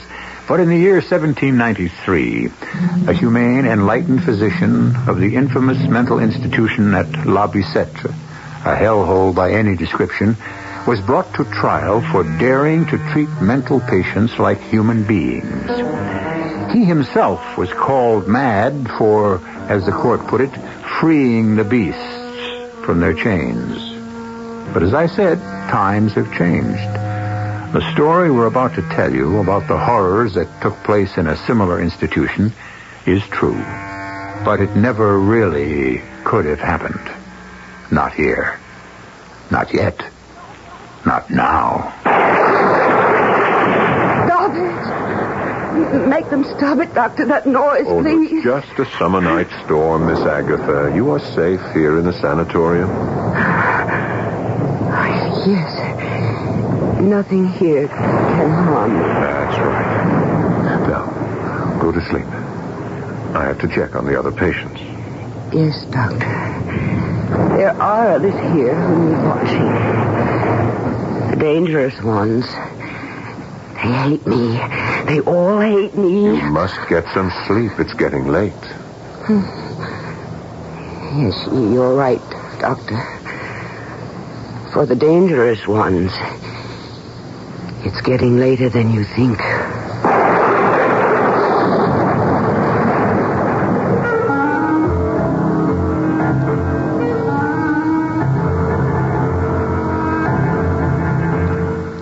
Our mystery drama, Free the Beast, was written especially for the Mystery Theater by Ralph Goodwin and stars Paul Hecht.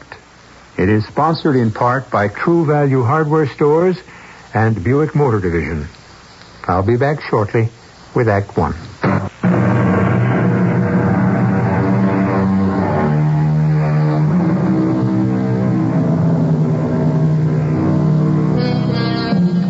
The elderly patients at the formidable isolated Greenbrier Sanitarium had been restless all day.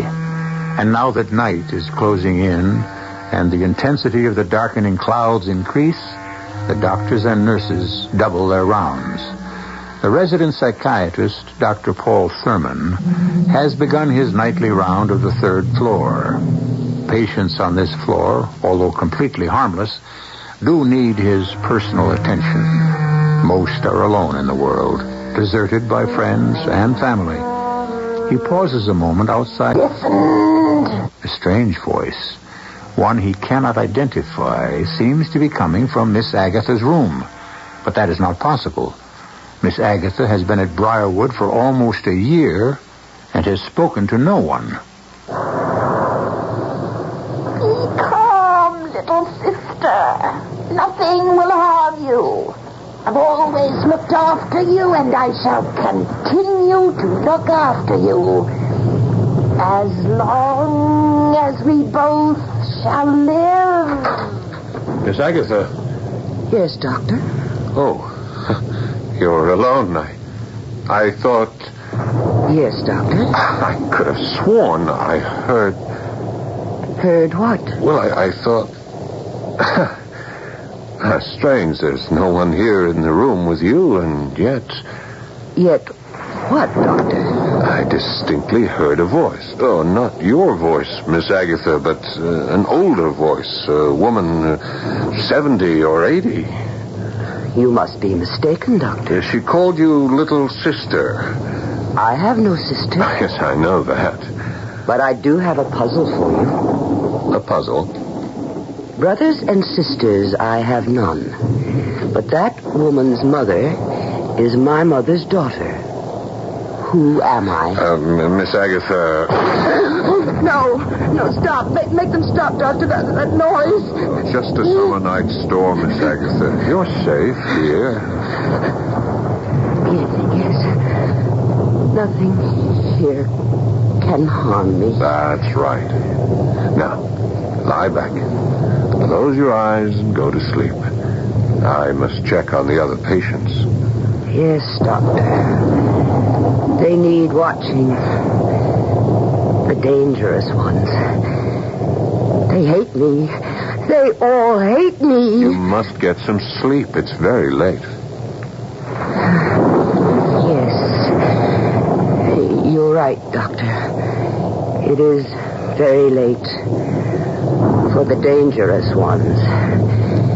It's later than you think.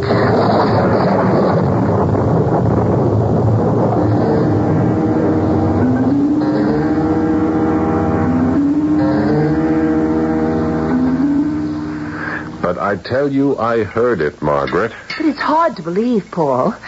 A strange, disembodied voice coming from Miss Agatha's room? And you went into the room and saw nothing? Nothing but Miss Agatha sitting up in bed. She was terrified of the storm, and the voice was calming her. It's strange. I know there was someone or something in there talking to her. But it sounds so illogical. But there's only one door leading to each of those upstairs rooms. The windows are barred and... Darling, are you sure? Of the voice, yes. But where it vanished to, no. Could she have been talking to herself? Well, she never has.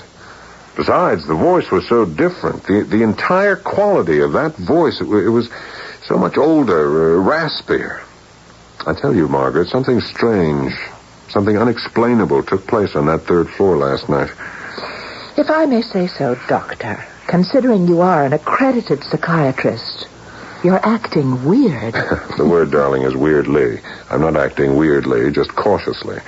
There is one thing you can do, sweetheart. What's that?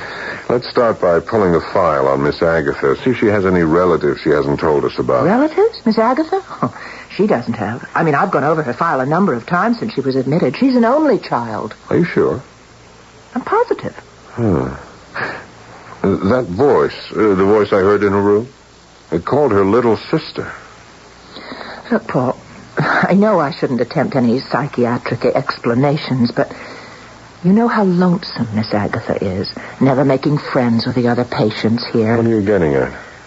Well, it's a theory that's usually applied to children, but Considering how far Miss Agatha has regressed, isn't it possible that she's invented a playmate, a protective playmate, an older sister? That was a good try, but just you concentrate on being beautiful, huh? Let me concentrate on what I heard in that empty room last night. You still insist there was someone in there? Someone or something. I know that's, as you say, weird for an accredited psychiatrist to suggest. But go through Miss Agatha's file once more. And if she hasn't got an older sister, well, we better start looking for an 80-year-old patient in this institution who can walk through walls.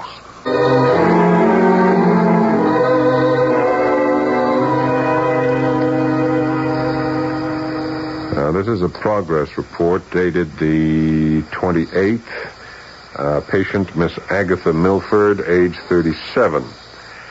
Patient not adjusting to confinement. Resistance to group therapy aggravated by persecution complex. Oh, yeah, come in. Patient is convinced that members of group are hostile to her. Sounds like you're reporting on Miss Agatha, right? Right. I'll be with you in a minute, Margaret. Just let me complete this tape. I brought her file. Everything I could find on her. Oh, well, in that case, I'm with you right now. I dug up everything I could find on her. Good. I'll do my report again later after we check what you have. But it's a waste of time, really. Huh? I don't have a thing. No brothers, no sisters. She has none. Brothers and sisters, I have none.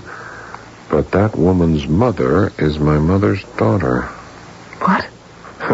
That's what Miss Agatha said last night. When I heard that strange voice in her room, I asked her if she had a sister. She said no. And then she added, brothers and sisters, I have none, but that woman's mother is my mother's daughter. Oh, I've heard that riddle before. But isn't it son? I mean, that man's father is my father's son? Yeah, but not the way she says it. What does it mean? I don't know. Right now, I don't know anything for sure. I don't even know if I actually heard that voice coming from Miss Agatha's room. But you said that... Oh, I heard a voice, all right. It wasn't Miss Agatha. It sounded like it came from her room, but could it have come from somewhere else? Where? The rooms are 30 feet apart. If it came from the next room, if Mrs. Haverstrom's room... No. It couldn't have come from Haverstrom's room. I passed there. All was quiet. It came from the far end of the hall. I wonder... What? Oh, no. Never mind. Let's see that file. Here you are. Oh, and talking about Mrs. Haverstrom. Yeah? Well, she and Miss Agatha got into another one of their brawls this morning. Oh, no. What about? Same thing.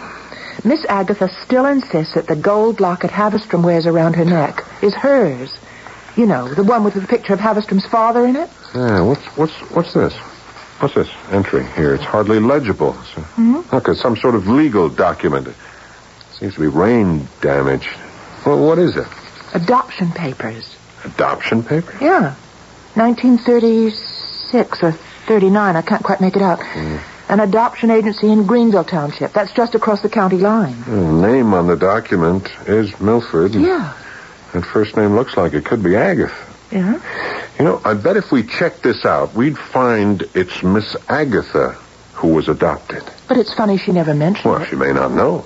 Most adopted children are never told. Agency records are confidential. But I think we've come up with a lead. A lead? When she doesn't know she's adopted and agency records are top secret? What kind of a lead is that? That's a tough one, I'll admit. But with a little digging, we may find out more about our strange Miss Agatha. Now, what was that about the locket? The usual. Miss Agatha insists that the locket is hers. And this time she tried to tear it off Mrs. Haverstrom's neck.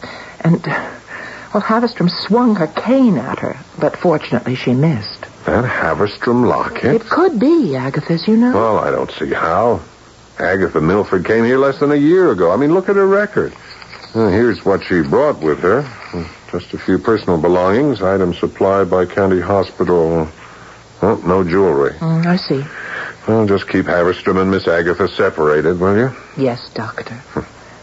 And the voice in the night. That I intend to check out further. How?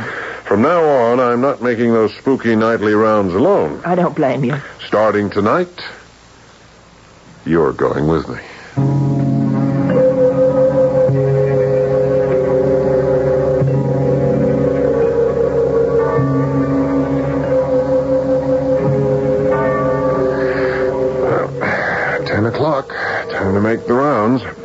covering for you down here? Yes, one of the matrons. All right, let's be off, shall we? Just a few more steps to the top. Oh, careful. Careful, the railing here is not too secure. Railing? This entire third floor is ancient. If you ask me, we ought to close down the whole building. At least this crumbling railing should be replaced. Paul, if you'd only talk to the correction board, they might be... What's that? I don't know. It's coming from the far end of the hall. Miss Agatha's room? Let's see, shall we? Yeah, those are the same sounds I heard last night. Don't cry, little one. There's no need to cry. I'm here with you always. That. The other voice. Did you hear it? I don't know. I heard the wind. You are not alone, little sister. You need fear nothing or no one. Do not cry. I will never leave you.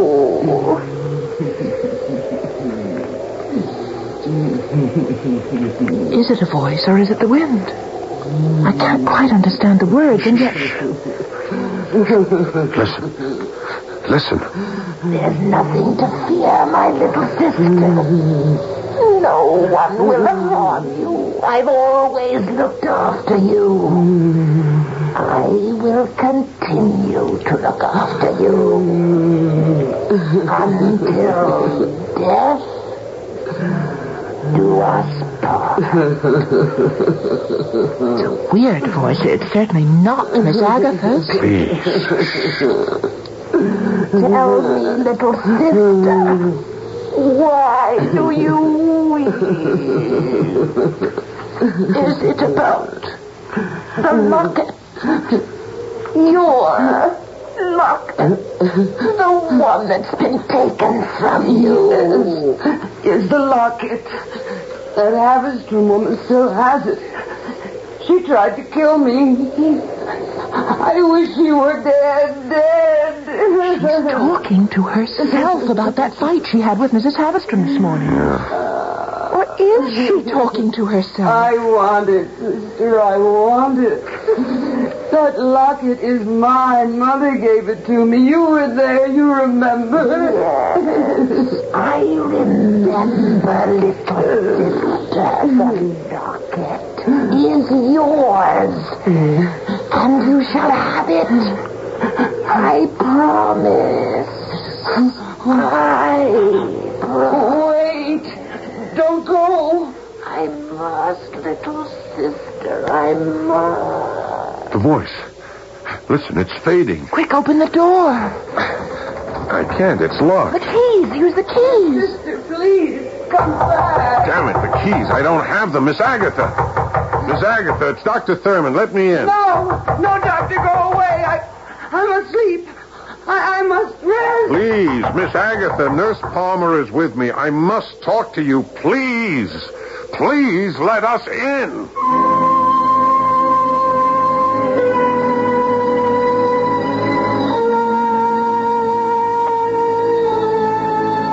Well, what have we here?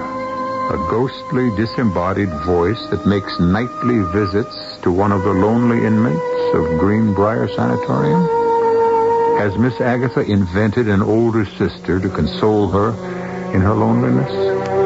Dr. Thurman seems convinced that the voice he hears is not that of Miss Agatha. But for the moment, he has chosen not to make a hasty decision, convinced that there is more to what is going on than meets the ears. We'll learn more when I return shortly with Act 2.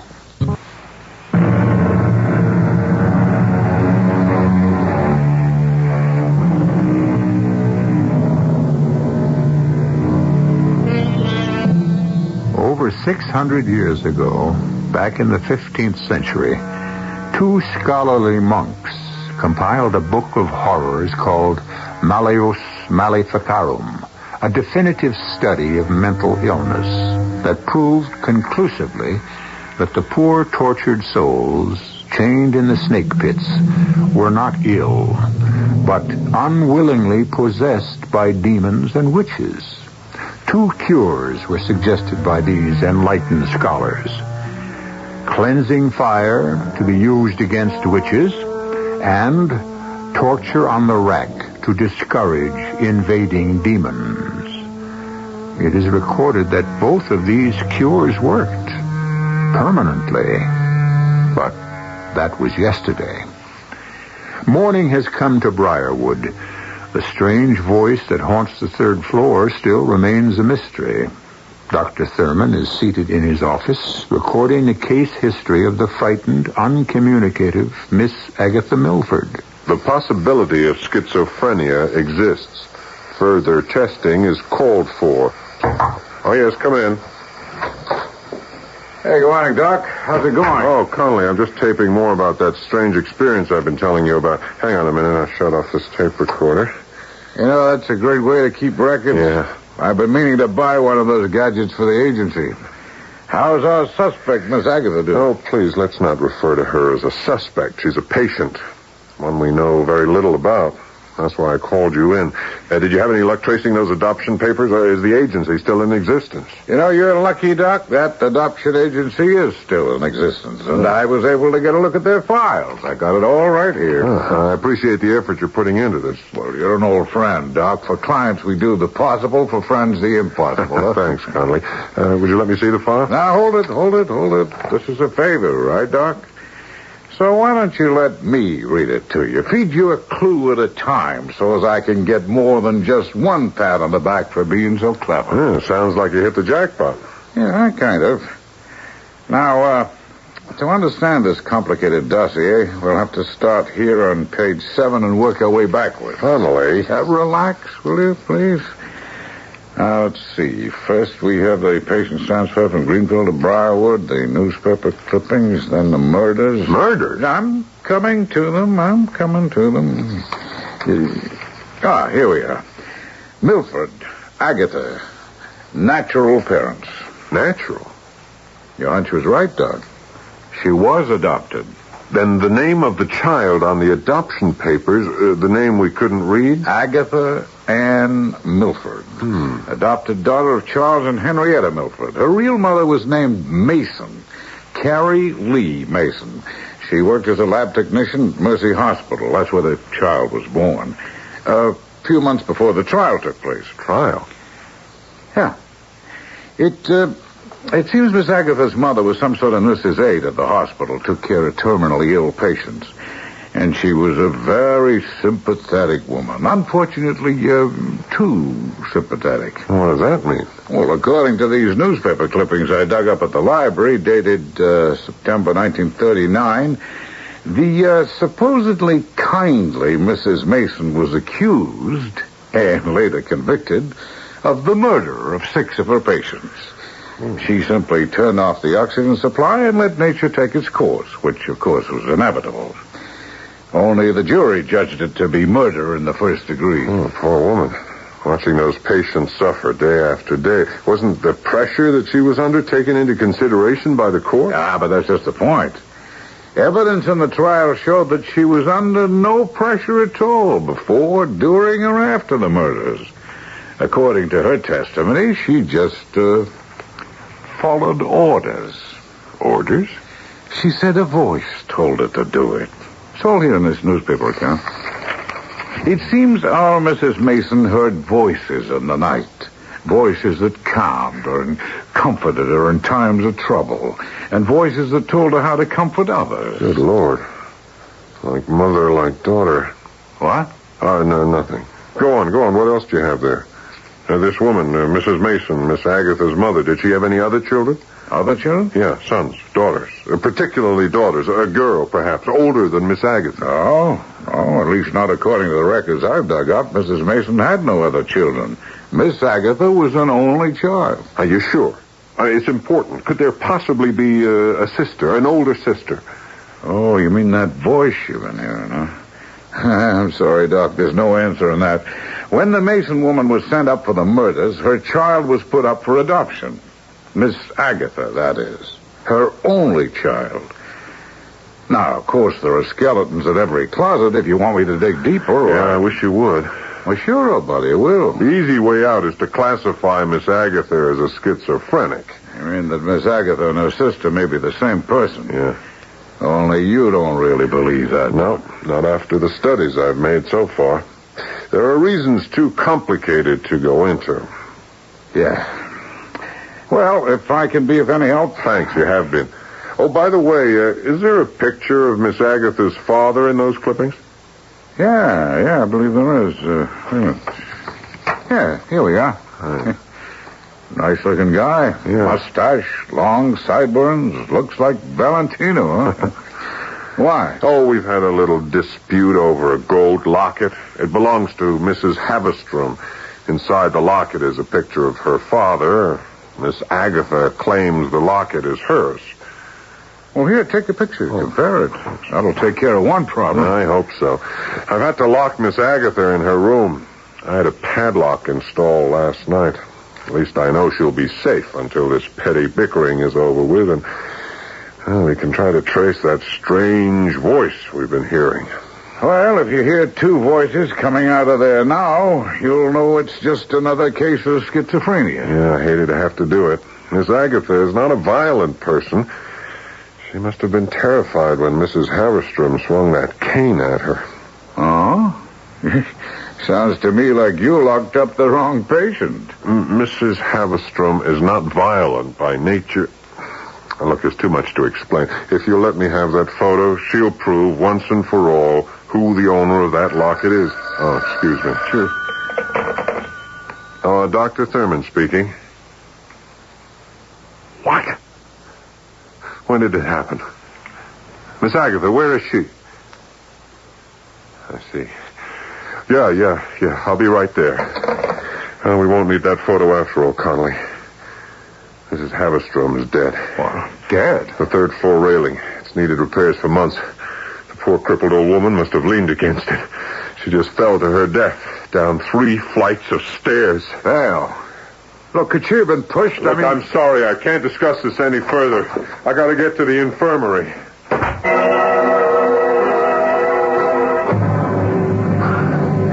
Slow down, Paul. I can't keep up with you. I'm sorry, Margaret. I'm anxious to check out Miss Agatha's room. I just don't understand how Mrs. Havistrom got out of her room and over to that shaky railing alone.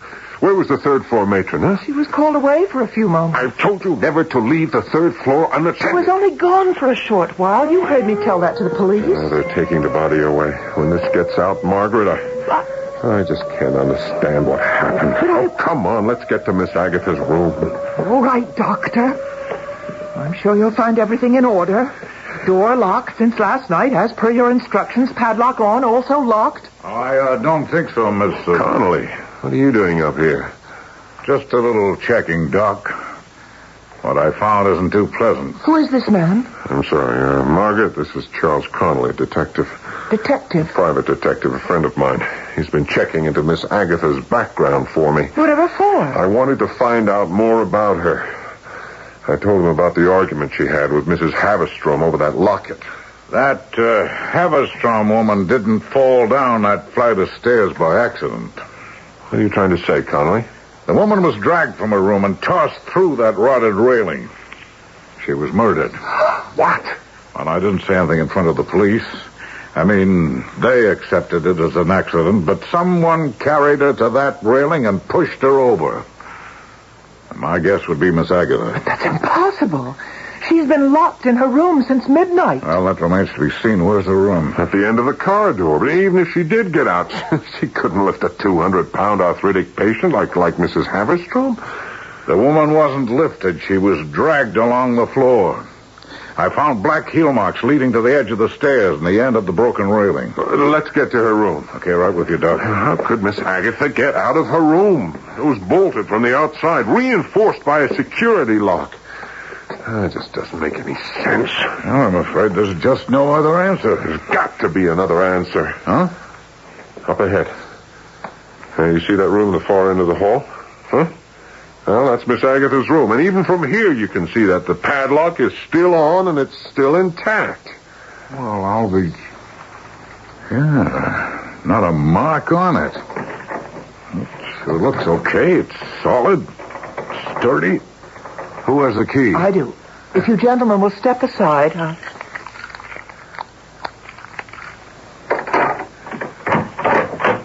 Well, good morning, Doctor. It's such a beautiful morning, isn't it? Yes. Yes, it is, Miss Agatha. You slept well, I trust? Oh, very well, Doctor. I see you've brought some visitors. Nurse Palmer. Good morning, Miss Agatha. And a gentleman I don't believe I've met before. This is Mr. Connolly, Charles Connolly, an old friend. He just stopped by to say hello, meet some of our new patients. How nice. A pleasure to meet you, Mr. Connolly. Well, thank you, Miss Agatha. And may I say you've come to the right place. I beg your pardon? Well, I mean, it doesn't look like much from the outside, but it's so pleasant here. Everyone is so nice. Oh, yeah, is that right? Mm-hmm. Even Mrs. Haverstrom. She was trouble for a while, but everything is fine now. It's all being taken care of. It has? Yes. Doctor, I have a confession to make. That was my sister you heard me talking to in my room. I didn't want to admit it because of sanitarium rules. No visitors after 8 o'clock. But since she won't be coming back anymore, I can admit that she's been here. Because everything is all right again. What do you mean, everything is all right again? Well, look, Doctor. Look what I have around my neck. Good Lord. Mrs. Haverstrom's locket.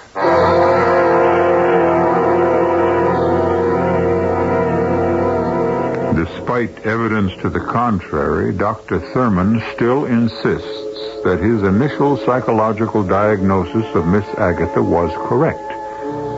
Convinced that this frail, frightened woman could not possibly be involved in anything as horrible as murder. Let's hope Paul Thurman is right. Because if he is not, he could be dead wrong. We'll learn more when I return shortly with Act 3.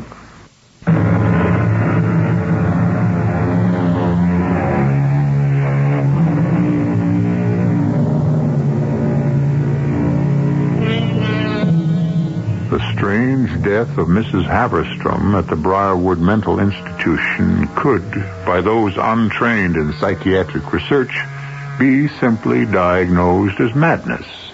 Wasn't it Lewis Carroll's observation in Alice in Wonderland that went something like this? "How do you know I'm mad?" Alice remarked. "You must be," said the cat, "or you would not be here." A simple solution to our mystery, I must admit. But not for those of us who have been expertly trained in madness and murder. We need more time to contemplate, consider, to separate the half-lies from the truths. Listen. And since the death of Mrs. Haverstrom, continued attempts made by staff members to remove the golden locket from Miss Agatha's throat have made the patient exceedingly hostile. She has become suspicious of all who enter her room and is now refusing food unless served by the one staff member she trusts, Nurse Palmer. Oh, yes, come in. All attempts to gain access to gold locket have failed. Until this morning, Paul. Look, the locket. Yes. How did you get it? She held it a little too tightly this morning. The clasp broke, and I told her I'd have it repaired and bring it right back. As simple as that? Where is the picture of the father that Mr. Conley gave you? I want to compare it with the one Mrs. Haverstrom showed me. I've been trying to open that clasp, but it seems to be jammed. Oh, here, give it to me. Let me do that. You'll find the newspaper clipping in that desk door, the one on the left. I'll get the picture. Okay. You work on that clasp. Were these the clippings? Yeah. This clasp seems to be bent. I'll get it in a minute. Do you remember what the man in the locket looked like? Was he young, old? Young man, about 30. Well, that sounds about right. Man in the newspaper clipping was about 30. Sort of plain looking, slightly balding. Plain looking? Balding? What's wrong? A mustache or long sideburns? No. Mrs. Haverstrom's father was clean-shaven. Heavy features. It was a tintype. I guess it must have been taken in the early 20s. Well, it's not the same man. It's not? No. Here, give me the clippings. I'll show you. See, there. That's Miss Agatha's father. There, young, dashing, handsome. Looks a lot like Valentino, huh? Oh, we darned. All this trouble for nothing. Yeah. I finally got this locket open. There, you see... Oh, no. What's the matter? Paul, what is it? The photo in the locket.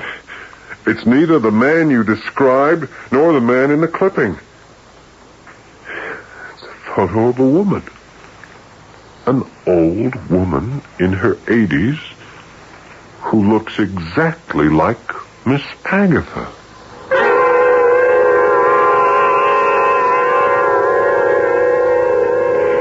And so I rushed right over to your office, Mr. Conley. I brought the locket with me. And inside you'll find the picture of that strange woman that we found when we opened it. Could I see that locket, Miss Palmer? All right, but I have to bring it right back. Miss Agatha found out I showed it to Dr. Thurman. She's very upset. She says she told her night visitor, you know, the avenging sister, about Dr. Thurman refusing to return her locket.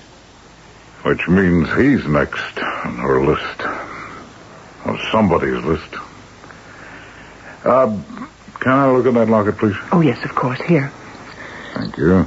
The clasp is still jammed, so I left it open, you see. Mm-hmm. Now, that's the photo that we found inside the locket. It looks exactly like Miss Agatha, only 30 years older. Yeah. Yeah, it does, doesn't it? And you have no idea how this photo got in here, hmm? No. I mean, we still have no idea how Miss Agatha got the locket in the first place.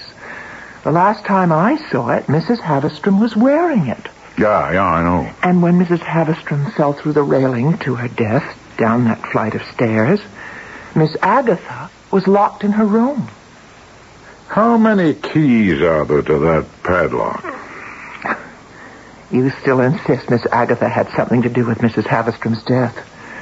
But in order to do that, she'd have had to have help from the outside. An accomplice at this sanitarium. How many keys, Miss Palmer? 2.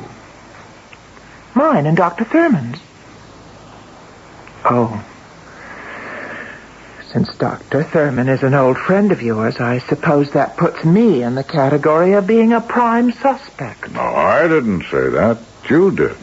But you didn't say I'm not. If anyone had the opportunity to assist Miss Agatha in this, what you call, madness, I did.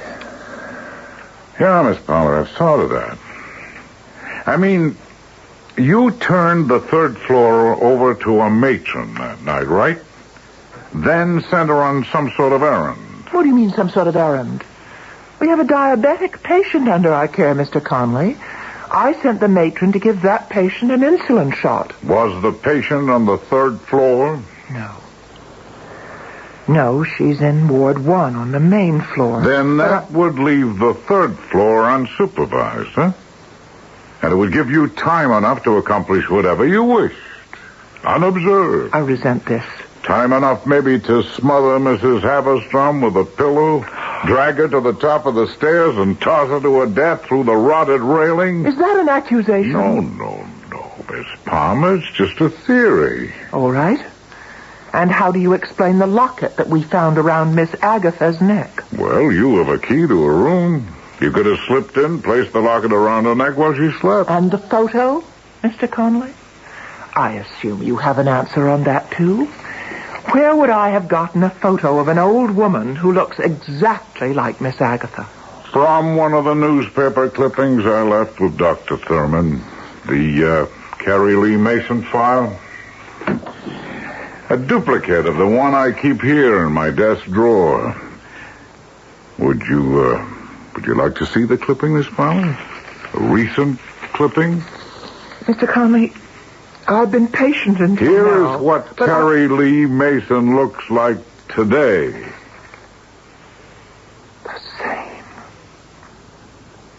The same photo.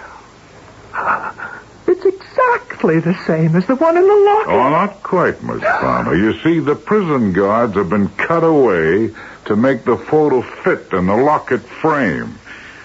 Easily enough done with, a pair of surgical scissors. I've had enough. I haven't. Now, I've checked out the sister theory Paul Thurman keeps insisting on, and so far I've come up with nothing. My partner Ross is out on it right now. You've had less than 48 hours. He's going to come up with nothing, Miss Palmer. The prisoner's in Greenville. He's there now checking their records, and it's a waste of time. If you don't find any record of an older sister, then there has to be some other answer. Because I'm not it. Oh? You forget. The night Dr. Thurman heard that strange voice coming from Miss Agatha's room, that second night, when I went with him to check it out, I was standing right alongside of him, outside the room. Yeah, that's true. Right, if you can explain how it's possible for a person to be in two places at the same time. Oh, that's very simple, Miss Palmer. The voice Dr. Thurman heard could have been on tape. Tape? Yeah. You do make it a practice to record patient histories on tape, do you not, Miss Palmer? I heard Dr. Thurman making such a recording when I stopped by his office. Who transcribes those recordings, Miss Palmer? I do. Excuse me. I won't be a minute. Hello? Connolly? Oh, it's you, Ross. What? Well, what new development on the Mason file? You just found out what? Yeah, I'll meet you at the sanitarium. And then notify the police. Nurse Palmer will be with me. We're leaving right now. Bye. What was all that about? There's no time to explain now. How fast is that car of yours? It's not mine. It's Dr. Thurman's. It's a sports car. It can do 100 if you open it up. Well, baby, we're going to open it up. We got to get back to that sanitarium, and let's hope we make it in time.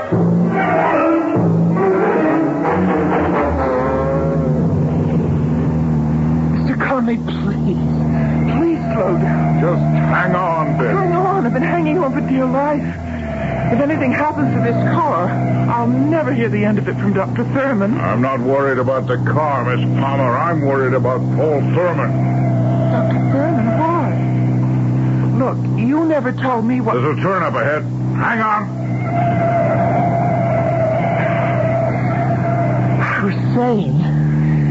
You never told me what your partner Ross told you. Well, you'll know in a few minutes. I only hope Ross got to the police with the information he gave me over the phone. We're going to need a patrol car to back us up. We've got one. Following us. And at this speed, we'll probably pick up 3 more. Good. All right, there's the driveway to the sanitarium. Right up ahead. It's blocked by 2 police cars. Hang on, I'm going to stop. What's going on up there? Look farther up beyond the service road. Fire engine? Oh, look at the smoke. Oh, my God. Briarwood's on fire. Come on. That building is a death trap. I've got to help the patient. Wait. Your patients are all right. They've all been evacuated. Look, over there in the clearing, the matron's got them out. Thank God. I don't see Paul. Dr. Thurman. He's probably still in there. That's why Ross called. Oh, I'm so confused. Ross was calling from the prison. Mrs. Mason wasn't there. She'd been showing signs of violent behavior and was transferred to a hospital for psychiatric testing. Now, that was a few days ago, just before you started hearing that strange voice coming from Miss Agatha's room. You don't think It's the only answer to all this. Madness. Security at the hospital is not like security at the prison. Ross checked.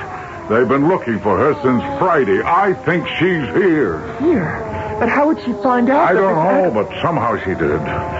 Just look at the pattern, Miss Palmer.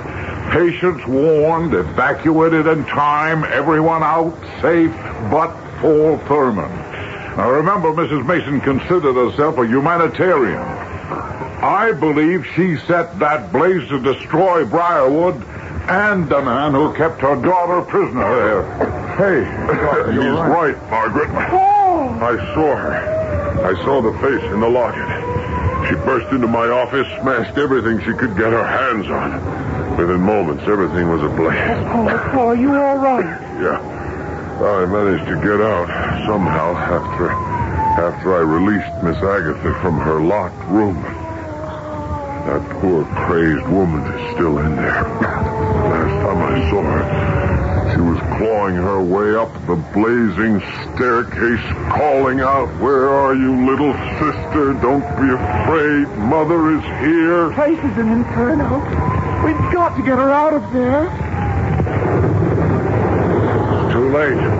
The walls are starting to go.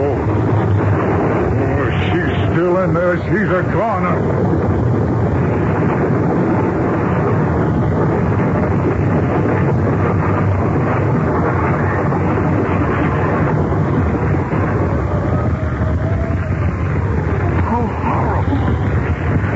Nothing could escape such devastation. At least the others are safe. Are you sure they all got out? Yeah. Everyone but Mrs. Mason.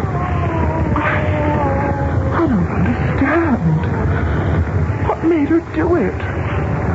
You know about these things, Paul.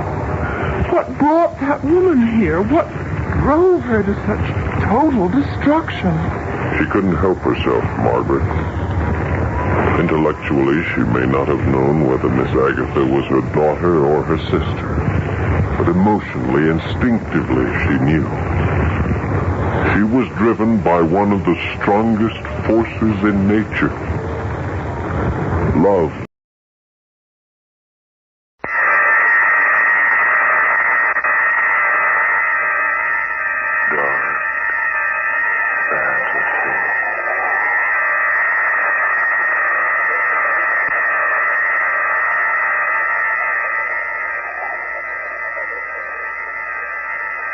Delicate case of murder.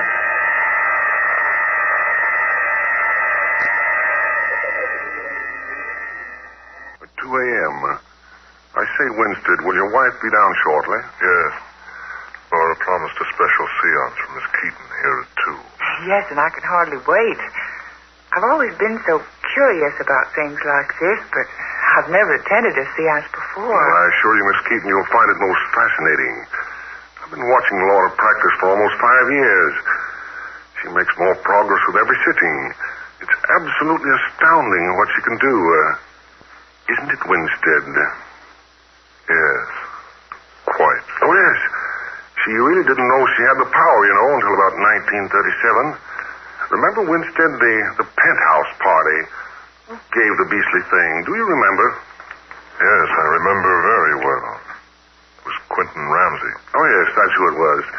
Ramsey had a mystic oracle board, Ouija. No one could get the thing to work until they coaxed Laura to sit down and have a try. And she made the board work? Oh, indeed she did. All over the place. It was absolutely weird. She got messages from several of the guests' friends who had passed on some time ago. People she'd never heard of until that night. Wow, wonderful. She used the board for about a year and then found out she could get pencil messages. Pencil messages? Yes, she simply substituted the pencil for the little heart-shaped board with the isinglass window. Her messages came in more rapidly that way, more complete, and this method was less tiring for her. You mean she actually contacts departed spirits that way? I mean, she did. But she gave up the writing method 2 years ago, didn't she, Winstead? Yes, thank heavens. Every place I'd go, I'd find a paper simply covered with strange scratching, harebrained, so-called messages. But look here, old fellow. Do I detect a shade of sarcasm in your voice? I dare say you do. Rather bored with the whole thing. But why Winstead? Simply because it's all a lot of... Well, go on. Oh, never mind. No, I wish you'd come on downstairs and get this thing over with. Frederica, I urge you not to waste your time with this foolishness. Foolishness? Now, look here, Winstead. You can't talk about your wife's work like that. No, darling, really. I'm absolutely fascinated by it all. I can't wait for Mrs. Winstead to come down. No, she'll be down in a moment. I say, Winstead, really, I can't understand your attitude about Laura's work. Why, you used to enjoy watching her work immensely. Yes. I used to love her immensely. What? I say, does that mean that you... Mr. Rogers, you said a moment ago that Mrs. Winstead doesn't communicate by means of pencil writing any longer. Why, no, she doesn't. After about a year of it, she undertook a profound and comprehensive study of spiritualism and communication with those who have left this level. In her study, she learned that those departed ones can sometimes make contact with us through the use of a medium's voice.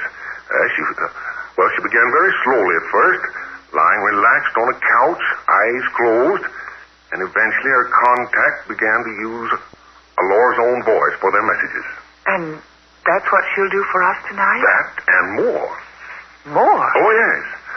You see, Miss Keaton, after Laura Winstead perfected her means of vocal communication with spirits, she continued her studies and experiments until she became able to bring about materialization. You mean... now we see the departed one with whom we commune. Oh. Well, I really didn't expect that. I thought possibly a few table wrappings. Oh, there'll be more than mere wrappings here tonight, Miss Keaton. Oh, here's Laura now. Laura, dear. Good evening. Or should I say good morning? It's after 2 a.m. Yes, Laura. We've been waiting for you. Really, I think you could be more prompt. Do you, Harvey? Or perhaps you should hold the seances instead of me. Now, Laura, there's really no reason for you to make a scene. Oh, no, of course not. We're not here for a scene. It's for a seance. Yes. Shall we begin, Laura? Yes. Harvey, if this is going to bore you, I suggest you go into the library until we've finished. No, I'll remain here. Then I must ask you to assume the right attitude. You know we always have difficulty getting good contact whenever a disbeliever is present. Oh, I'm sure Mr. Winstead believes, don't you, Harvey? I'd rather ask that same question of you, Frederica. We're finished here. Oh, don't worry about me, Mrs. Winstead. I'm quite open-minded. I'm sure you are, dear. Now, if we'll all gather around the table. Rogers, will you turn off the lights, please? Oh, yes, certainly.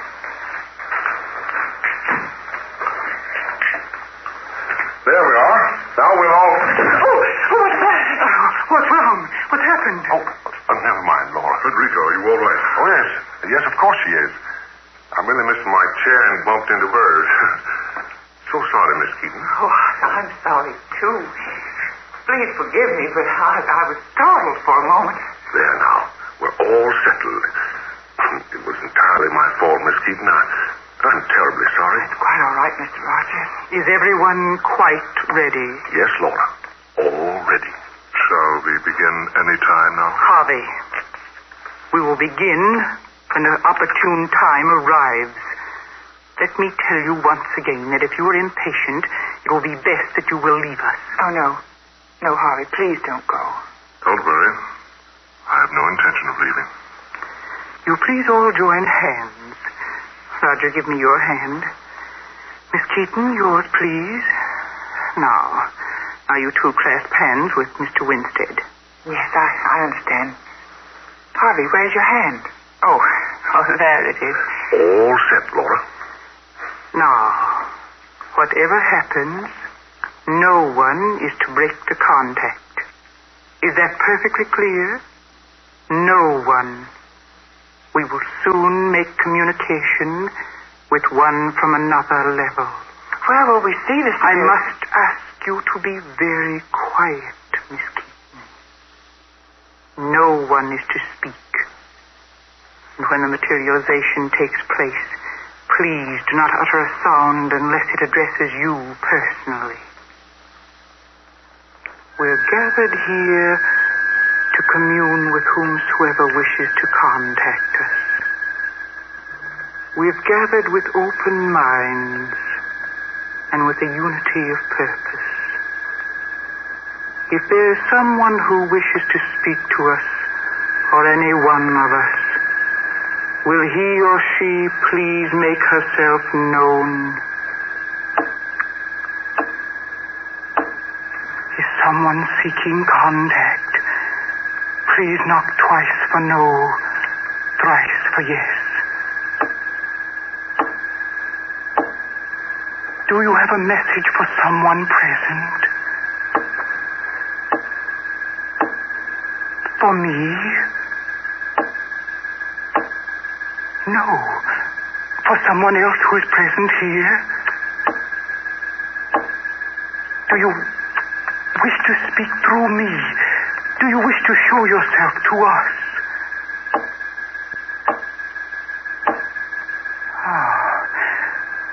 Very well. We will await your appearance now.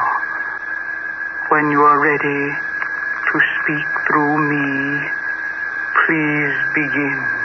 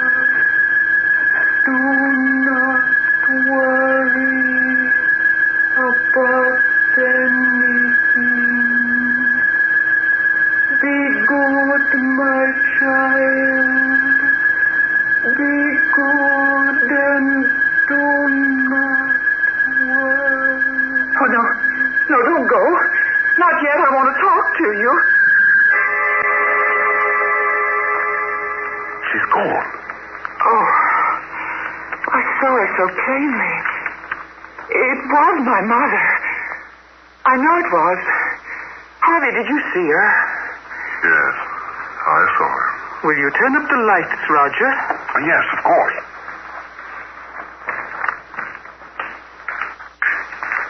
Feeling all right, Laura? Yes, quite all right, thank you. Miss Keaton? Yes, I suppose so. I don't know what to make of this. It's all so wonderful. I'd take it with a grain of salt, my dear. Try not to think too much about it. Harvey, I'll not have you say such things. Miss Keaton, you've just seen and talked with your mother. You may do so again whenever you wish. In case there's the slightest doubt in your mind, I can assure you that it was your mother. Oh, yes. Yes, I'm sure it was, Mrs. Winstead. And as I say, it's so wonderful. Tell me, why haven't I heard of your ability to do this before now? Because, Miss Keaton, I permit no one to speak of it. I do not wish to become a public figure. I give sittings for my friends. I don't wish the world at large to know about my power, so I I swear every newcomer to complete and absolute secrecy. I'm asking you for your assurance now. You mean you don't want me to speak of this to anyone? Yes, that's what I mean. You must promise to speak to no one of what you have seen here tonight. Very well, Mrs. Winstead. As you wish. I shall expect you to keep that promise. Now, the seance is ended. I shall bid you all good night. Now, Laura, dear, won't you stay and talk for a while? Thank you, no. I'm very tired, and it's almost 3 o'clock. I'll see you to the stairs then, and then I must be going. Winston, old chap, I'll see you at the office tomorrow. Very well. Thank you, Rogers. Good night, Miss Keaton. Good night, Mr. Rogers. Mrs. Winstead. Good night, my dear. Please come back again when you can. Oh, thank you, I will. Good night, Laura. I'll run Frederica home. I'll be along shortly. Yes, Harvey. Take your time, my dear. Now, whatever made me say that? I'm sure you will, anyway. Good night. Harvey. She's suspicious. That I'm in love with you? How could she have found out? I told her. You did? Yes. Made a clean breast of it to her. Told her it was no good, she and I trying to continue to make a go of it. She refuses to give me a divorce. Oh. I'm really desperate, Frederica. I can't stand living with her another day. She's changed so. There's no love in her heart anymore. No warmth. She suddenly becomes such a different person. Nagging, sharp-tongued, overbearing. Oh, poor dear. You do need someone to look after you. She must neglect you terribly. She does. I minded a lot at first. Believe me, Frederica, I was always in love with Laura. Now she's so indifferent. Everything I try to do for her. But why has she become so indifferent to you? I stopped trying to explain that months ago. I don't care anymore. Now that I found you. Harvey. You do love me, don't you, Frederica? Oh, yes, dear. Of course I do. But we can't go on like this. There's no solution in view. But there must be a solution. There must be some way. But there is no way. No way except the one Laura denies us. Just give me a little time, Frederica. It isn't hopeless yet. I promise you, Frederica, I'll find a way. I'll find a way somehow. My darling. Harvey, I'm still thinking about what Laura did here tonight. The apparition. The voice of my mother. Oh, nonsense, Frederica. Darling, what do you mean? Here, I'll show you what I mean. Here, I want you to see this, Frederica. Here you are. See? Well, that's almost an exact image of my mother. Nothing but a papier-mâché face, painted to resemble an old lady, an old gray shawl, and some old-style spectacles.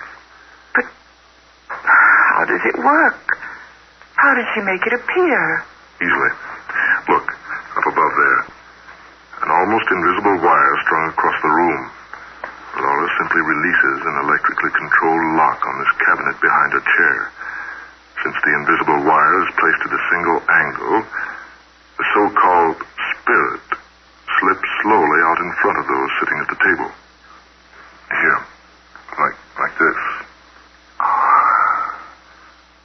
There. Then Laura says whatever she wants to. Changing her voice. When it's all over, she simply manipulates this cord on a pulley inside the cabinet. The image is returned to the cabinet. Simple. Oh. Well, then she merely tricked us. Tricked you. I've known for years that Laura's nothing but a fraud. You might have kept what you know to yourself, Harvey. Oh, Mrs. Winstead. Laura, I asked her not to come here. She insisted that Since you extended the invitation, she was obliged to. I felt it only fair to show her that she'd been the victim of a hoax. Oh, Harvey, never mind, Miss Keaton. I'm not in the least embarrassed. The apparition was a trick, yes. But I assure you, my dear, the voice was not. Well, of course it was, Laura. You know it. Indeed, Harvey, my dear, there are many things between earth and heaven that none of us know. There are many things that you don't know. Yes, I have used tricks at our meetings, I admit that. But not everything that has happened here has been trickery. You'll have to convince me, Laura. Harvey, I have a feeling that someday, somehow I will convince you. And that when I do, you'll never be able to scoff at me again.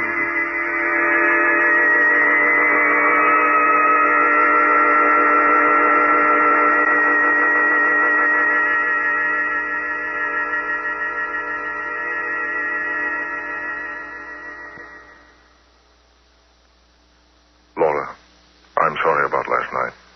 But we simply must settle this thing once and for all. I can't see if there's anything to settle. You haven't the right to hold me like this, Laura. You don't love me. Why don't you give me my freedom? Simple, Harvey. Because no woman likes to see another take her place. And besides, it's so convenient being married to your income.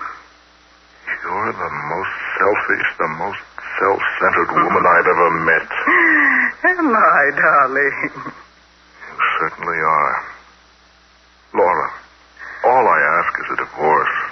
I'll see to it that you're well cared for financially. No, Harvey. You're wasting your breath. I told you no yesterday. I say no again today. And I'll keep on saying no as long as I live. As long as you live. Yes. Just so, my dear. Just so.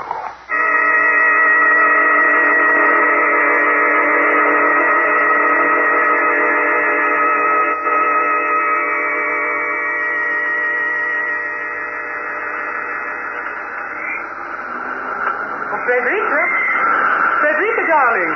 Yes? Oh, Laura. How are you? Excellent, Frederica. I'm driving out to Cliff Point. Won't you ride along with me?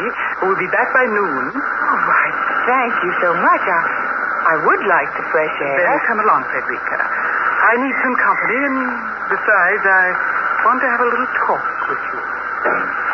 Frederica! Laura! Laura, stop! Stop the car, for heaven's sake!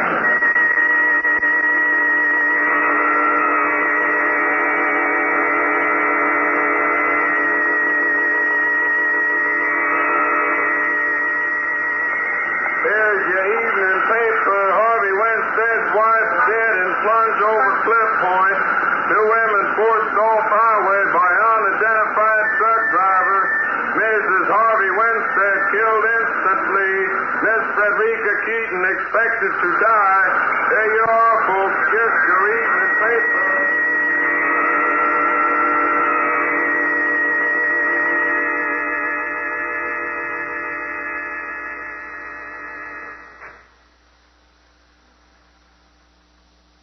How is she, Doctor?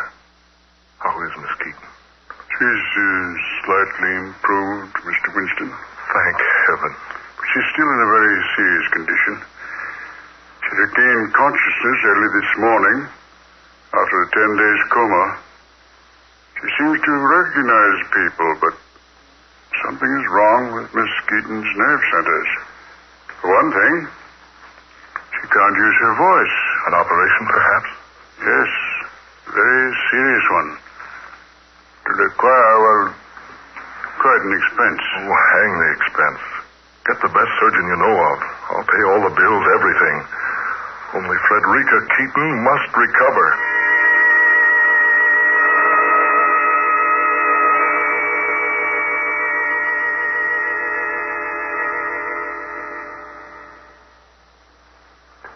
Say, Winstead, do you really think that this girl will ever recover? I don't know. It's been months since the accident. She hasn't been able to speak one word to me. Oh, look here, it's none of my affair, really, but I know things have been going very badly for you lately. Losing your wife and all. You need some money, old man. Oh, no. No, thanks. Thanks a lot, Rogers.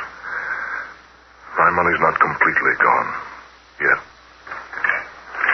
Good news. Good news, Winston. Yes, Doctor? The operation was a success. Believe me, I never dreamed it would require 3 operations to make Miss Keaton able to speak again. She can talk? Yes, after almost 6 months of silence. Oh, that's splendid. When can I see her, Doctor? Why, now, if you wish. Here, this way. Just a few minutes now. She's very weak. Yes. Hello, Frederica. Harvey, darling. Oh, my darling, at last. Isn't it wonderful, dear? Oh, my dearest one. To hear your voice again. I thought I'd never speak to you again. You must forget all that, darling. Get well soon, please. Because just as soon as you're strong enough, we'll be married, dearest. Just as I've always told you we'd be.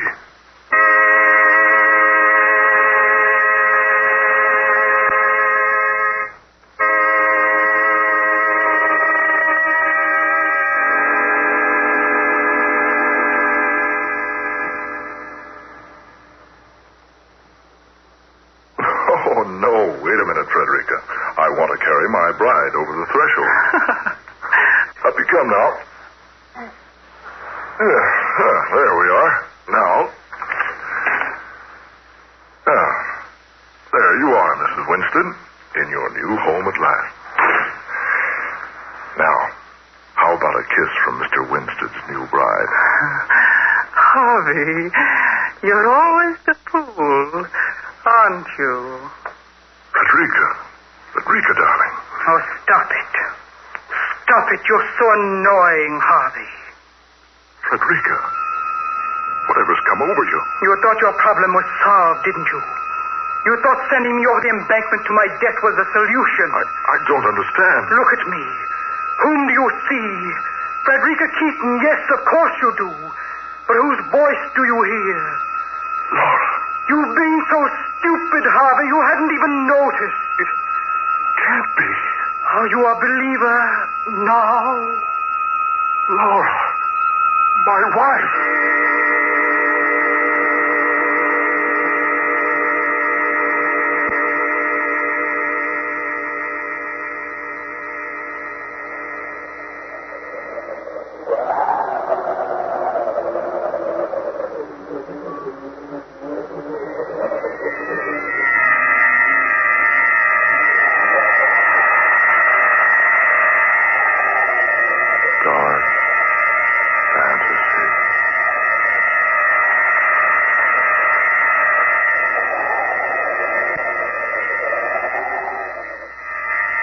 You have heard A Delicate Case of Murder, the 14th original tale of dark fantasy by Scott Bishop. Georgiana Cook was heard tonight as Laura Winstead. Ben Morris was Harvey Winstead. Eleanor Naylor Corrin played Frederica Keaton. Muir Hype was Rogers. And Fred Wayne was the Doctor. Next Friday night at this same time, listen to the 15th unusual tale in this series of dark fantasy, Spawn of the Subhuman, in which the nation's favorite soprano star makes an aeroplane flight to an incredible destiny that awaits her at the hands of a strange and mysterious madman. Tom Paxton speaking. Dark Fantasy comes to you from WKY, Oklahoma City. This is the National Broadcasting Company. Lights out for the devil and Mr. O.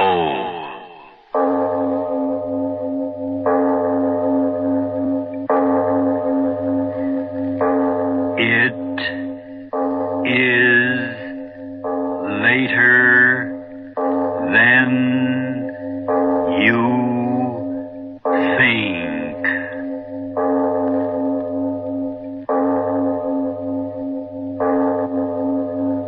Turn out your lights now. We bring you stories of the supernatural and the supernormal, dramatizing the fantasies and the mysteries of the unknown. We tell you this frankly so that if you wish to avoid the excitement and tension of these imaginative plays, we urge you calmly but sincerely to turn off your radio now. This is Mr. O. Arch Obler. A writer gets his material, you know, where he can. What he sees, what he reads, what he thinks about, the people he meets. Well, today's story, Cemetery, happened because a friend of mine was fired, or rather, as they like to say, let go, by a very kind corporation 2 years before my friend's company pension was due.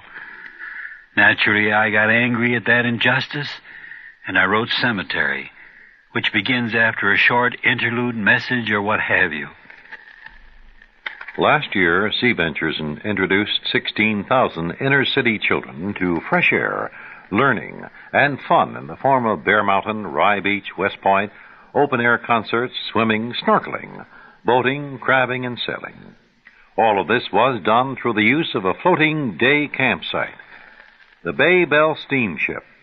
This year, Sea Ventures won't happen without your help. Sea Ventures has been giving a matching grant by the Bureau of Children's Services to offer its program to 1,500 children per day for 50 days at $2 per day per child. However, Sea Ventures still needs the funds to match this grant in order to carry out the program. Won't you please send your dollars to Sea Ventures, Post Office Box 711, Island Heights, New Jersey, 08732. That's Sea Ventures, Post Office Box 711, Island Heights, New Jersey, 08732. And give a kid some fresh air.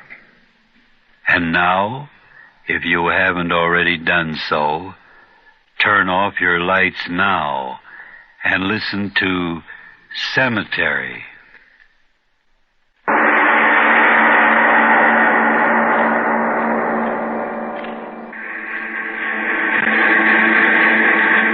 Daily Express. City editor, 1 moment. Daily Express. Want ad department, 1 moment, please. There you are. Daily Express. Sport department. Whom do you wish to speak to? 1 moment, please. Daily Express. 1 moment, I'll connect you. Daily Express. Daily Express. Good morning, Mr. Roberts. Good morning, Jim. Kind of late today, aren't you, Mr. Roberts? First time in 40 years. Can't understand what happened to my alarm clock. Well, maybe it wore out. Worn out. Maybe that's right. Just worn out. Hold up a minute, will you, Mr. Roberts? I want to talk to you. I'm late, Carter, but what can I... It's about that money, Mr. Roberts. I was wondering if you'd wait to save... Of course, my boy, of course. How is she? Oh, doing fine. Mr. Roberts, I want you to know how much Jean and I appreciate what you... All right. We're all human beings together, aren't we? Some folks are. I'm late. Got to hurry. See you later. Thanks again, Mr. Roberts.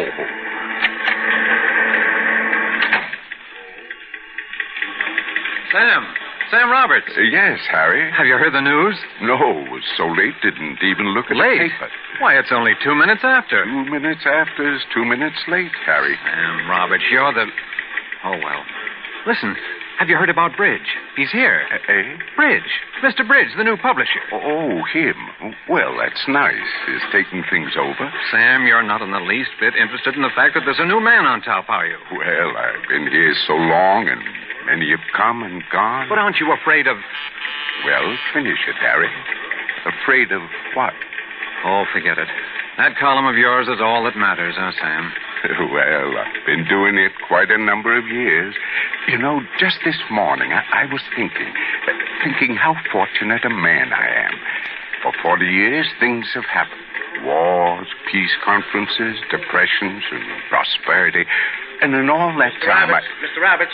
Someone paging you, Sam. Mr. Roberts, you wanted upstairs right away. Upstairs, Jim? Me? He said come up right away. New boss, Mr. Bridge. Mr. Bridge? Yeah, right away. He's the boss. That's not so good, Sam. What did you say? Oh, nothing. Nothing at all.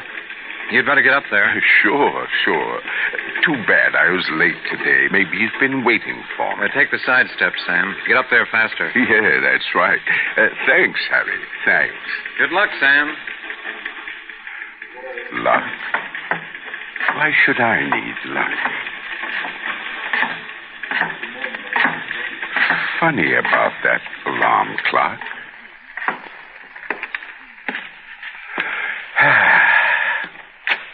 Yes? I've never seen... Oh, you're new here, aren't you, Miss? I'm Miss Ronson, Mr. Bridges' new secretary. What is it, please? I'm Sam Roberts. Column on the editorial page. Oh, yes. Mr. Bridge was expecting you. If you'll wait a moment. Yes. Yes? Mr. Roberts is here, Mr. Bridge. All right, send him in a hurry. Yes, sir. Very well. You can go in now. Yes, so I heard. All right, Roberts, come in. Yes, sir. Well, come in. Yes, sir. Sit there. I'm pleased to meet you, Mr. Bridge. Sit down. Thank you. You know, Mr. Bridge, I think you're going to like publishing the Daily Express. What I mean to say is, on this paper you'll find a group of men who work together, who actually think that the newspaper is part of their lives, who actually... Just a moment, Mr. Roberts. I'm a busy man. I couldn't understand that. I didn't ask you up here to hear about the esprit de corps of this organization. It's been my personal experience that the average man does what he's paid for. No more, no less. Oh, now don't say that, Mr. Bridge. Now, you take Charlie down at number 1 Linotac. Why, there's a man Mr. Roberts. I'm sorry. I know you're busy, but I thought maybe you'd like to know something. I've seen the balance sheet. I know all I want to know about this publication. The Daily Express earned 23% less in the 6 months of this fiscal year than it did in a similar period in any year in its history. Well, I don't know much about that.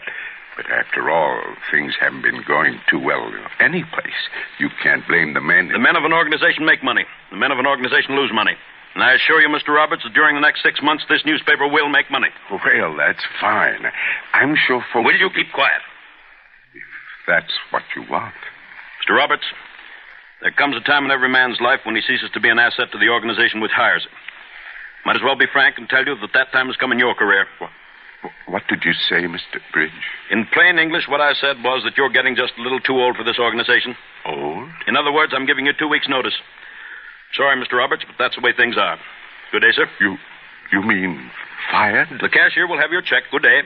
But my column... I'm a busy man, Mr. Roberts. But my column... I'm replacing that tomorrow with a syndicated column. Big-name Broadway stuff. That's what the public wants. Mr. Bridge, you don't understand. Thousands of people, they write me. For 40 years I've been... If you've been doing it for 40 years, that's long enough.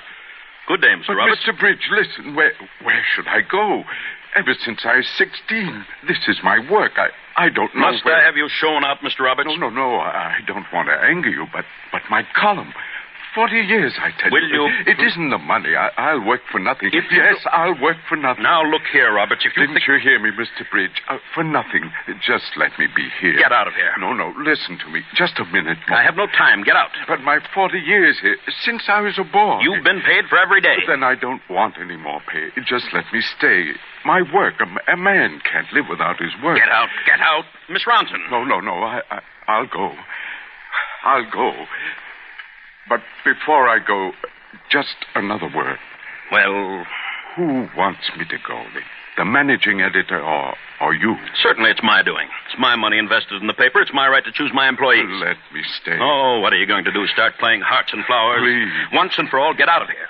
This is a business institution. You've been paid for services rendered. Now get out of here and stop acting like a fool. All right, Mr. Bridge. All right.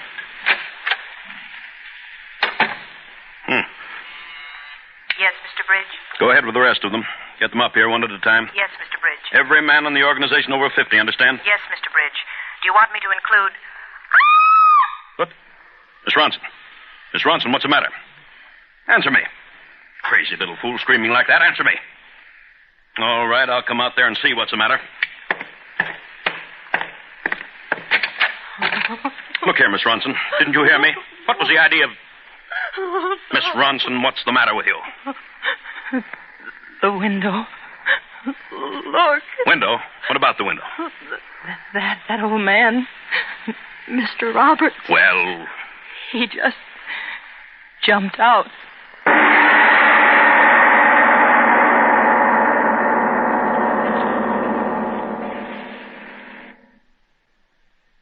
We leave our The Devil in Mr. O's story of cemetery for a message. When you've got a family to feed, there are ways to cut high food costs, and we'd like to tell you an economical, tasty way to serve top-quality meat dishes. Today's answer is high protein. Ham. H-A-M. Krakus and Atalanta imported Polish ham. When you buy Krakus or Atalanta Polish ham, there's no waste, no gristle or bone to throw away, and no water added. It's all lean, flavorful ham, down to the last tasty bit. You can even use the small amount of jellied broth to make soups more nourishing, or to create delicious gravies. And warm weather is time for just plain relaxing. Feeding your family can be less work and entertaining, will be more fun if you'll get the Polish ham habit. It's great for all outdoor or indoor dining, for snacks, picnics, and for every good food occasion. And Polish ham may just be the most economical answer to hot or cold meals your family and guests will love. It's the easiest food you can prepare, because Polish ham is fully cooked when you buy it. So if you wish, just zip open the tin, slice, serve, and enjoy from end to end. And now back to our story of cemetery.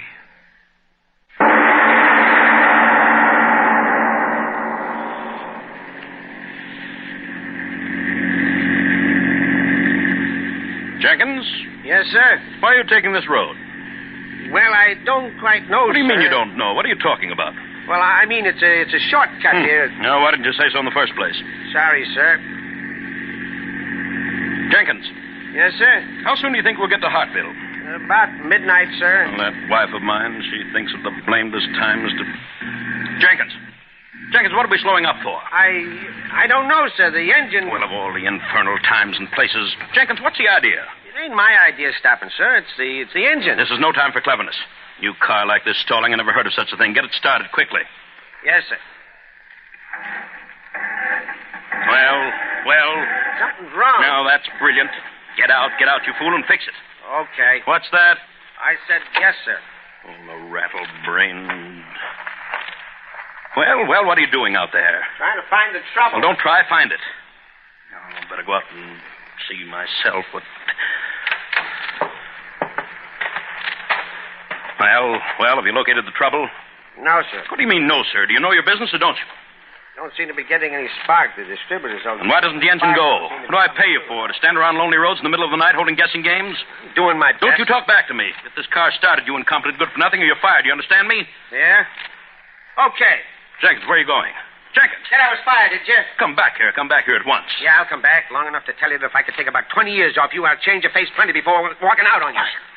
Well, how dare you? You shoved everybody else around, but you shoved me around for the last time. I'm walking out on you, sourpuss. I'm walking out right now. You can't leave me here in the middle of nowhere. Can't I? Well, I'm doing it. Now, Jenkins, you... So long, dictator. Have a nice walk. Jenkins, don't be a fool. Come back here. Jenkins, get this car started. Jenkins! Oh, all right. If you haven't heard the last of this, I'll fix you, you hoodlum. Leaving me like this, you'll regret it, Jenkins. Blasted dark. Thinks I'll walk my feet off, huh? Oh, no, I won't. Get in the car. Sit here until someone comes along. Infernal hoodlum. I beg your pardon. Huh? But... Could I be of assistance? Well, where... What? I was walking along. I saw you were stalled here. Oh, well, that's fine. Yes, you can help me. I'll pay you well, too. Will you? Certainly. You know about cars? I will drive. Well, that's fine, but you'll have to get it started first. Something about the ignition. I don't know much about machinery, do you? If you will let me sit behind the steering wheel. Certainly, but fix the engine first. If you will let me sit behind the steering But I tell you, the wheel. engine... All right. You'll see for yourself the starter doesn't do any good. But... Start. Yes. That infernal Jenkins, he stalled me here deliberately. We will go. He'll regret this night, believe you me. Nothing wrong with the car at all, was there? It runs well. Say, what's the idea of turning down this road? This isn't the way to... It's a short way. Huh? A much shorter way. You mean to Hartville? I assure you, a much shorter way. Oh, fine. Pretty clever fella. Hey, how would you like working as my chauffeur? I pay well, treat my help well. But did you hear me? I said, how would you like the job working for me? I'll start you out at... Why do you keep your head turned? What? Why turn the headlights off? Stop the car. The headlights are off. Stop the car. You can't drive in the dark. I know the road well. This is no dim-out area. Someone might run into us. Stop the car. There is no time to wait. Yes, I'll grant you I'm in a hurry, but if you think I'm going to jeopardize my life driving in the dark like this, you're crazy. Stop the car. Stop it. Well, it's more like it. No use jeopardizing my life. Well, come on, get out. You can fix the light. Yes. Everything happening at once. Blasted automobile. Well, why stand there? Going to fix the light? There will be light enough soon. Huh? What are you talking about? The moon. The moon? In a moment. The moonlight. Moonlight? Who cares about moonlight? Fix the lights and... What? You see. Cemetery. The cemetery. We went where the road led. What's the meaning of this? Come. Come? Come where? What are you up to? Why did you bring me to this infernal graveyard? Follow me. Follow you? Where, among the tombstones? This way. Are you crazy? Get me out of here quickly. You will follow me. What are you up to? Your face, I have seen you before. This blasted half-light, I do know you, don't I? Ask you once more. Come with me. No violence. My money, it's in my inside pocket. Let me go, but no violence. With me. No, don't touch me, I can't stand pain. I'll go with you, I'll go. This way. If you think there's any profit in kidnapping me, let me tell you you're mistaken. Here, take my wallet and show me the way out of here, and we'll forget about the whole thing. This way. No. Don't make me walk too fast. I'm not used to walking. It isn't good for me to walk so fast. Now, listen, man, you've got to tell me. Where are you taking me? Where is there to go in the cemetery? I don't like it, I tell you, I don't. If this is your idea of a joke, I tell you, I don't like it. The tombstones shining so white, they're like hands stuck up out of the ground. No, I won't go any further. I don't care what you do, I won't go any... The moonlight's gone.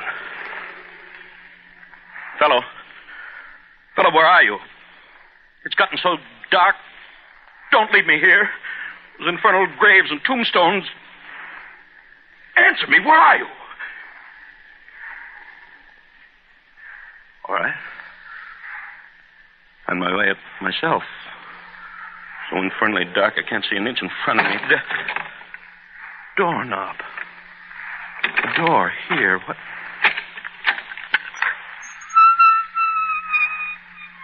Yes. But how? What steps going down? I wonder what... Door! Let me out. Let me out of here. Let me out. Let me out of here. I'm here. Huh? Where? Oh. I heard you. You down there? I am here. Tell me, is that the way out? The way out. Oh. Wait for me. Wait for me. So infernally dark. Just get me out of here. Get me back to my car. Any place but out of this infernal cemetery. I'll pay you well, anything you want. Oh. There you are. What is this place? Where am I? Well, don't stand there in the shadows. Talk up. Where am I? Look about you. Infernal candlelight. What can I see? You said this was the way out. Well, lead the way. Take up the candle. All right. Look at the wall alongside of you. Hold the candle high. What is this place? You see... Coffins. The mausoleum of the family of Bridge. Your family. No. Look closely. The brass plate on that one. Jeremiah Bridge. Born 1802, died 1858. My grandfather. You never were here before, were you? Huh? Oh, no, of course not. I can't stand funerals and such things. Why am I here now? They lived their years. The men of the family called Bridge. They lived their years like robber barons. And then they died, and here in darkness rots their bones. What are you talking about? Who are you? Why did you bring me here? I tried to rest, yet found no rest, as long as you were living. Who are you? As long as you were living. Answer me, who are you? Take your arm away from your face and let me see. Roberts. Yes, I tried to rest. But the thought of all the men, my friends, whose hearts you'd break as you broke mine, that thought kept tearing at the dead bones of me until I thrust up out of the grave and came back for Robert, you. your face. My coffin was a poor one. Worms and maggots worked quickly. No. The dead are dead, they told me. Stay back. The dead can't walk, they told me. No closer. The dead can't talk, they told me. Stay back. And yet I walk, I talk. Back. When you took away my work, you took away my life. Back. All the years I lived, I was what they call a good man, asking so little. A place to sleep, my work to do. No, stop. I can't bear to look at you. When you took my work, and with it my life, my goodness and kindness went too. In the grave, I learned the will to kill. No, not me. You hear me? Kill. And you, the one to be killed. No, not me. You can't kill me. Here in the place where all of your breed lie rotting, this is the place for you. No, stay back. I can't go any further. The wall. There's hate in me now. Hate that wants to tear the eyes that saw only profit from your head. Oh, please, no, I beg of you. Hate that wants to rip that fat hypocritical tongue from out your head. Please, not me. Hate that wants to rip the skin from off your flesh. No, stop. Dead can't kill the living. Hate can kill in life or death. No, I'll get away from you. I will. Dark again. Roberts, where are you? I can't see. No. You're not in front of me. Then where? Gone. Hide. I'll hide till morning. What? Box. Empty coffin on the floor. Yes, hide in it. Climb in. Put the lid down.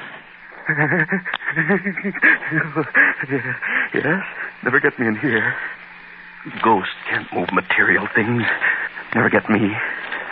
Wait until morning. Get away then. Never happened anyway. Hallucination.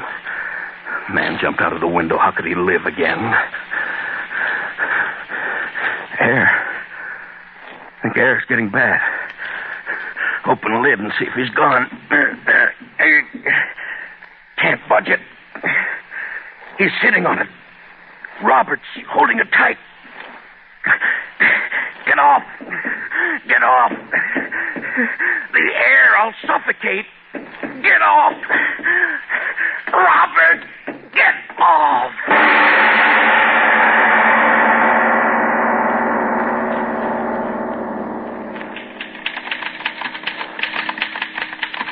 Say, Miss Ranson. Yes? Where's Mr. Bridge? Something's come up about the Grosvenor contract. He said he'd have the papers signed. Just a minute. Mr. Bridge hasn't come in yet this morning. Morning? That's almost noon. I know it is, but he isn't here. Had about a dozen appointments, but he just isn't here. Perhaps he left it on his desk. You'd better not disturb his papers. Oh, I won't. Miss Ranson, come here, quick. What is it? What's the matter? Look, the proof sheet for tonight's paper. Where did it come from? Why, I don't know. It wasn't there when I came in this morning. Look at it. All Look right. what it says. All right. Scoop. J. Rogers Bridge, publisher of the Daily Express, committed suicide last night in his family mausoleum in the Rosewood Cemetery. Oh, no. And look at the signature. It's signed Roberts. Roberts. Oh, but he's the old man who jumped out of the window. Wait. Look. The message. It's printed on... Oh, no. Printed on what? Tell me. Piece of human skin.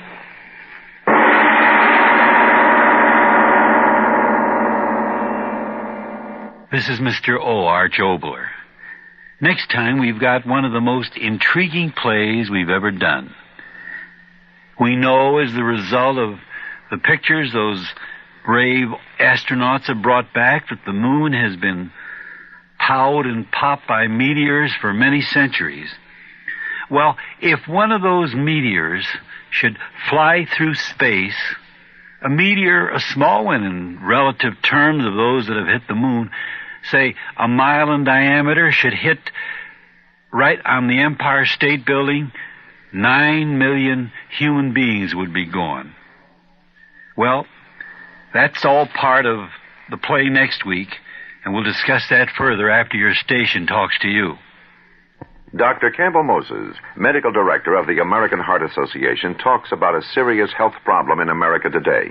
Thousands of Americans die unnecessarily each year from heart attack because they don't know the symptoms and delay getting medical care. What are the symptoms? They vary, but they often start with a squeezing pain in the center of the chest behind the breastbone, the pain radiating to the shoulder, arm, neck, or jaw. It's often accompanied by sweating and occasionally by nausea, vomiting, and shortness of breath. If this happens to you, don't delay. Call your doctor and carefully describe your symptoms. If you can't reach your doctor, get to a hospital emergency room as quickly as possible. Remember that frequently the symptoms of heart attack subside completely and then recur. In heart attack, minutes count, so act promptly. Helping you to feel better and live better longer is just one of the services of your heart association. Just one of the reasons you should give to your heart fund. This is Mr. O again. Yes, next week's play is titled Speed, and it ties right in with that narrow ledge mankind sits on concept we were talking about. What if instead of moving at 3-4 miles an hour, a man could move at 20-30 times that rate? Supposing he could run 100 miles an hour, 200 miles an hour, 600 miles an hour. What would life be like for him and the people who came in contact with him?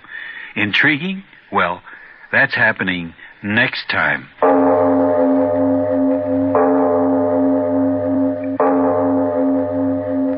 It is later than you think.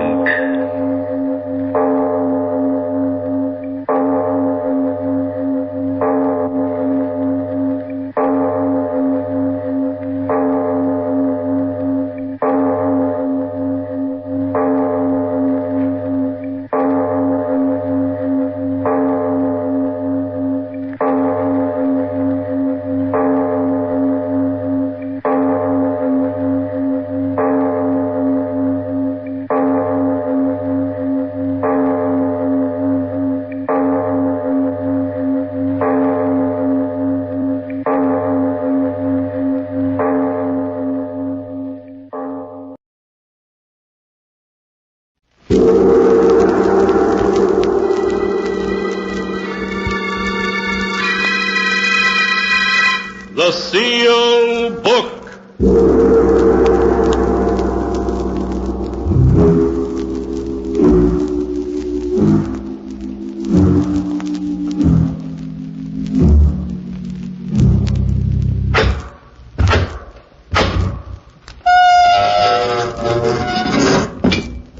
Once again, the keeper of the book has opened the ponderous door to the secret vault, wherein is kept a great sealed book, in which is recorded all the secrets and mysteries of mankind through the ages.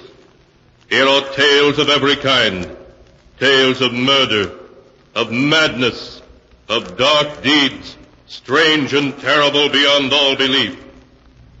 Keeper of the book, I would know what tale we tell this time. Open the great book and let us read. Slowly, the great book opens. One by one, the keeper of the book turns the pages and stops.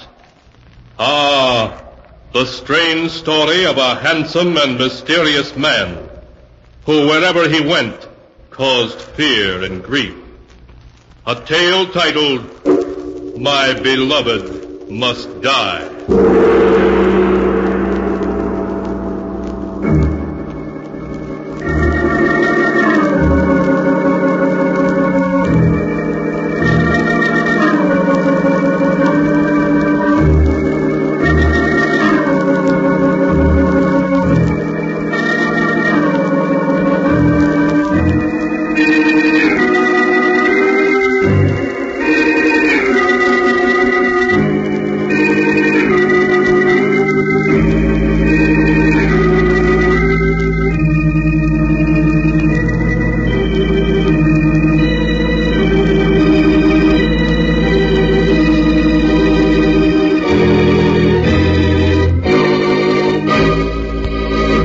Here is the tale, My Beloved Must Die, as it is written in the pages of the sealed book. Our story begins in a large, smartly furnished apartment. Beautiful Joan Sanders sits at a desk, a pen in her hand. Her face is white and tense as she begins to write. Dear Mr. Rand, as you have long been a friend of the family, I'm writing this letter to you so that you may know why I'm going to do what I must. Believe me, there's no other way out. I know if you were here, you'd say murder's never justified, but I feel positive that in this case it is. I find it difficult to gather my thoughts so that I may write to you exactly what's happened. I suppose it all began that afternoon 2 months ago when Millie returned from her vacation. Oh, Joan, I had a wonderful time. Everything was just perfect. And, Joan, I met a man. Oh, no wonder everything was perfect. Oh, Joan, just wait until you meet him. His name is Victor DeVal. Oh, tell me about him.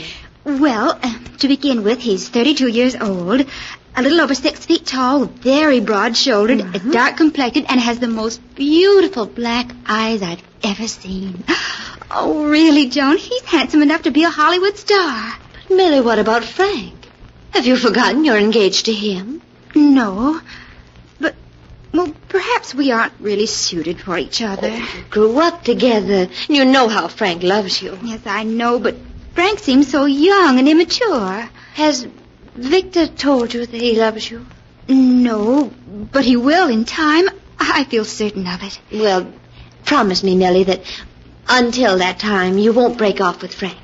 All right, Joan. I promise. Oh, my goodness. It's 5 o'clock already. Have you got a date? Yes, Victor's calling for me at 6. We're having dinner together and then going to the theater. Oh, Joan, I was never so happy in all my life.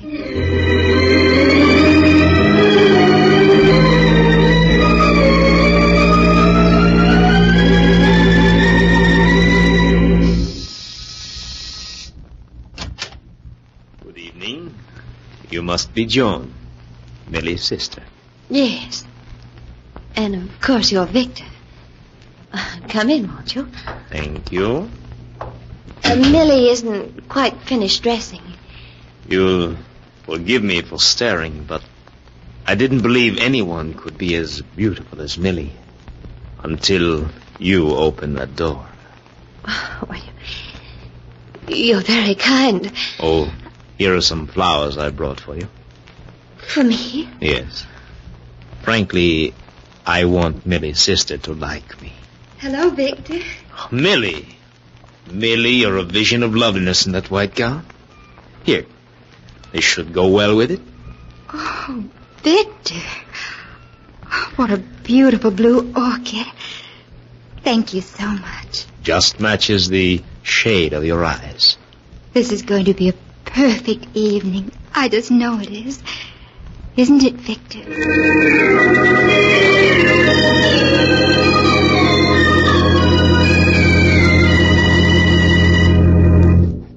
Millie hadn't exaggerated in her description of Victor.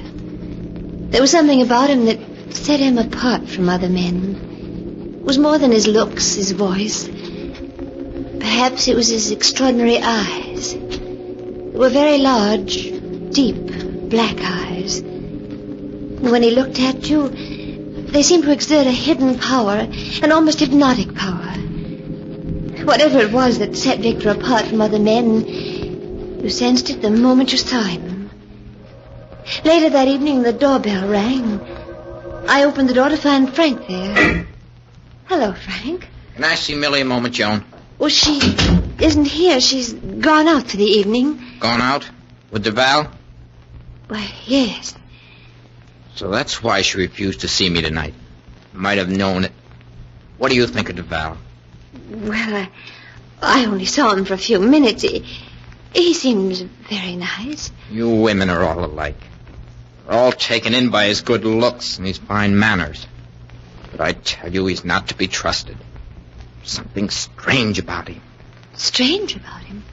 Well, what do you mean? It's hard to put into words. Wherever DVIL goes, trouble seems to follow. But DVIL apparently has nothing to do with it. Somehow I always have a feeling he's behind it. Oh, Frank, aren't you letting your imagination run away with you? All right, I may be wrong. But I want you to promise me one thing. You'll keep a close watch on Millie. I don't want to see anything happen to her that she'll regret.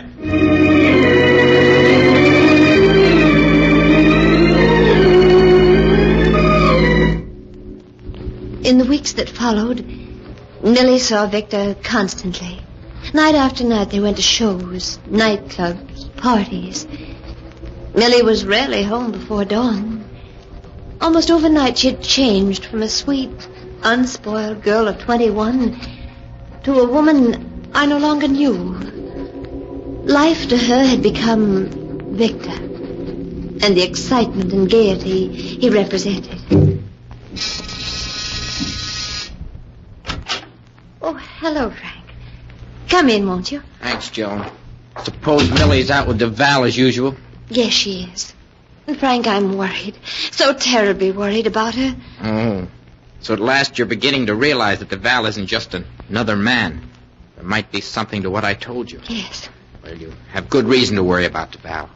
What do you mean? I don't know who DVIL is or where he came from. But in the short time we've known him, he's ruined several people we know and has broken up more than one home. Frank, what are you saying? You didn't know that our friend DVIL is a gambler of the wildest type, did you? No. A few nights ago, he won $40,000 from Dan Richards. That ruined Richards and broke up his home. Oh, poor Dan. And his wife, Helen. Yes, and speaking of wives, did you know that Doris Anderson has filed suit for divorce? Doris Anderson? Yes. It seems that one night DVIL was dancing with Doris, and he said to her, "What a pity you're married." Now Doris is in Reno. Oh, Frank, it just doesn't seem possible that anyone could want to do such things. Joan knows there are only a few things that DVIL has caused. Everywhere he goes, he seems to create attention, bring about trouble, delights in it. I tell you, there's something unnatural about him. Frank, what can we do? I was hoping that if we just let Millie alone, she'd get over this infatuation for DVIL, but she hasn't. I'm going to wait here until she returns. Then we're going to have it out, once and for all.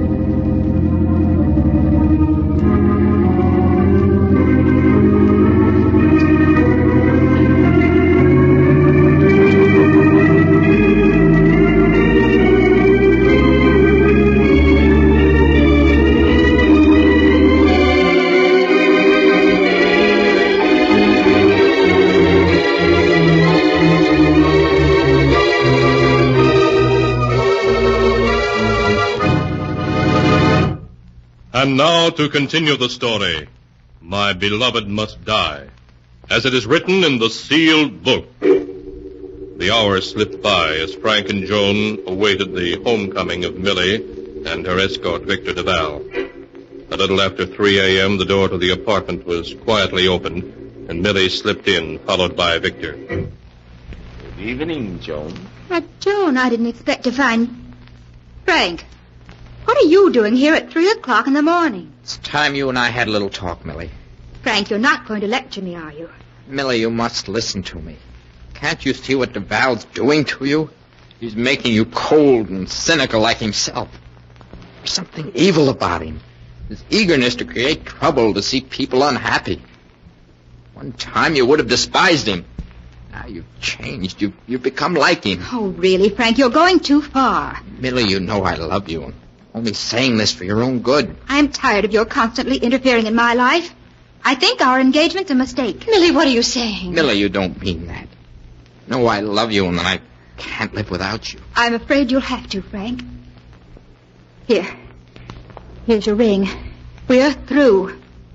All right, Millie. I know when I'm licked.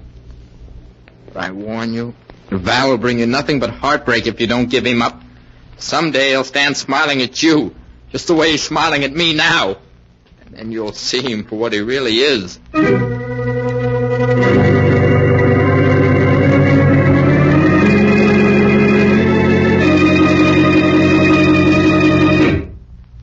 Morning, Joan. Anything in the morning, please? Joan, what's wrong? You're so pale. Millie, Frank was killed early this morning while driving home. Killed? Yes. The paper says he ran off the road while traveling at a fast speed and hit a telephone pole. Oh, it's dreadful. He's so young. Joan, why are you looking at me like that? You think it was my fault that he was speeding and ran off the road, don't you? Go ahead, say it. Your fault? I don't know. Somehow I keep thinking it was Victor's fault. We were all so happy, contented until he ended our lives. You haven't any right to talk about Victor like that. You know I love him. Oh, he's cast a spell over you as he has over so many others. And in the end, it can only lead to disaster for you as it has for Frank. Victor's evil, I know that now. Stop saying that, do you hear? Stop saying that. He isn't evil, and I'll never give him up.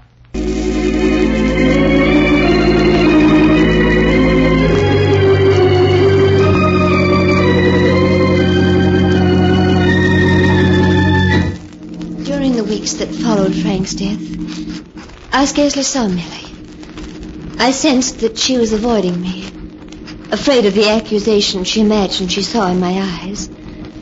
I knew that she was still seeing Victor every night. I began to hear stories from a dozen sources about the two of them and the life that Millie was leading. As time went by, Victor became involved in one scandal after another, and Millie with him. One night I went to his home determined to have it out with him. Victor, you and I must have a talk. But of course, Joan. What is it you wish to say to me? Victor, you mustn't see Millie anymore. Oh? May I ask why? You know very well why. Since you've entered Millie's life, there's been nothing but trouble. Before Millie met you, she was unspoiled and contented, ready to marry a nice boy, but you changed all that. Perhaps, my dear, it's a change for the better. You know that isn't true. If Millie weren't in love with you, she'd never be leading the life she is. You've taken her and tried to change her into someone like yourself. Someone who's evil and corrupt. You know, you're very beautiful when you're angry. You're amused by all this, aren't you? You enjoy knowing I'm worried. Well, all right, but just remember, you'd better not see Millie again. John, you wouldn't by any chance be forbidding me to see Millie because you happen to be in love with me yourself? Me? In love with you? Yes. Does that sound so incredible? Well, many women are in love with me. You're the last man in the world I'd fall in love with. You're nothing but an egomaniac with an overwhelming desire to possess and to destroy. And yet, from the moment we met, you have been in love with me, haven't you? Oh, you fought against it, told yourself I'm a scoundrel, which I admit I am, and you've tried to forget me. But you can't. That isn't true. I've never loved you, and I never will. You have, and you still do. The dream that might take you in my arms like this. You've hated yourself for it. Victor, let go of me. You do love me, don't you? No. No, I don't love you to hear. I don't. Oh, Victor. Now tell me you don't love me. Oh, darling.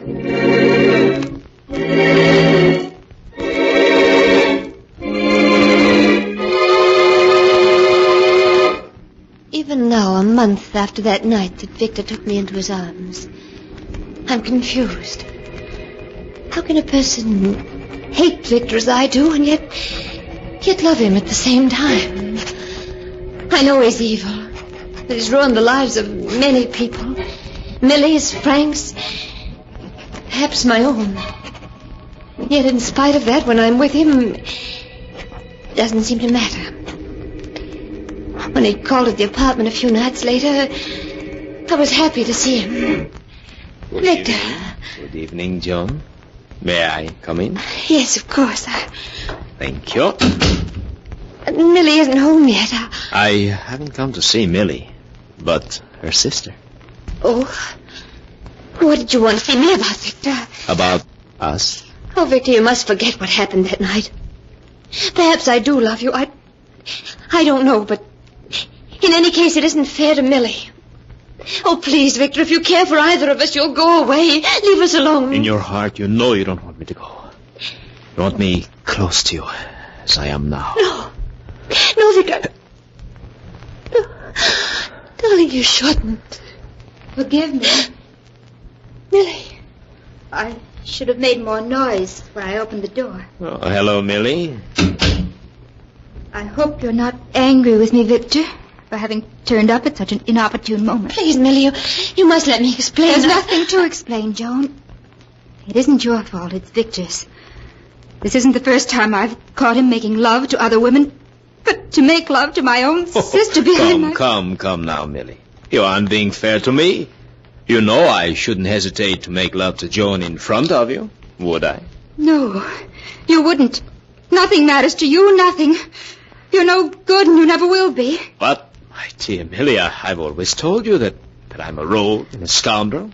It isn't my fault if you took me seriously. I was a fool, an utter fool to fall in love with you. Yes, I'm afraid you were. I only hope that you're not going to be difficult like the others were. No, Victor. You needn't worry about that. I won't come crawling to you like the others did. I've got too much pride for that. Millie! Oh, Victor. Victor, let go of me. I must go to her. No. Stay here. She'll get over it. How could you speak to her like that? Haven't you any heart? No, my dear. None at all, I'm afraid. Oh, I hate you. Do you hear me? I hate you. You only think you do, darling. But you don't. Oh, let go of me. I'm going to her. All right, Joan.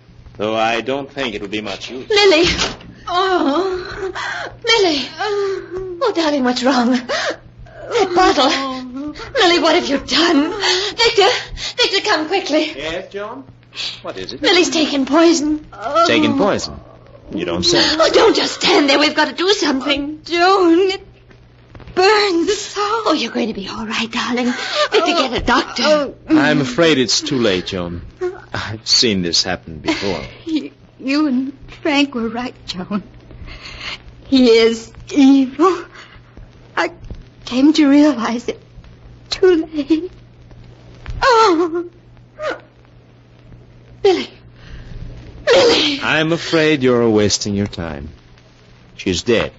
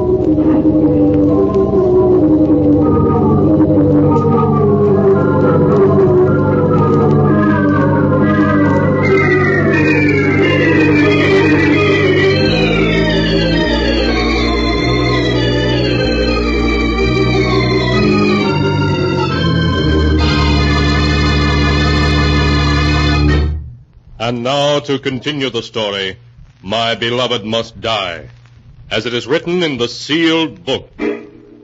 Joan Sanders, her face white and tense, sits at her desk, writing to a family friend, explaining why she is going to do what she must. It's been a month now since Millie died.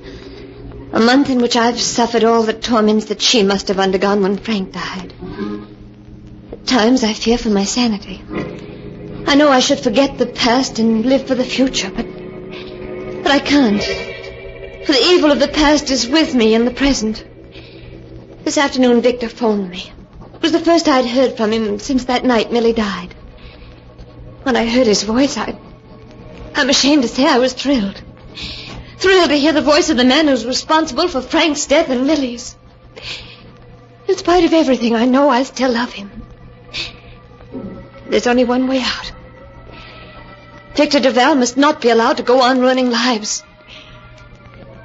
I expect him here any minute now. So I must close this letter. What I'm going to do must be done. Victor.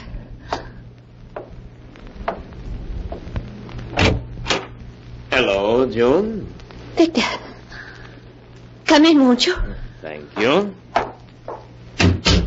You're not looking very well, Joan. Have you been ill? Yes. Ever since Millie's death. You shouldn't think about it, Joan. It's in the past. You don't feel the slightest twinge of remorse, do you? Not the slightest, darling. Now, what about changing into an evening gown so that we can do the town? Oh, you're heartless. Inhuman. There's no other way out. My dear, whatever are you talking about? This, Victor. A gun. Yes, Victor. Don't be foolish, my darling. Put the gun away and get dressed, eh? I could hardly miss you at this distance. Well, what are you waiting for? Why don't you shoot? Even knowing you're going to die doesn't frighten you, does it? No, my darling, no. You see, nothing in this world frightens me. Not even death. Oh, you are inhuman. That horrible smile on your face. Scoffing at me, at everyone. You live only to hurt and to destroy, don't you? Yes, I despise you all. Every human being. Your righteousness, your smugness, your futile attempts to achieve happiness. There's nothing I delight in more than to send you down into defeat.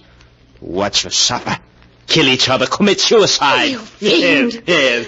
Well, you've done your last evil deed. Why did you fall? I've shot you. Evidently, you missed. Well, I won't miss this time.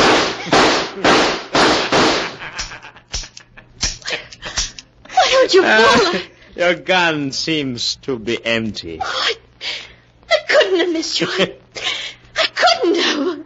No, you didn't miss me. Then why aren't you dead? No one can kill me. No one. Joan, don't you know who I am? Who are you? Look into my eyes. Look deeply. Now do you know with whom you have fallen in love? You're the devil. Yes, darling. The devil himself. Oh, no. No, I won't be in love with you. I won't be. Oh, but you will, darling. You will. Even though you know who I am. You'll be in love with me forever. Forever.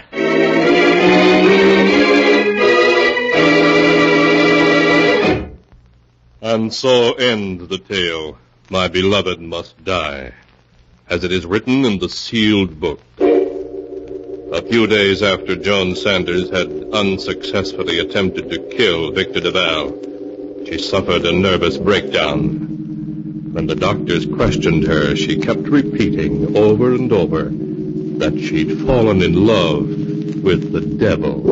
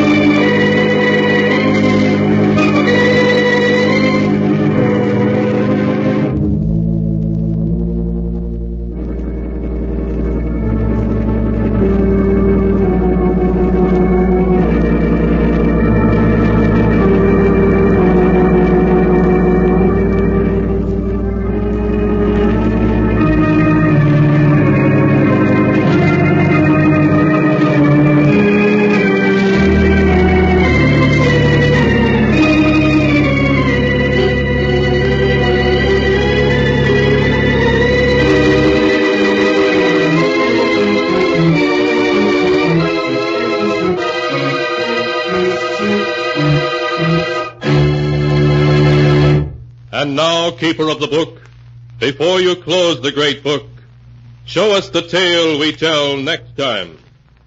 This one. Ah, yes.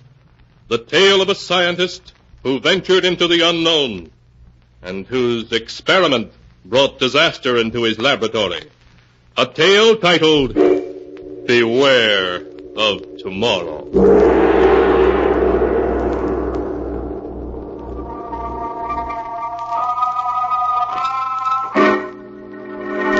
Be sure to be with us again next time, when the sound of the great gong heralds another strange and exciting tale from The Sealed Book. The Sealed Book, written by Bob Arthur and David Cogan, is produced and directed by Jock McGregor. And now, the Hall of Fantasy. Welcome to the Hall of Fantasy. Welcome to the series of radio dramas dedicated to the supernatural, the unusual, and the unknown. Come with me, my friends. We shall descend to the world of the unknown and forbidden, down to the depths where the veil of time is lifted, and the supernatural reigns as king. Come with me and listen to the tale of The Dance of the Devil Dolls. Hello? Anyone out here? You don't think... I don't know what to think, Chuck. We'd better take a good look around. There's something strange about this whole setup. I don't know... Emery. What? Look. It's him. Come on. No wonder he didn't answer us, Chuck. You mean? That's right. He's dead. In just a moment, the Hall of Fantasy will present The Dance of the Devil Dolls. And now for our story. An original tale of fantasy by Richard Thorne entitled The Dance of the Devil Dolls. Have you heard of avoutement? Literally, the word means face image.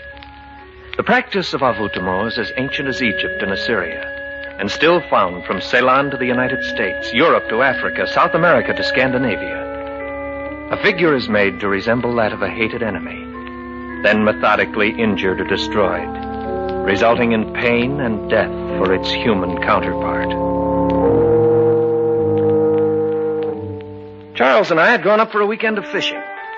Saturday night at dusk, when the sky had dulled from blue to gray, and the gray was shading darker every minute, we were walking back up to the cabin. Not a bad haul, huh, Emery? For you, not for me. I'll bet you the smallest of those 3 bass weighs over 4 pounds. What bait were you using? Oh, a spoon. The fish just wouldn't leave it alone. Anyway, we'll have a good fish dinner tonight. And maybe tomorrow my luck will change. Well, I hope so. What time is it? About 9. We've been out 5 hours. Chuck. Yeah? There's someone coming down the trail towards us. Where? Oh, yes, I see him. Can't be going down to fish this late. Oh, you can't tell. Some guys really get the bug. There's a guy I know named Lloyd Erskine who will fish off... Excuse me, gentlemen. He means us. Wonder what he wants. Excuse me, gentlemen. I lost something. I wonder if you found it. I don't know what you're looking for, mister, but we haven't found it, whatever it is. Perhaps you saw it lying on the ground. It was a doll. A doll? Yes, about 12 inches tall. It looked something like me. I'm sorry, we haven't seen it. Of course, you can always buy your daughter It doesn't belong to my daughter. Oh. Well, we haven't seen it. Are you staying at a cabin on this lake? Yes. Only until tomorrow night. It's right at the head of the trail up there. You must have passed it as you started down. If by any chance you do come across it, I'll stop in before I leave this area, if you don't mind. Well, that's perfectly all right. Thank you, gentlemen. I must have the doll for the dance tonight, or the old woman will be angry. Well, what do you make of that? Search me. He talked so strangely. I must have the doll for the dance tonight, or the old woman will be angry. I think he's off his rocker. Well, it's not our worry, Emery. Come on, let's go.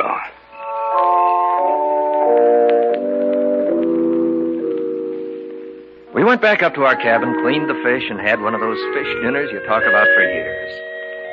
It was about 11 o'clock, and we'd started to go to bed, intending to get up as early as possible the next morning when there was a knock on the door. I wonder who that is. I don't know, but we'll soon find out. Oh, it's you. Yes. May I come in? Of course. I see you found the doll. Yes. I wanted to let you know that I had. Well, thanks for telling us. Now I must take him to the dance. Well, the dance ought to be just about over. Oh, no, it hasn't begun yet. Well, you'd better get there or your wife will be angry. You misunderstood me. I said the old woman, not my wife. You see, I'm not married. Oh. I hope you'll forgive me. I see that you're just about ready to retire, but I'm afraid. Afraid? Of what? The old woman is already angry with me. I told her I'd lost the doll, and she swore that if I didn't find it, she'd kill me. That's why I've come to you. If you hear that I'm dead tomorrow, that I committed suicide, you'll know it's not the truth. If I could only get in touch with Dr. George Kaltman, he could help, but I'm caught up in something I can't stop, and it's too late to get out now. I've tried, but... Oh, my head! You dropped your doll. I didn't drop it. She caused it to move. She doesn't want me to talk. I've said too much already. I must go now. Here's your doll. Thank you. Remember what I told you. If I'm dead tomorrow, it's murder. Good night, gentlemen. After he dropped the doll, did you get a good look at him, Chuck? Yeah. The doll hit the floor on its forehead.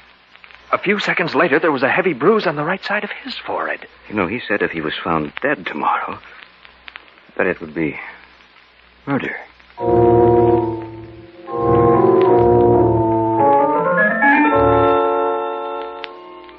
It was about 11:30 when we finally got to bed. We'd opened the windows of the cabin. The sound of the alarm clock we brought with us mingled with that of the crickets outside. The old woman said you must die. I heard something. I didn't know what it was. It sounded strangely like words, but they were uttered in a voice so tiny and shrill that I thought I was imagining things.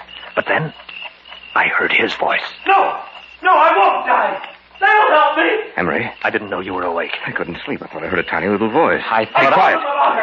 They know. The old woman will take care of them, too. But I'm not going to die. I'm not going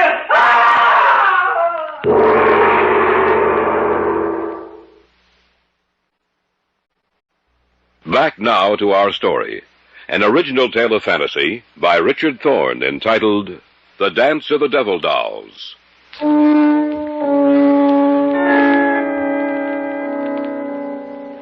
Charles and I had retired for the night, but neither of us could sleep. Suddenly, from outside, we heard the voice of the man we'd met earlier, and another voice, high and shrill, and somehow deadly. The old woman will take care of them, too. But I'm not going to die. I'm not going to... What's going on out there? We'd better take a look. There's a pair of pants and some shoes on. Remember what he said about dying? Yeah. You ready? Yes. All right, let's go. Beginning to think that guy belongs in an institution. Maybe not. I think his scream came from the left. I'll take a look over there, then. Didn't tell us his name, did he? No. Well, I'll try calling him. Anybody out here? Hello? Anyone out here? You don't think... I don't know what to think, Chuck. We'd better take a good look around. Something strange about this whole setup. I don't know it. Emery. What? Look. It's him. Come on. No wonder he didn't answer us, Chuck. You mean? That's right. He's dead. That little doll that looks so much like him. I don't see it anywhere around. Neither do I. You know, Chuck, it sounds crazy to say it, but that shrill, high little voice we heard... You're letting this thing run wild with your imagination, Emery. Even though it looked like him, it's just a doll, nothing else.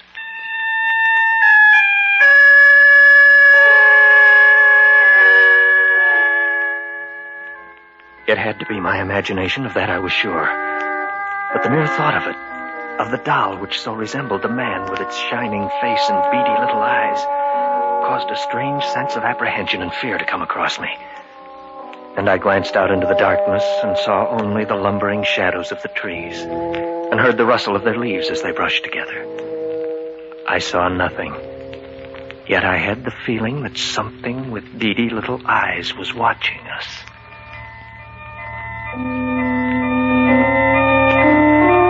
We notified the authorities. They came out, found no evidence of foul play, and diagnosed his death as being caused by heart failure. Our luck was exceptionally bad out on the lake Sunday, and we drove home that night, speaking but little, thinking only of what had happened the night before.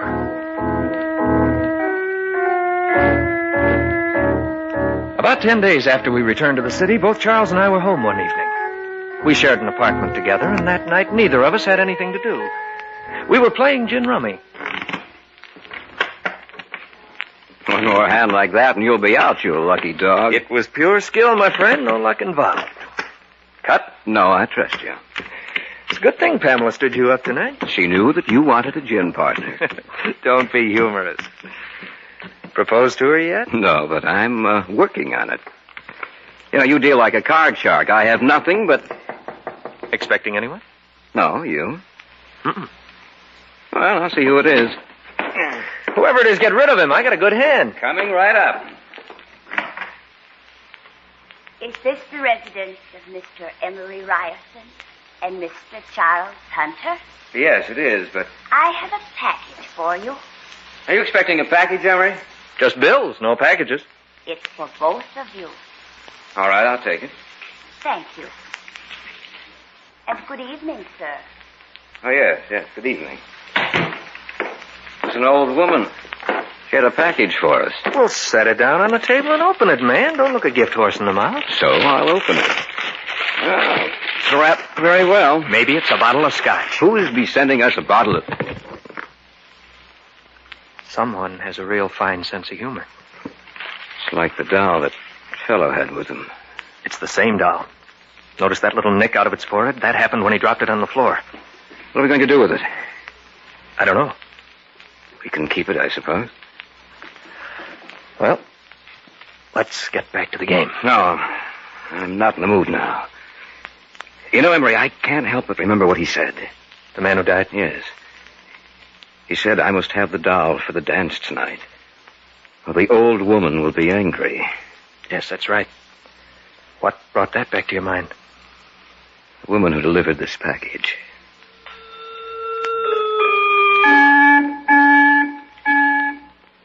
We put the lid back on the box and left it on the kitchen table with the cards we'd been using. Neither of us entered the kitchen again that evening. We went to bed a short time after 12. Again, I was restless and couldn't sleep. I had the same feeling I'd had that night in the cabin. And I remembered the words I'd heard spoken in that unearthly little voice. The old woman will take care of them, too.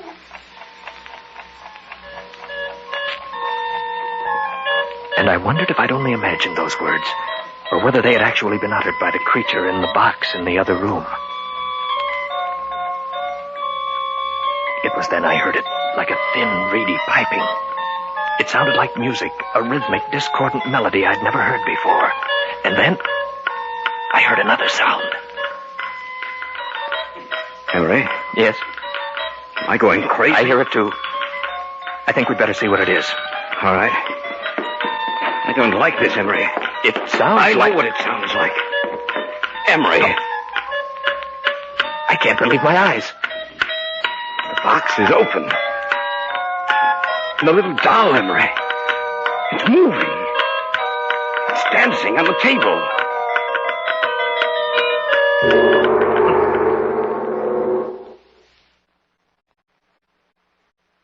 Back now to our story. An original tale of fantasy by Richard Thorne entitled The Dance of the Devil Dolls. Charles and I couldn't believe our eyes, for the scene before us was as bizarre and fantastic as the wildest dream of an insane imagination. It's moving. It's dancing on the table. Yes, I see it. This is something that... I'm going to destroy that thing. Be careful. Look out, Chuck. It's running. Going to get it if it's the last thing I do. It's running over toward the window. It's gone. It's gone through the glass. Maybe it's down there on the sidewalk. It's possible, but that's a 2-story drop. I can't see it. No, Emery. It's gone. They turned again to the old woman.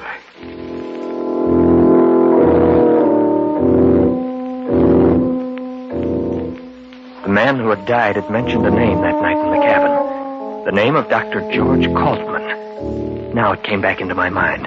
Kaltman was associated with occult research. If Kaltman could have helped the man who died, perhaps he could explain what was happening to us. We got in touch with him and made an appointment for the following evening. You have told me everything that has happened. Is that correct, gentlemen? Yes, everything. We'd like to know what it all means. Well, I shall explain it to you as best I can. Have either of you ever heard of envoûtement? No. Not that I recall. Well, envoûtement is the practice of making little dolls to resemble a hated enemy and then methodically injuring or destroying it, thus bringing about either pain or death or both in the doll's human counterpart. Dr. Colton, this doll we saw last night, it moved, it danced. I know. What you witnessed last night was the dance of the devil dolls. You say these dolls bring about pain or death, Dr. Kaltman. Why should we be singled out? The man who died told you about the old woman. Is that not correct? Yes. Therefore, you must be destroyed. She feels that you are dangerous to her, that you know too much. Undoubtedly, the woman you saw last night, Mr. Hunter, was the manipulator, controller of the little figures. Since you saw her, she has probably made little figures of both of you. But before it will live and be subject to her will, she must have a part of you, a lock of your hair, a fingernail clipping, anything that will make yours and the doll's identities one and the same. What should we do? Go back to your apartment. I shall return with you. She will send the little doll back to your apartment tonight. I'm sure of that. We must capture the doll, for it is the only thing that will lead us to her.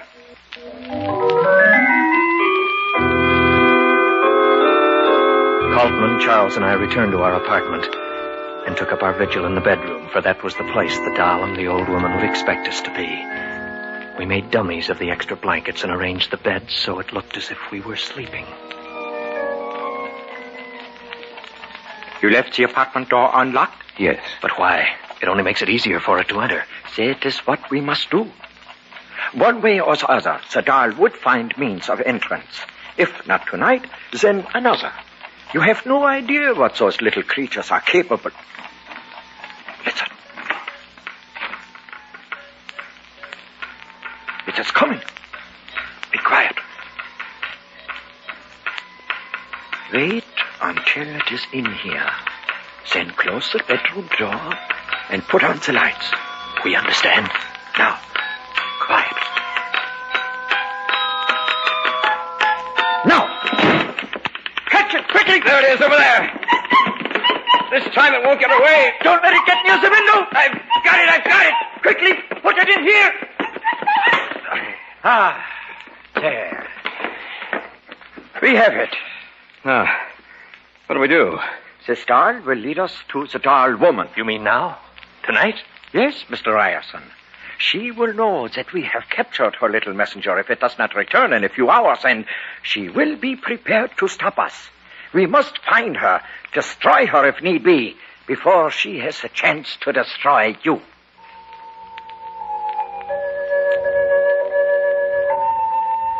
Then began one of the strangest sights I've ever seen. Kaltman took the doll out of the box in which we'd imprisoned it, tied its arms and legs while it writhed and twisted in his hand. Then he began speaking to it. It's my softly, rhythmically, slowly putting it into a hypnotized sleep. The eyelids of the little figure finally closed, and it was in an hypnotic trance. Sleep and tell me. Now, listen to me.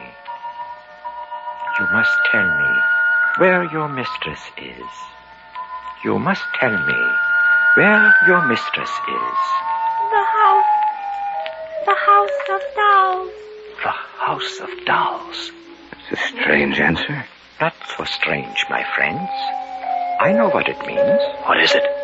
She is a diabolical person, this doll woman. The House of Dolls is a toy shop with rare and unusual dolls. What better place to hide? No one would suspect what was behind those burning eyes of hers. I myself have purchased dolls for my little granddaughter from her. We must go there immediately. We have no time to lose.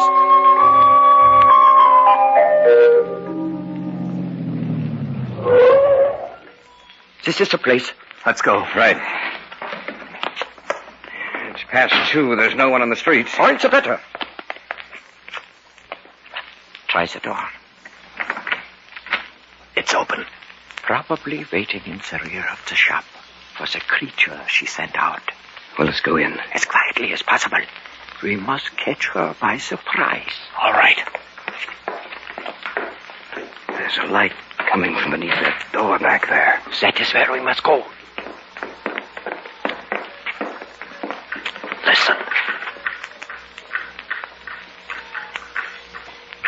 It is the dance of the devil dolls. The door's ajar. They're in there. I can see them. Yes, so do I. Be quiet. And soon, my children, you will be joined by 2 others. And then, no one can harm you. For when the new doll returns, he will bring with him what I need for the spell of the dancers. We must take her now. And they will join you in the dance of the Satan. devil doll. Now! What are you doing here? We've come to stop you. Look out, Bolton. She has a gun. So have I.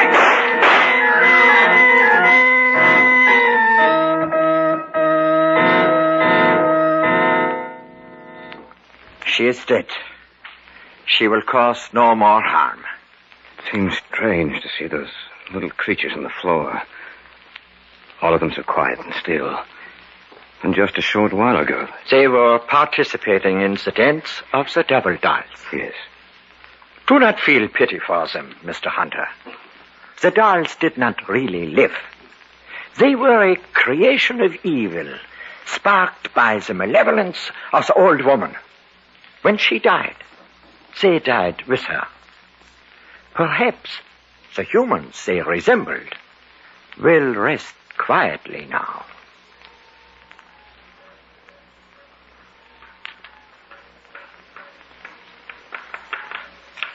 The secret of the devil doll is as old as man. It is lost now, but it will be found again. Then, once again, you will hear the dance of the devil doll.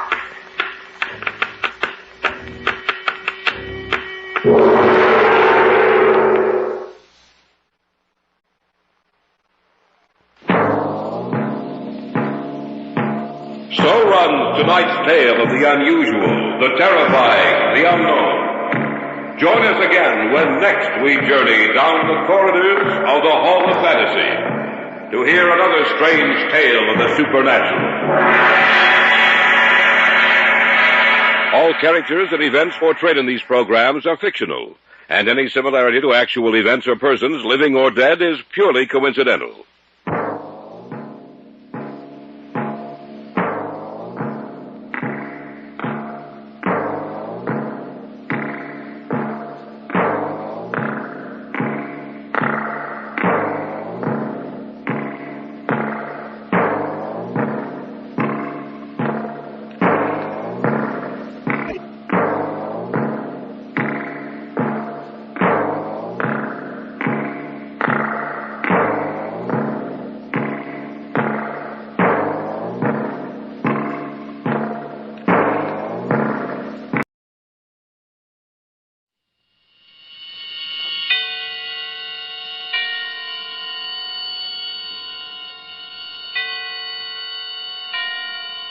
Roma Wines present Suspense.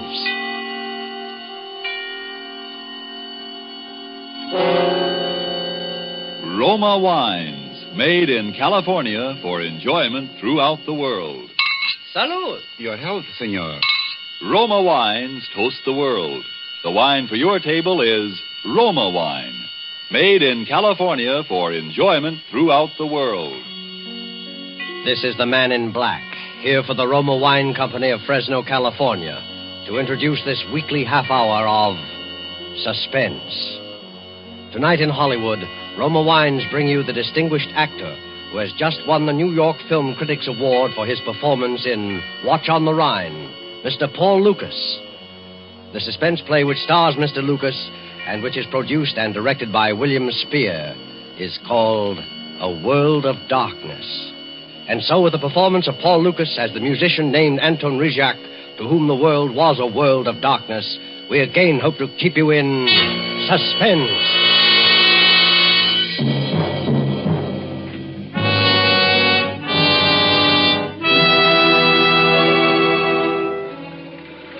All patrol cars in J area, J for Johnson. All patrol cars in J area go to 325 West 52nd, 325 West 52, the theatrical rooming house, homicide. This is homicide. A young woman, stabbed. That is all.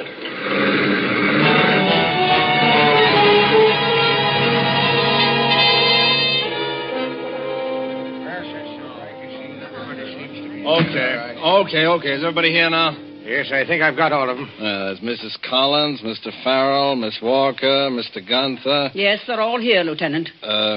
You're the landlady, Mrs. Washburn, right? Well, if you want to be blunt about it. I'm afraid I'm a blunt man. Maybe it's the business I'm in. Last night, a girl was killed in this house. According to the coroner, it happened about 2 a.m. She was killed in a particularly cold-blooded manner, stabbed. And that's murder. There's no two ways about it. Now, you're intelligent people. You're all connected with the theater. No, not all. Franz is my sort of caretaker, handyman. Yes, handyman. But not to do with that theater, that place of sin and abomination. Don't mind him. Franz has always been a little prejudiced. I know when the sword of righteousness is ready to strike. Where were you at 2 o'clock in the morning? I was in my room waiting. What were you waiting for? Now, look, don't you people realize what you're up against? Till you can account for your actions last night, you're all under suspicion of murder. What makes you so sure one of us did it? Oh, you were Miss Nancy Collins' fiancé, is that right, Mr. Farrell? Yes. What were you doing last night? I was out walking. Anybody see you? I don't know. I don't think so. How do I know? What were you doing out walking around at 2 o'clock in the morning? Well, after what happened, Oh? What happened? Oh, nothing. I was upset, that's all. Why don't you tell him the truth, Daniel? The truth? What's the use of all this talking? It's not going to bring her back. What did you mean by that, Mrs. Collins? What truth? It's not my place to say. Daniel considers it a personal matter. It couldn't have had anything to do with what... Oh, I'm sure no one is concealing anything of the slightest importance. Everyone loved Nancy. Everyone. Please. I know what you're getting around to. Why, Kay. That everyone loved her but me. That I hated her. But I didn't. Well, not enough to do a thing like that. Where were you at 2 this morning, Miss Walker? In my room. Can you prove that? No, of course I can't. That's the whole thing, don't you see? No, listen. Who's playing that piano? That's Mr. Rejek in the room across the hall. He's a musician. Does he live here? Yes. Why didn't you tell me? I thought you said everybody was here. No use talking to him. He doesn't even know about it. Will you please let me handle it? Really, Lieutenant, he couldn't tell you anything. You see, You get him in here, Haggerty. Go get him. Okay. Now, listen. You people have got an awful lot of explaining to do. None of you can prove where you were or what you were doing or why you were doing it. What about you, Mrs. Collins? You don't think... After all, I am poor Nancy's mother. Mrs. Collins, I'm just trying to get at the facts. You have the room next to Nancy. Didn't you even hear anything? No. I've had insomnia for years. I have to take a strong sedative every night. Here comes Mr. Rejek. Oh, Mr. Rejek, I'm sorry to disturb you, sir. I didn't realize That I was blind? Oh, it is no matter. I was waiting for you to send for me, officer. You knew the police were here? But of course. Oh, Mrs. Washburn, has anyone seen anything of Carl yet this morning? No, not yet. Who is Carl, Mr. Rejek? My Belgian police dog, who guides me. He has wandered off somewhere. Although I cannot say I blame him. It is not much fun being a companion only to a blind man. Oh, well, he'll come back. That kind always does. Oh, I'm not worried. But now you wish to speak of the terrible thing that has happened to poor Nancy. Oh, you know about that? Unfortunately, yes. By the way, here is the key to her room. It was locked, and you were obliged to force it, were you not? Why, yes, but how did you... How do I have the key? And how do I know? You see, I'm a blind man. But there are many ways for a blind man to know many, many things. Yes, I see. Poor Nancy. Poor child. How much do you know about that? Quite a bit, I'm afraid. I know how she was killed. I know why she was killed. And I know who killed her.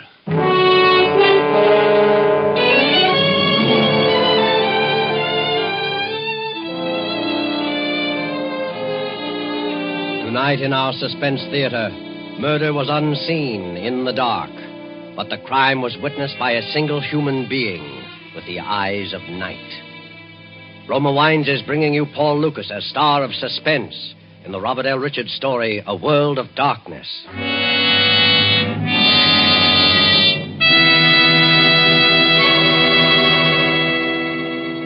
You have heard the prologue for tonight's tale of Suspense. Before we return to the scene of our drama, let me take a moment to offer a practical reminder. Sudden calls on your hospitality suggest the advantages of having several Roma wines always on hand. For smart and gracious entertaining, nothing can take the place of a glass of Roma wine, whether as an enjoyable beverage by itself or on the table with meals. And look how economical entertainment centered around good wine can be. Only a few cents a glass when you choose the largest selling wines of America, Roma Wines. Location of Roma wineries in favored wine districts of California and Roma's vast experience and skill as winemakers explain why wine connoisseurs of other lands hail Roma wines and keenly enjoy them. So you know you are complimenting your guests' good taste when you serve Roma wines, made in California for enjoyment throughout the world. And now it is with pleasure that Roma Wines bring back to our soundstage Mr. Paul Lucas in A World of Darkness, a tale well calculated to keep you in suspense.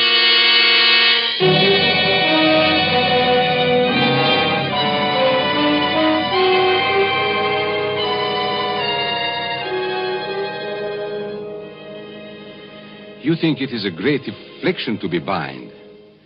Yes, in a way it is.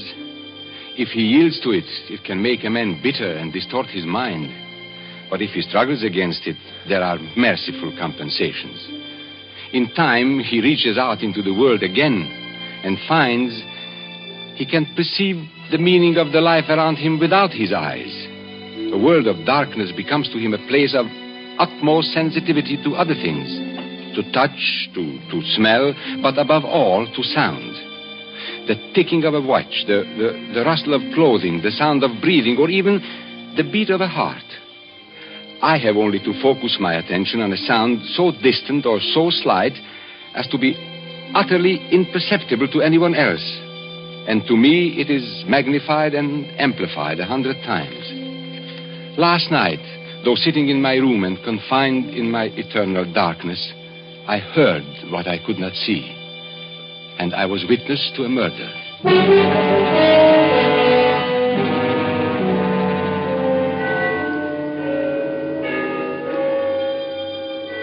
The bells of Trinity had just rung the 3/4 hour. They are at the lower extremity of the city, but I always like to listen for them. It was 1:45 to midnight. I was about to go back to my piano. I had been working on a little composition of my own when I heard Nancy coming down the street from the direction of the theater. She was walking very fast. It was clear to me that she was disturbed about something, so I knew she would want to see me. I waited for her knock.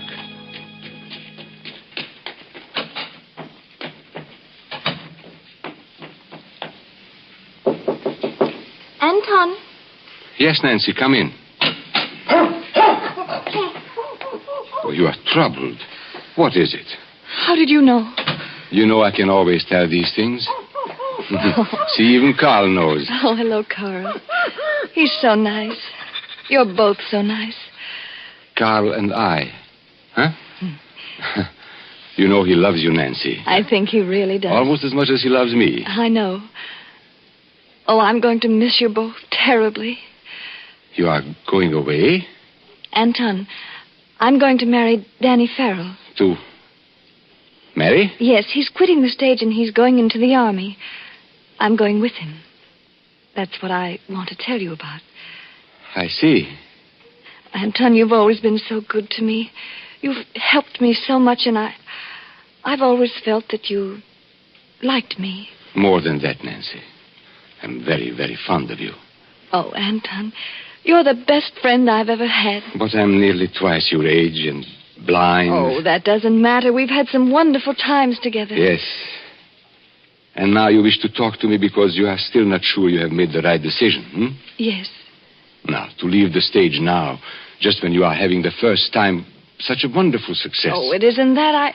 I've always hated the stage. Hated it. No, Nancy, now.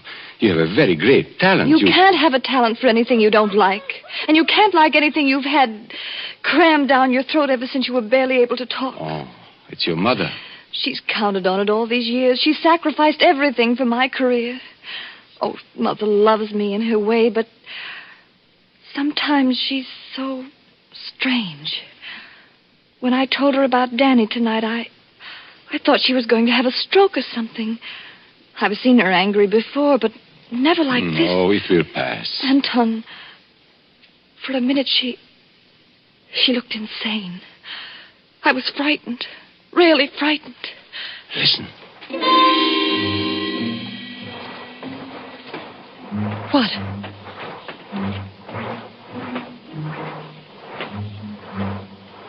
Anton, what is it? Your mother, leaving her room. She will be coming down here to look for you. How do you know? The rustle of her satin robe. I hear it often. Perhaps you better not speak anymore just now of your little trouble. Oh, I shouldn't have bothered you. I know it must seem childish and silly to you. No, Nancy, it is not for me.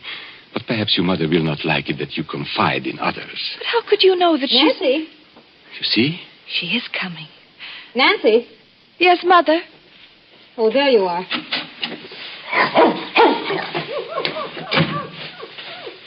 I thought you might be here. Good evening, Edna. Nancy, you really must come upstairs now. I'm going to have your new dress ready for the equity party. I've got to cut it from the pattern tonight, and I want you to help me. Mother, I'm not going to the party. Why, Nancy, of course you are. It's very important. Mother, do we have to go through it all again? Nancy, dear, I'm sorry I lost my temper this evening. I know this seems like the only thing in the world that matters just now, love and all. But you simply can't walk out of the lead in a hit play and ever expect to be successful. I don't want to be successful. Can't you get that through your head? After I've slaved and skimped and planned all these years. You'll be all right, Mother. There'll be enough. I'll be all right. I'm not thinking of myself. I've never had a chance to think of myself. Only last week I drew every penny of my own savings and took it out in an insurance policy on you. $100,000. So that you'd have something for your old age. You shouldn't have done that, Mother. And now you want to throw away everything I've done for that harebrained boy. But Edna, if Nancy is in love... You keep out of this. Mother, please. Oh, I've watched you too, Anton Rejak. But I knew she wouldn't have anything to do with a blind man. Mother. You couldn't see her. But you could touch her, couldn't you? You could be in love with her. Well, I hope you see now what a fool you've made of yourself. You fool. You blind fool. Fool. Down, Carl. Quiet. He struck me. I'm sorry. You deserved it, Mother. I think you'd better go now, Edna. Nancy, I want you to come upstairs right away. We're going to cut out your new dress tonight. Oh, Anton, forgive me. No, it is nothing. I'm sorry I did what I did, but I was afraid she would become hysterical. Anton, I didn't know. Believe me, I didn't know. No, I did nothing. You had better go up to her now. Yes. Oh, I'm afraid. Oh, but there is nothing to be afraid of. Yes. But I'm afraid. I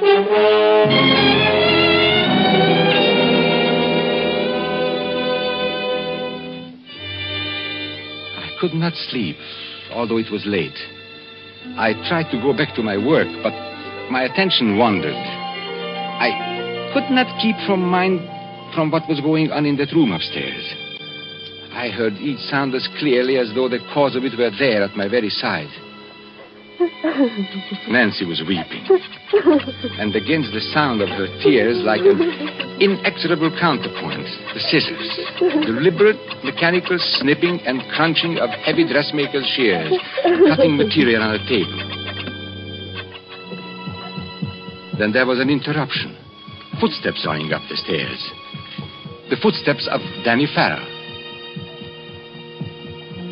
I knew what would happen then. Mrs. Collins, you've got to listen. So I did not want to listen. Out of here. Nancy, but tell for her a you've got to moment I listen. did. Danny, I don't know what to do. Well, it's about time you found out, isn't it? I shut my mind to it. I didn't want to hear anymore. There was to be another quarrel, another agonizing scene. And then presently I heard the steps again. Slow and heavy this time, coming down the stairs. They went towards the front door instead of to his own room. He was going out. I did not know what he might do. I went to my own door, and as casually as I could, I opened it. Oh, hello, Aunt Anne. Why, hello, Danny. Were you going out? For a little walk. It's late. I guess it is. I'm sorry, Danny. You know about it, do you? Yes, Nancy told me tonight. There was a scene with her mother again, but it will come out all right. Oh, no, it won't. Why? Nancy's changed her mind. Or rather, her mother's changed it for her. The poor child. Anton, Nancy's a lovely girl. She's the loveliest girl in the world. But she's weak. But we are all weak in one way or another. But she doesn't know what she does to people. She doesn't know the torture she puts people through. No. And I can't stand it any longer. If I can't have Nancy, I'll do something. Danny, now, it will be all right. It can't be all right. How do I know it won't go on like this after we're married? Oh, I'm crazy, I suppose, but I know how these things are. Two young people in love cannot be kept apart by anyone or anything in this earth. No, Anton. I thought it over and over every way there is. It won't work. Oh, come in. Anton, Oh, I didn't know you were here, Danny. Okay. I just heard the news. Over at the theater. Congratulations. Thanks. I suppose I had to say that. You know I don't mean it, Danny. Please, Kay, I don't think you love her, Danny. I don't see how you could. Kay, I don't want to talk about it tonight. Are you afraid to talk to me, Danny? Are you? I'm sorry, Kay. Good night, Anton. Danny. Danny, listen to me. Danny! Oh, let him go. He's upset tonight. He's upset. He's upset. Kay, stop it. Get hold of yourself. I love him. I love him. I can't let him go. Oh, but you must, don't you see? He's going to be married. Before she came along, he couldn't even think of anyone but me. Well, she planned it very nicely. Just the way she's planned everything else. She doesn't care how many lives she wrecks, including his. But it won't be so easy this time. Kay, you are talking foolishness. Listen, Anton. Before I'd let her get away with this, I'd kill her. So help me, I'd kill her.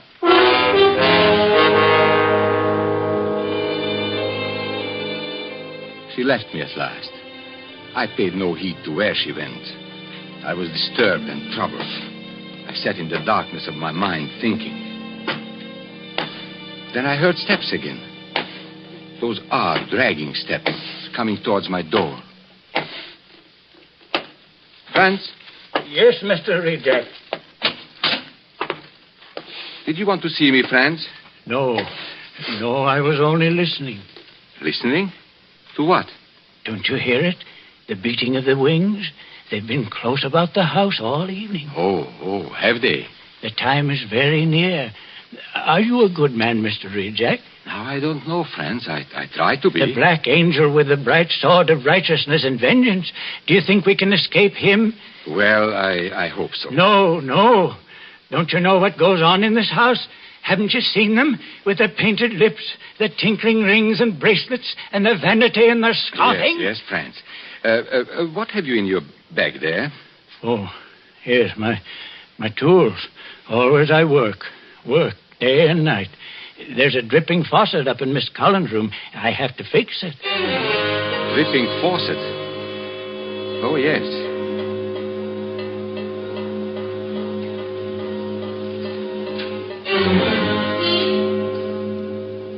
What's the matter, Mr. Reject? Did you think of something? Oh, yes. I was thinking that I must take Carl out for a walk. Now, Carl, down. Hello there, Carl. He's a fine dog, eh? Franz. Yes. Go along. Do what I told you. It's late. Yes. I do what I'm told. Remove out of the midst of Babylon and go forth out of the land of the Chaldeans. For this city will I humble to the dust, and this house will I make a place of weeping and desolation.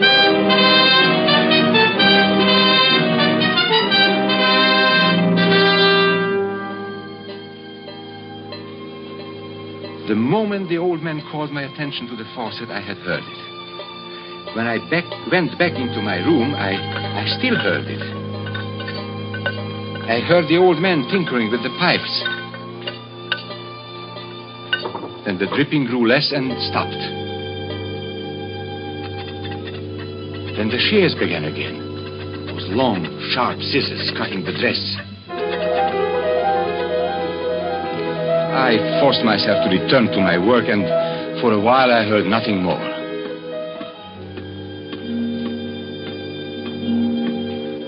And then I heard it. The dripping had begun again. But this time it was no longer water that was dripping. It was then that I knew. I sat frozen with horror. It was the most terrible sound I had ever heard in my life. At last I got up and took my cane and went to the door. Carl wished to go with me, but I closed the door on him. It was later, somehow in my confusion, that he slipped away. I started up the stairs. That terrible sound grew louder. It came from Nancy's room. I had just reached the top of the stairs. There was no way for anyone to leave Nancy's room except in my direction. It was then I heard the telltale whisper.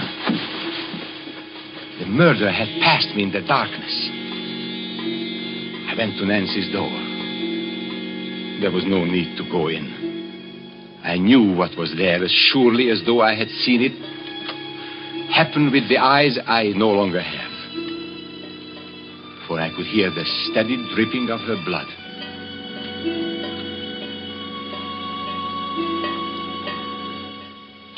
I closed the door and locked it. I put the key in my pocket.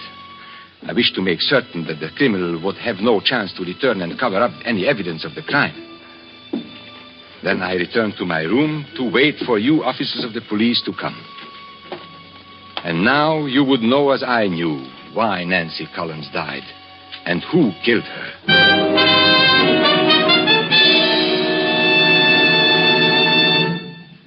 Well, do all you people here confirm what Mr. Rejack says about your movements last night? Wait.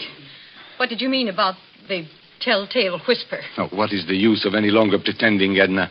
You killed her. Now you must pay for it. No. Now, doubtless you have already found her fingerprints on the scissors with which Nancy has stabbed. Oh, naturally they were Mrs. Collins' scissors anyway. And I have a suspicion that you will find the insurance policy she took out on her daughter's life only last week that makes Edna Collins the beneficiary in the event of Nancy's death. No, I didn't do it. You better take her along, Haggerty. All right, come on. No, please, wait a minute. Maybe I've been selfish, but I loved her. He's lying because he hates me for what I said. No, please! Well, Mr. Rejack, I guess several people owe you their thanks for this. And you owe me nothing. If it could only bring her back to life. Come in. We found Mr. Rejack's dog, ma'am, down in the cellar. Been there all night. Here, Carl. Carl, my poor old Carl. Here, Carl. Carl, what's the matter now? Where are you? Grab him, somebody. Grab him. Here, pull him right back. Carl, what's the matter? Don't you know me? Mr. Rejack, you say you shut your dog in your room before you went upstairs last night. Yes. You're certain? Well, but of course. And you say you did not go into Nancy Collins' room after you discovered the murder? No, I did not. Well, that's very strange, Mr. Rejack, because your dog did. His coat is matted with her blood.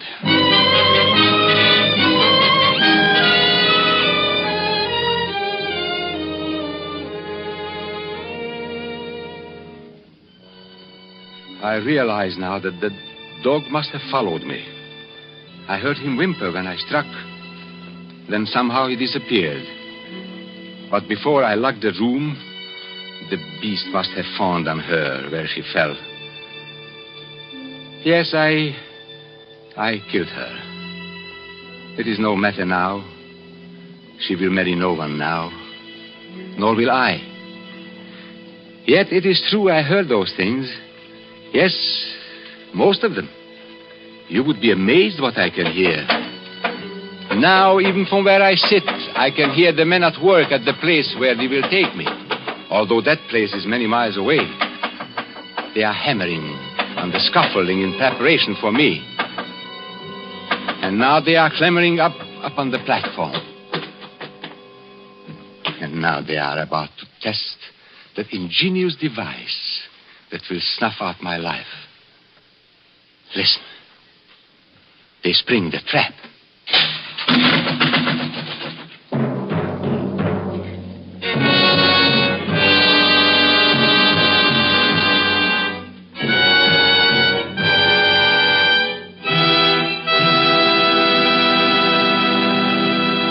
And so closes A World of Darkness, presented by Roma Wines and starring Paul Lucas. Tonight's tale of Suspense. In just a moment, we'll hear again from Mr. Lucas. First, though, let's visit one of the great airports in our country. The afternoon clipper has just landed in the USA. A North American and his newly arrived visitor from south of the border are about to take a table at an airport cafe. Well, Elliot, I promised to return your visit, and here I am. I'll try to make things as pleasant for you here as you made them for me in your beautiful home in Las Palmas. How about some wine before dinner, Carlos? Oh, thank you. Some sherry, perhaps? Certainly. Wait a minute. Oh, Elliot, can we get here that wonderful Roma wine we had the day you left my country? Well, of course, Carlos. Here we can have Roma wine anytime. To wine connoisseurs abroad, Roma wines are a rare treat because shipping now is difficult and duty is high. But here at home, you can enjoy these great wines as often as you like. For Roma wines of all types are made in our own California. Highly prized and high-priced elsewhere, Roma wines here cost little enough to be served even at everyday family meals. And what a difference they make in meal enjoyment. Why don't you surprise your family tomorrow with delicious Roma California sherry? You never tasted finer. You don't need a special menu or special glasses either. Just chill the wine beforehand, and when your folks come home, pour them a delightful glass of Roma. Almost all wine dealers have complete assortments of Roma wines. They are America's largest selling wines. Ask for Roma, R-O-M-A, made in California for enjoyment throughout the world. But before you buy wine, buy war bonds and stamps. This is Paul Lucas again, ladies and gentlemen. Germany murders her cripples. We protect ours, help them back to normal lives. And we fight the major cause of crippling, infantile paralysis. Every night from now till January 31st, sort out all the dimes you have. Then enlist them in the March of Dimes. Send your contribution to President Roosevelt at the White House. It's the American way. Thank you, Mr. Lucas. Next Thursday, same time, your stars will be Virginia Bruce and Alan Jocelyn in Suspense. Presented by Roma Wines, R-O-M-A, made in California for enjoyment throughout the world. This is the Columbia Broadcasting System.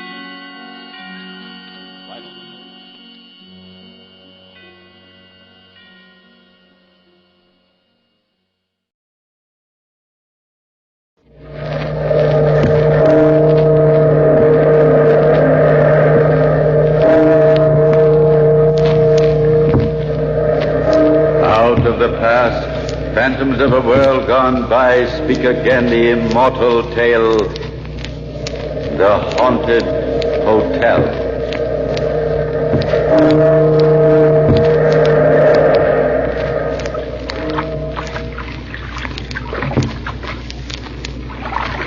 Venice is a beautiful city. Its climate is ideal, its buildings picturesque, its atmosphere charming. But I felt almost physically incapable of pleasure as the oarsman tied his gondola to the castle hotel mooring. For in my brain there was just one thought. It kept flying around and around like an imprisoned bat. Why is Philip dead? Why is Philip dead? And it was this that had brought me clear across an ocean to Venice. Good evening, senor. You have a reservation for Henry Westwick? Yes, senor. It was you who requested the northeast room on the ground floor, was it not? That's right, overlooking the canal. You are lucky. In the very next mail, another American named Miss James asked for the same room. Oh? But, of course, you had the priority. Oh, I'm Miss James. Does that mean I can't have room 14? Sorry, Signorina, I am afraid so. Unless, of course, you can persuade Mr. Westwick to trade with you. Yours is number 15, next door to the young man here, but without a view of the canal. You wouldn't like to exchange, would you, Mr. Westwick? I wish I could be more gallant, Miss James, but I have a special reason for wanting 14. Boy, yes. Take these bags, room 14 and 15. Just follow the page, senor, signorina. Thank you. A special reason? You sound so mysterious. Well, as a matter of fact, I'm here to solve a mystery. Really? Well, please tell me about it. Oh, that is, if you don't mind. No, I think I'd like to, Miss James. Just to make up for not being able to switch rooms with you. 6 weeks ago, my brother married. It was very sudden. He'd met this Countess Nerona and her brother Rivar while traveling through Italy. Fallen deeply in love with her. They came here to spend their honeymoon. Oh, I thought the hotel opened just last week. Oh, it did. This was formerly an old castle. Philip rented it for a month. He was scheduled to leave the day before remodeling began. But something happened? He was only here 2 weeks when he died. How shocking. Not only that, but when I wrote to his wife for more particulars, I got no reply. She and her brother seemed to have vanished off the face of the earth. It took me a month to wind up my business affairs, but I'm determined to stay here until I find out exactly what happened to Philip. How?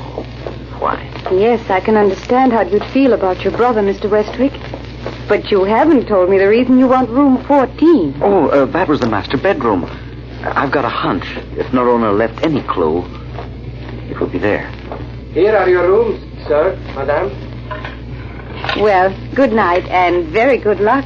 I'll see you around tomorrow evening, won't I, Miss James? I think so. After all, we Americans have got to stick together. And, Henry? Yes? My first name's Elaine. I went into my own room, shut the door, and immediately that overwhelming sense of depression closed in on me again. For a few minutes there in the hall, Elaine's warmth and vitality had dispelled it. Now, alone, in the very place of my brother's death, I felt more than ever confused and discouraged. Where to start my search? I didn't know. As I crept between the cool sheets, I thought, how much this room could tell me. If it would only speak. If I were only sensitive enough to grasp what it was saying. Then I just drifted aimlessly with the sound of the canal in my ears, lifting me up, bearing me along like a bit of wood on its surface. For a while, I didn't realize the sound had changed, that it had become a murmur of voices speaking fluent Italian. But then I began to see them, a man and a woman. Their images were slightly distorted, like an improperly focused motion picture. And even through my dream, I knew I was outside the scene, invisible to them, an audience of one. How can you ask that of me, Rivar? You're my brother, the only one on earth I care about. How can you ask me to sacrifice myself to that Unattractive boor of an American. Do you think I'm unaware of your feelings, Nerona? That I'm totally blind to how much it repels you? But what can I do? They're after me again for my gambling debts. And those men are vicious, completely unprincipled. Why, killing me would mean as little to them as snapping a toothpick. And surely you don't want my death on your soul. Oh, please, Rivar. Don't try to work on my sympathies. You sound like such a fool. But Nerona, he's not an unkind man. Didn't he lease this castle for us and let us move in just on the hope that you'd marry him? Keep still, can't you? Very well. I shall send Westwick a note by messenger saying I accept his proposal. What's today's date, Rivar? It's the 16th. December 16th. And thank you, Nerona. I don't know which happened first. The screen going blank or my mind refusing any more of the vision. But suddenly I found myself sitting up straight in bed, my eyes wide open, my hands digging convulsively into the quilt on each side of my sweat-soaked body. Oh, the horrible nightmare, I thought. And perhaps I could have accepted it as such, except for one thing. In the dream, there had been a wastepaper basket near Norona's desk, with a newspaper lying on top of it. And while I could not see the Countess nor her brother clearly, the date of that paper had been quite plain. December 15th. And my brother had written to me that his fiancée was so eager for their marriage she had inadvertently dated her acceptance a day ahead. That detail had left my mind completely. Could this dream have been an extension of reality? Emotions undergone so vivid they had left their impress on the walls to be returned to whomever would receive them? I did not sleep much the rest of the night. I spent the next afternoon in a thoroughly fruitless search for some clue to Norona's present whereabouts. I was rather glad by 8 o'clock to shower and change clothes at the hotel. I'd just finished dinner and decided on a stroll when I heard Elaine calling me. Henry! Hi. Do you always eat dinner so late? I waited for hours and hours, and then I decided I was just too hungry. Well, I am flattered. Want to go for a walk with me? I'd love to.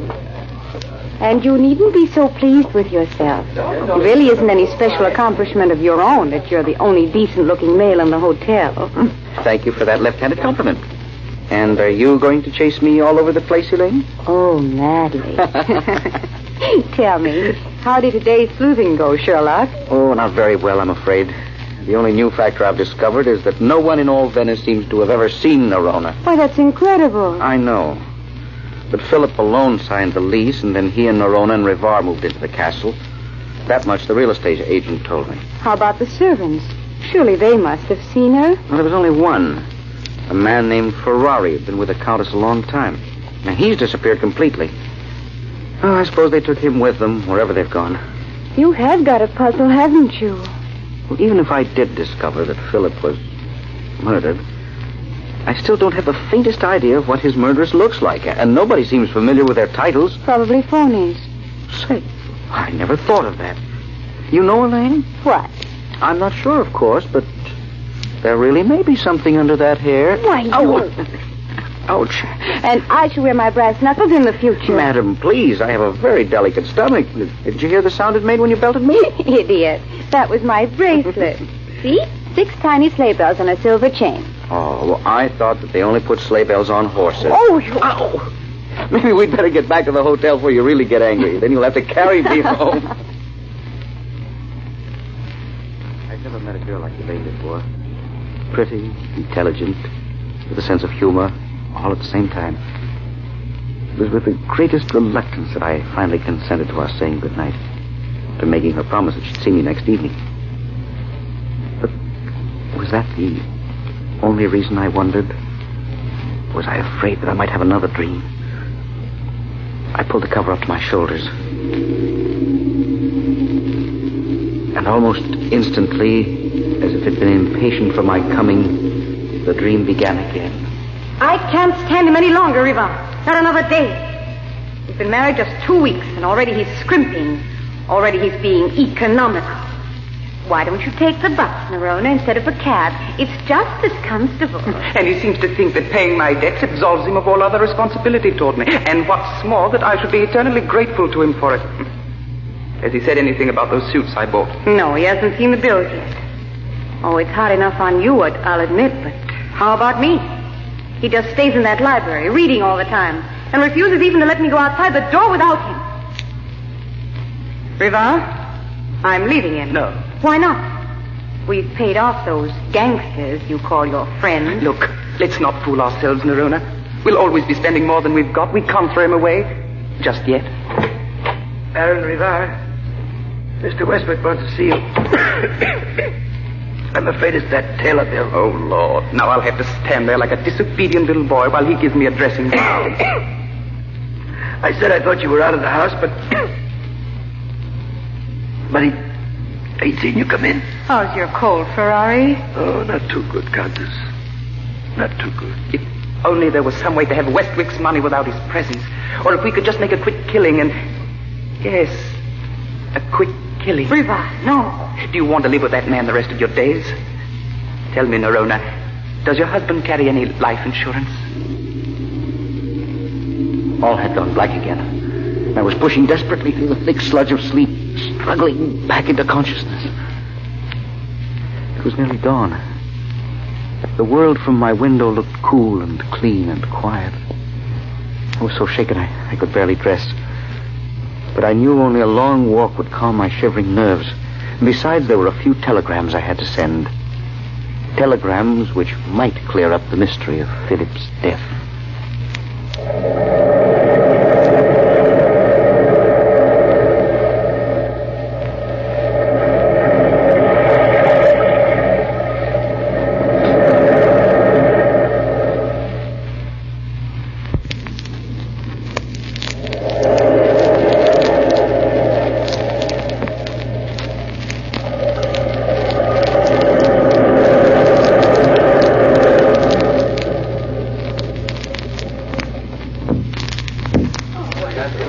The day went well, incredibly better than I'd hoped.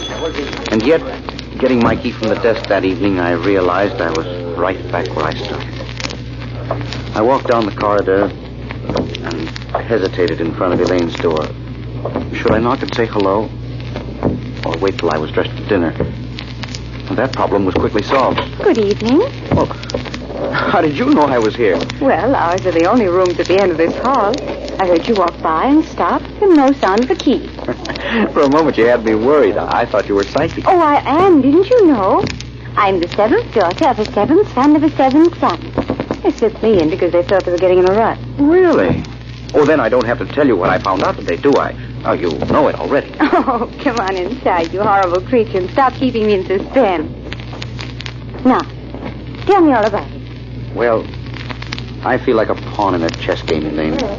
The minute my side forges ahead, something occurs to checkmate it. Like what, for instance? Oh, like discovering Philip had been insured for $50,000. $50,000? I telegraphed all the insurance companies in America today, and one of them cabled the information immediately. Why, Henry, you're brilliant. Whatever gave you the idea? Well, I've been having... It was just a hunch. They gave me the name of Philip's examining physician here in town who filled in the death certificate, and I checked up on him this afternoon. Yes? No. Straight as a die. Got the best reputation of any doctor in Venice. Now, he swears my brother died of bronchitis, and, well, I'm sure the insurance examiners weren't any too cheerful about handing out $50,000, especially with only one premium paid on it, but they believed him. Oh, that means a dead trail again, huh? I'm afraid so. Oh, Henry, I wish I could help you. If there were only something I could do. I'll tell you what, Elaine. Get into a fluffy dress and clasp those funny little sleigh bells around your wrist, and we'll go out and really see Venice tonight. Okay, Henry. I'll meet you in the lobby in 10 minutes. What? You've been trying to act gay all evening. That's exactly what it's been. An act. I'm sorry, Elaine. I didn't mean to worry you with my troubles. You worry me much more when you won't tell me. What worries you? I know you're tired. It's nearly 2 o'clock and you've been yawning for the past half hour. Elaine, would you think me crazy if I told you I was afraid to go back into my room? Afraid to go to sleep? But why? I have the most hideous dreams. All about Philip, the Countess, and her brother. Oh, good heavens, Henry. That's perfectly natural. The three of them are constantly on your mind. And you are using Norona's old room. But the nightmares seem to be planned. They seem to have a purpose behind them. Look, if you wish, I'll gladly change rooms with you. No, thanks a lot, Elaine. But the least I can do for whatever's trying to give me the message is to receive it. Good night, honey. Sleep comes so easily now. Perhaps because I was too anxious to get into the dream, or because for the first time I'd acknowledged a complete belief in it. At any rate, my eyes simply wouldn't stay closed. My mind kept whirling ceaselessly. I tried to lie very quietly, without thrashing, and my body grew taut and straining with the effort. Finally, just as I felt I could stand this immobility no longer, the thread snapped. My brain went limp, and the shadow play continued. Take another look, Riva. He promised he'd come immediately. The doctor's not here yet, Norona. Do you think I'm blind? No, I'm sorry. It's just nervousness, I guess. Poor sister. Never mind. It'll be all over with by tomorrow. Yes, Ferrari. Ah, but we should come to this, Riva. The only friend we have left. And we bury him in another's grave. I don't mind, Countess. In fact, I should be flattered. Think how long I shall be pointed out as a millionaire instead of the pauper I really am. Twice before I had this illness, I knew a third attack would be fatal. He's coming. Quickly now, Ferrari. Repeat your story. Yes. I am Philip Westwick. Last week I caught cold, but I refused to have a doctor, even though my wife pleaded strenuously that I should. I hold a $50,000 policy on my life, and in the event of my death, I wish the doctor to communicate with them. My wife will arrange all the funeral details and notify my relatives in America. Right. Now, I must go into the library and find my husband. He'll be pleased to see me, I'm sure. There's a small jeweler's bill of mine he's taken in there to study. Oh, well, that'll soon be over for good. And it's most important Philip doesn't wander into this part of the house while the doctor's still here. That might prove awkward. Nerona, when do we finish with Philip? Tonight, after the doctor's safely gone. How? Tonight. But you know I can't stand the sight of blood. Don't worry, I intend to do this thing myself. I do not propose to have it bungled. There, he's at the door now. Wait until I'm out of sight, then answer him. And Riva? Yes? If the doctor asks where Mrs. Westwick is, tell him my constant vigilance has tired me so. I'm asleep in another room. Very well, Nerona. Very well. The tableau faded slowly before my eyes. And try as my subconscious would to call it back, make it unreal further for me, the curtain remained stubbornly closed. I didn't wake after this dream, as I always had before. Sank into a dense, hypnotic slumber. Then I felt hot, bright fingers of sunlight touch my eyelids. I knew it was morning. I awoke. Between bath and my breakfast, I formulated a final plan. Something in last night's vision had given me an idea. It was just a little lead, to be sure, but everything else had turned out in blind alley. So I had to try it. I was sitting on the floor in the library, surrounded by books, when Elaine walked in. Oh, looking for someone, lady? What? Oh, Henry. Is this where you've been all afternoon? I just came in to get a magazine, because when you are not around, the hotel's so boring. Thank you for them kind words, ma'am. You can add them to my bill when I leave. What are you doing? This another clue in the case of the missing countess? Or have you simultaneously lost your mind and found a new variation on paper dollies? It's a clue, I think. Well, sit down here. Make yourself useful. All right. Now what? Well, look through this pile of books and see if you can find a bill or a letter. I have reason to believe Nerona bought some jewelry. So what? All women buy jewelry. Even I do. If we can find out where she bought it, we'll be able to get her description. Oh, of course. What a dope I am. Oh, I never argue with a lady. What? If the bill's not here, it won't matter too much. I'll canvass every jewelry store in Venice till I hit the right one. How come you're so sure of this angle, Henry? Did you find out something new? Well, I had a dream about Nerona last night. Oh, well, tell me, Henry. What does she look like? Is she beautiful? It's funny, but I don't really know. It's as though I'm nearsighted and can't get the image distinctly. Help me, I've tried. Hey. What? Oh, Henry, it's a letter. Well, open it quickly. See if it's the one we want. It is. A bill made out to Philip for 3,000 lira. Oh, Elaine, this is the break. This is the opening wedge. I've got a hunch that from now on the mystery's going to crack wide open. I'm going to phone this jeweler for an appointment. I don't want to be a killjoy, Henry, but it says on the bill, store hours from 10 to 6. It's nearly 7 now. Oh, well, it doesn't matter. I'll go tomorrow. Tonight we'll celebrate. We'll have truffles and nightingale's tongues and champagne. The works. Anyway, Henry, we'll have the champagne. Late that night, when we returned to the hotel, I felt more than ever that at last I was getting to the root of Philip's death. I crept into bed. I could wait for the dream calmly now, because I was no longer running around in circles. right at the threshold to my brother's vengeance.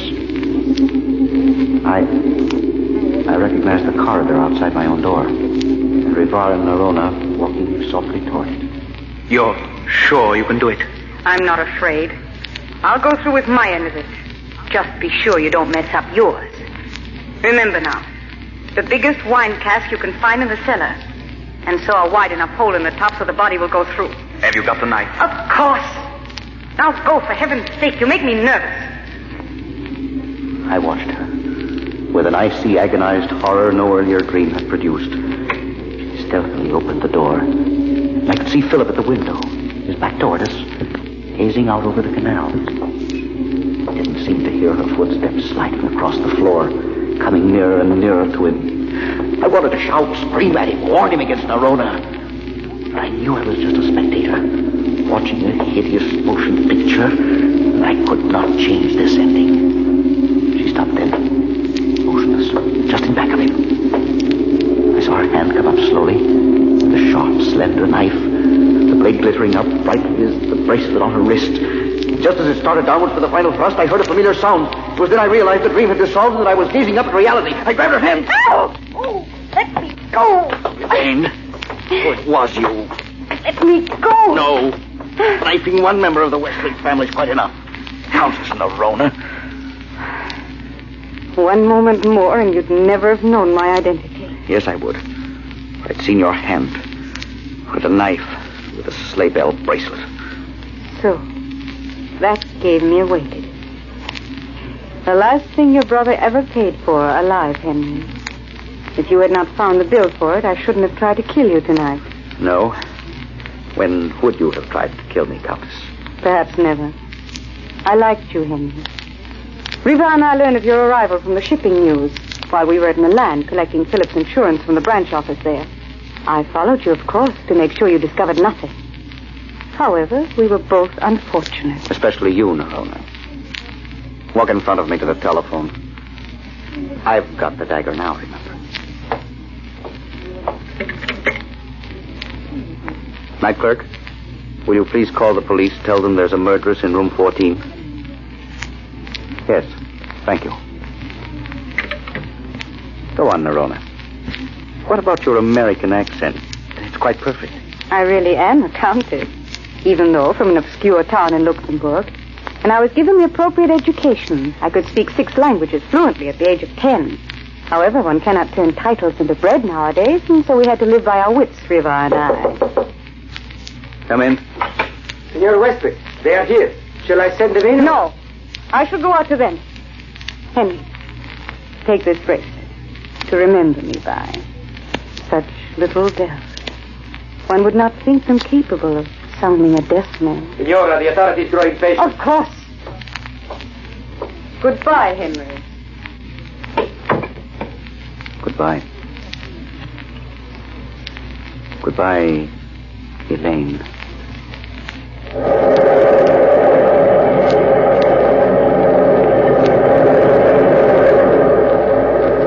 From the time-worn pages of the past, we have brought you the immortal story of the Haunted Hotel. Bellkeeper, hold the bell.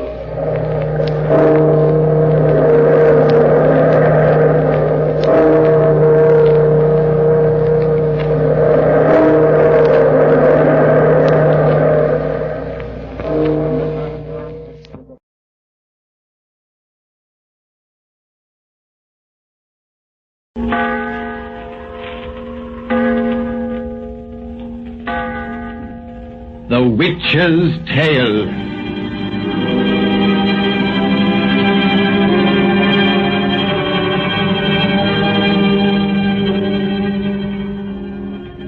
The fascination of the eerie. Weird, blood-chilling tales told by old Nancy, the witch of Salem, and Satan, her wise black cat. They're waiting for you, now.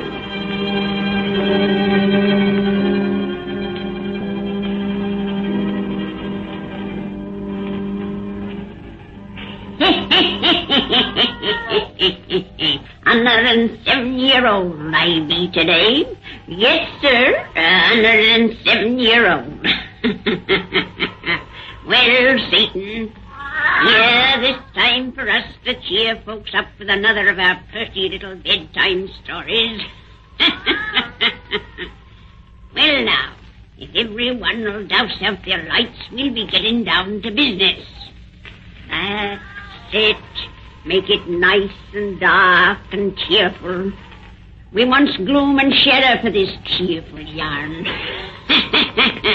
Now draw up to the fire and gaze into the embers. Gaze into 'em deep, and soon you'll see inside a house way down in Mexico. Mexico, where once a bunch of Indians lived. They're all dead now, them old Aztecs the Spaniards conquered, but sometimes the dead are very much alive. And now begins our story about the knife of sacrifice. The knife of sacrifice.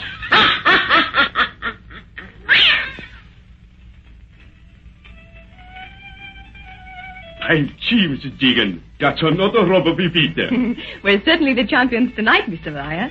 Your deal. You and I'll take him for a ride this time, Pete. I doubt it. I can't keep my mind on cards while that mestizo out there keeps up his rotten fiddling. Isn't he ever going to stop? You're not still objecting because Manol chooses to serenade his beloved in this gorgeous moonlight. If it puts that fat cook of ours in good humor, by gee, I hope he keeps it up all night. So do I. Then perhaps you'll think of something else to feed us besides tortillas and frijoles. Tortillas, frijoles, and don't forget the enchiladas. If I ever get out of this infernal country, I hope never to taste, see, smell, or hear anything Mexican again as long as I live. And that remark from a gentleman who was christened Pedro Jose Marie Morales. Since we came to Zacatlan, Pete, you've certainly acquired a grudge against the land of your ancestors. Oh, chuck that, will you? You know the only thing Mexican about me is my name and my looks. I can't even speak the language of the blasted country. I wish you and your wife would lay off about my half-breed ancestry. You hear that, Eunice? Pete would have us forget that on the maternal side he's a direct descendant of the Emperor Montezuma. All right, Pete. I promise never again to mention that you resemble an Aztec king, and that I'd give anything to see your bronze beauty draped in a feathered cloak and headdress. Well, I got the cards all dealt. Pick them up. Oh, let's not play anymore. Bridge in this tumble-down Dobie shack seems more out of place than ever tonight. You didn't expect Ritz-Carlton accommodation on an archaeological expedition in the wilderness, I hope. Oh, Pete is down in the dumps tonight. Pretty soon we find what we came here to look for. And then, gee, you feel fine again, huh? When we find what we came here to look for, I won't feel anything. I'll be dead. Oh, snap out of it. How can you be so discouraging when this morning we found the proof that we're searching in the right spot? Proof? That obsidian knife? What does that prove? Except that some Aztec lost it here 400 or 500 years ago. But, Pete, Dr. Meyer and I have explained that it's a sacred knife. A knife of sacrifice, used only by high priests. Such things weren't carelessly lost, any more than the altar vessels of the Christian church would be. I should say not. It was buried, hidden in the ground, and by design, not chance. You know it's a clue to what we're all seeking. It's only a question of time now before you and Carl and Dr. Meyer find the treasure. Oh, I know I'm acting like a bad sport, Eunice. But we've been digging in this godforsaken hole for nearly 6 months now, and... Oh, well, it's all right for Carl and Doc here. They're scientists. But I'm only a greedy engineer.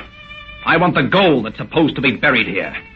And we haven't seen a glimmer of it. We saw the hammered bracelet that mestizo found. Pure gold it was. And of the age of Montezuma. So, like fools, we all jumped to the conclusion that when Cortez sacked the city of Mexico, some of the high priests buried some of the temple treasures somewhere around Zacatlan. History agrees that much of the city's wealth was hidden to keep it out of the Spanish hands. And this is certainly a reasonable spot to look for. I know this is the place. That bracelet proves it. And so does the picture writing Carl deciphered. Also, the geological strata in which we found that knife this morning. That knife which could only have belonged to the kind of high priest who would have hid the treasures of the temples.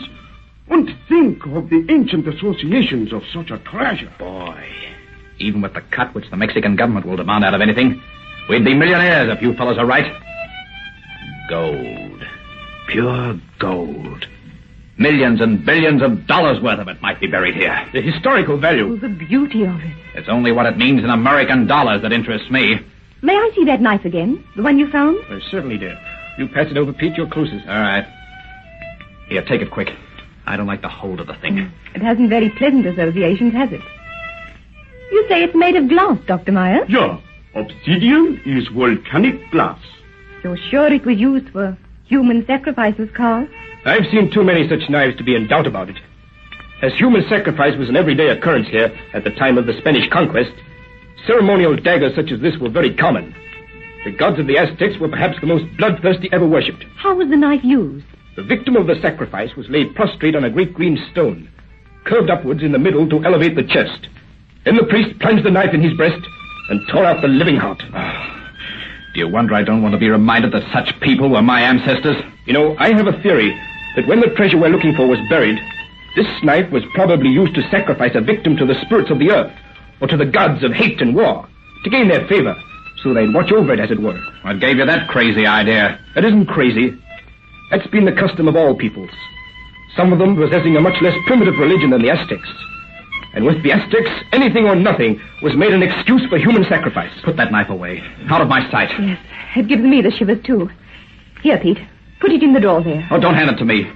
I don't want to touch it again. Oh, don't be such a booby. All right. Give it to me. It's funny. When I hold it in my hand, I seem to see the great green stone you spoke about. And a victim for the sacrifice. Hmm? Now, you take it, Doc. Take it out of my hand. Put it out of sight. Sure, Pete. Sure. What on earth is the matter with you tonight? You haven't been yourself since we found that thing. Oh, I'll go out and take a walk. Maybe I'll snap out of it. Pete, my boy. I will go with you. No. I want to be alone. I'm all right. That filthy Mexican out there has begun to play again. If he doesn't lay off, I'll kill him. You! Manuel! Stop that fiddling! Stop it, I tell you! Stop it! Pete, you know he doesn't understand English. You'll understand this by Pete! Stop him! Drop that gun! Oh, no! It's shooting Manuel! Oh, get the pistol. Give me that gun! Let me go! Take your hands off! Give me that gun! Doc, I've got his wrist! Knock it out of his hands! No! Help me hold him! He's fighting like a madman! Go! Pete, what is the matter with you? You don't know what you want to do. All right, Doc. We've got him now. Fortunately, his bullets didn't hit Manuel. Yeah, your arm at the first shot. What did I do? What did I do? You tried to kill a man, you fool, that's all. I didn't. I didn't hurt him. No, thanks to your rotten marksmanship. Oh, thank God. Oh, keep that gun, Carl. Don't let me ever have it again. Oh, what happened to you, Pete? You suddenly became a raving lunatic. I don't know. Something suddenly, I just wasn't myself any longer. I was... Oh, I don't know. If I were as good a shot as you, Carl, that man would be dead. What happened to me? What happened to me? Pete, pull yourself together.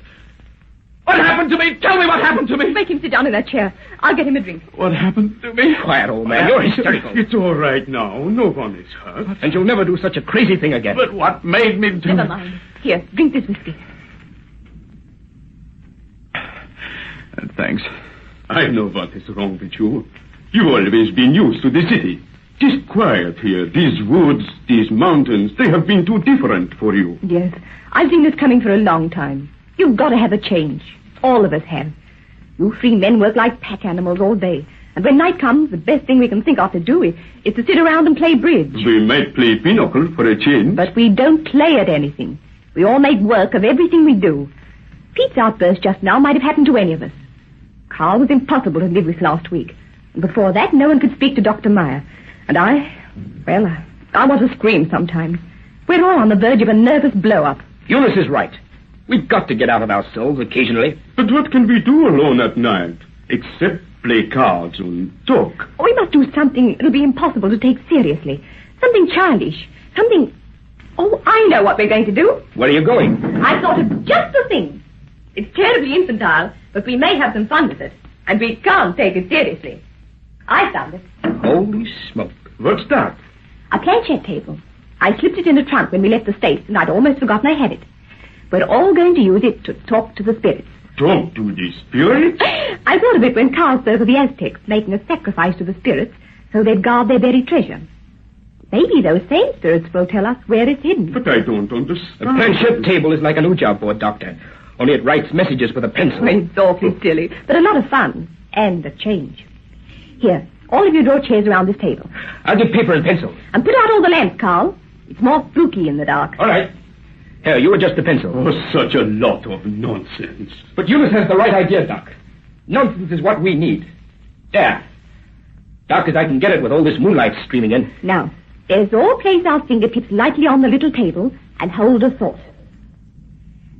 Shall we ask it the exact spot to find the Aztec gold? Might as well. That's on all our minds. Oh, such a silliness. It's good of you to try and make me forget I've almost murdered a man. I'm grateful to you. Oh, Pete, please. We're going to play now. All right. I wonder if the spirits could tell us where the gold is hidden. Don't you dare take this thing seriously. No, of course not. Isn't it spooky, though? Sitting in the shadows that the moonlight makes. How could you have thought that moon romantic, Eunice? It's a moon of blood, shining over a bloody land. Pete, snap out of it. I'm trying to figure out what made me shoot at Manuel. Maybe it's the blood of my murderous ancestors who tore hearts from living bodies. Please. Maybe this land of theirs is making me revert to type. Pete, you talk like a fool. Oh, stop talking altogether and keep your mind on the question. Besides, we're doing this for fun. You give me the creeps saying things like that in this dark room and... I won't say anything more. It is a strange moon. I see shadows in it. Oh, stop it. Where's the fun here? This thing don't move. Come on, Planchet. Where did the Aztecs hide their treasure from the temples? Oh, you've got to be respectful to spirits. Like this. Great spirits of the dead, give up thy secrets. Reveal to us the things that we should know. Oh, such a lot of nonsense. Quiet. The thing is beginning to move. You're pushing. I am not. None of it is. It's the spirits.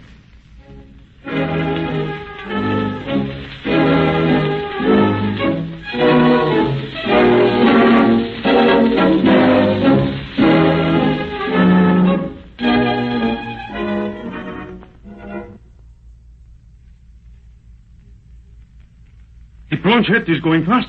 I ain't pushing. Pete, are you? Hush. Carl, look at Pete.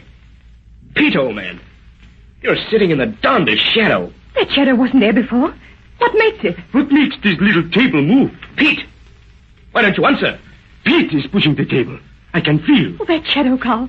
It makes Pete look as though he had on a feathered cloak, a feathered headdress, as though he were an Aztec. Pete, why are you so still? Oh, Carl, something's wrong with him. Yeah, light those lamps. He's choking. Though someone had him by the throat. He's struggling, fighting with something that ain't there. Oh, Carl, that shadow. The shadow of an Indian in a feathered cloak. It is going away from him. Light those lamps. Oh, yes. Doc, Pete's cold as a dead man. Yeah, but he's breathing. And Light, his pulse is beating. I got a lamp here. Oh, this is ghastly. Oh, he's only fainted. He's coming to now. Pete! This land, blood of my ancestors. Carl. Doc. Pete, what happened to you? But now I know why I tried to shoot that man. Something's trying to steal my body. Pete, what nonsense are you talking? Oh, Carl, look what the planchette wrote on this paper. Doc, it's Aztec picture writing. Pete wrote that. I felt him push the planchette. Pete couldn't write it. He doesn't know Aztec. But I know what it means. It tells where to find the treasure.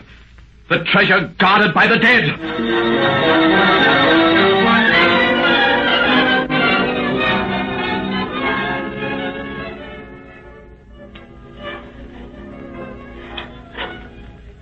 By Jim, this is the place. Dig, you mestizos. Dig. I knew that what I wrote that night would lead us to the treasure. Pete, you couldn't have made that picture writing. Well, if I didn't make it, who did? I don't know. But I refuse to believe that there was anything supernatural about your fainting spell and the action of that planchette. I'll have to see the treasure actually uncovered before I'll believe this is really the spot. This is the spot. And the night on which that planchette revealed it, at 2 different times, something gained possession of me. Body and soul. This is the spot, all right. Ain't we already found a few things in the upper layers? Aztec things? In a minute, these workmen are going to lay bare the entire treasure. But I agree with Carl when he says all the rest is craziness. Well, have it your own way. If the gold is here, and I can get out of this blasted country alive with some of it, I'll be satisfied. What do you mean, if you can get out alive? Just what I say. You believed a human sacrifice was made to ensure the guardianship of spirits for this treasure. I believe another must be made before those spirits will give it up. Oh, rot. With the superstition you're talking lately, I'm beginning to think one of your Indian ancestors has set up house inside your brain. Snap out of it. Signori! Signori! Pronto! Pronto! Carl, Pete, over there. They found something. Signori! Pronto! Quick, come on. Signori! Signori! They found the treasure. They found the treasure. What is it? What have you found? Look. Look, signores. Bones. Look what they've uncovered, Carl. A human skeleton. See, signores. And it's lying upon a great green stone. A stone that curves upwards to elevate the chest. The stone where the priest lay his sacrifice to tear out the living heart.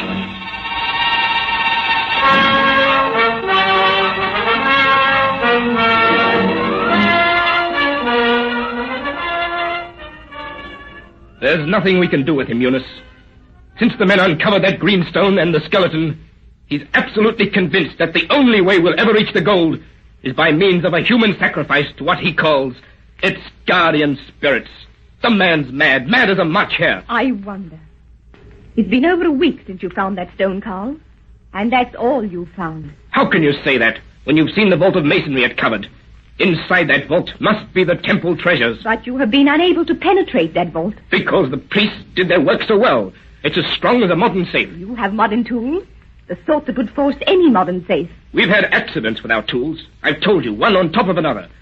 But when we get that fresh dynamite from Mexico City tomorrow and some decent detonating apparatus... Carl, why do you suppose the explosives you already have never failed to work before? Why will they work now anywhere excepting on that vault? Why do your tools break or lose their edges? Why? If you're suggesting there's a supernatural reason, cut it. I hear enough of that stuff from Pete. He's got all the workmen believing it. Our failure to break open that vault has been due to simple accidents, coincidences. There's nothing supernatural in the world. Yet, by the supernatural, you found where the vault was buried. Pete lied to us. He moved that planchette table, and all the time he must have known the ancient picture writing. And the location of that vault, and the great green stone that covered it? Oh, Carl, he's never been in Mexico before. But if it was a spirit who guided his hand that night, why should it have revealed the hiding place? Because it was blood-hungry, perhaps. Its sacrificial knife demands another victim. Oh, Carl, I've come to believe as Pete does. And remember, the spirit revealed that vault through a descendant of the race which hid it, not through us, whose ancestors destroyed that race and its religion. If there's any truth in that bunk, Pete isn't in danger at all as he thinks. No, but we are. Oh, Carl, I've grown afraid in the last few days. I can't bear to look at the moon at night. It seems a moon of blood, as Peter's called it. His people worship the moon, you've told me, with their other gods. A moon of blood, shining over a land of blood. Oh, let's go away from here, Carl. Let's go away. Before we open that vault and find the treasure? Yes, it's not for white men. You're talking nonsense. Tomorrow we'll have the new explosives, and then we'll see what's in that vault.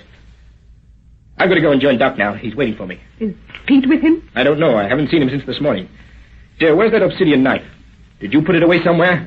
I took it from the drawer last night and laid it on the table here. I haven't seen it. Maybe Pete or Dr. Meyer. Doc hasn't got it. He was asking about it this morning. And Pete is afraid to even touch the thing. I'll look for it. Oh, don't bother now. I must run along. Be back in an hour or so. Goodbye, dear. Goodbye. A moon of blood. A land of blood. A holy moon.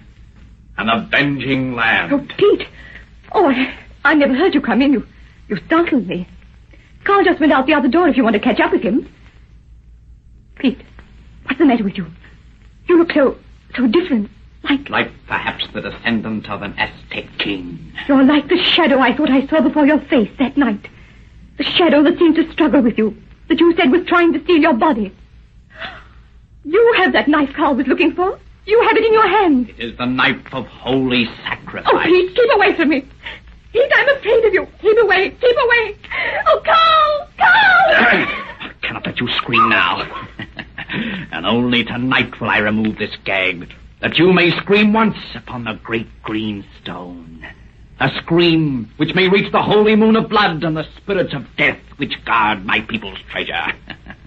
One scream upon the great green stone you shall have tonight, as I plunge this knife of sacrifice into your breast and tear out your living heart.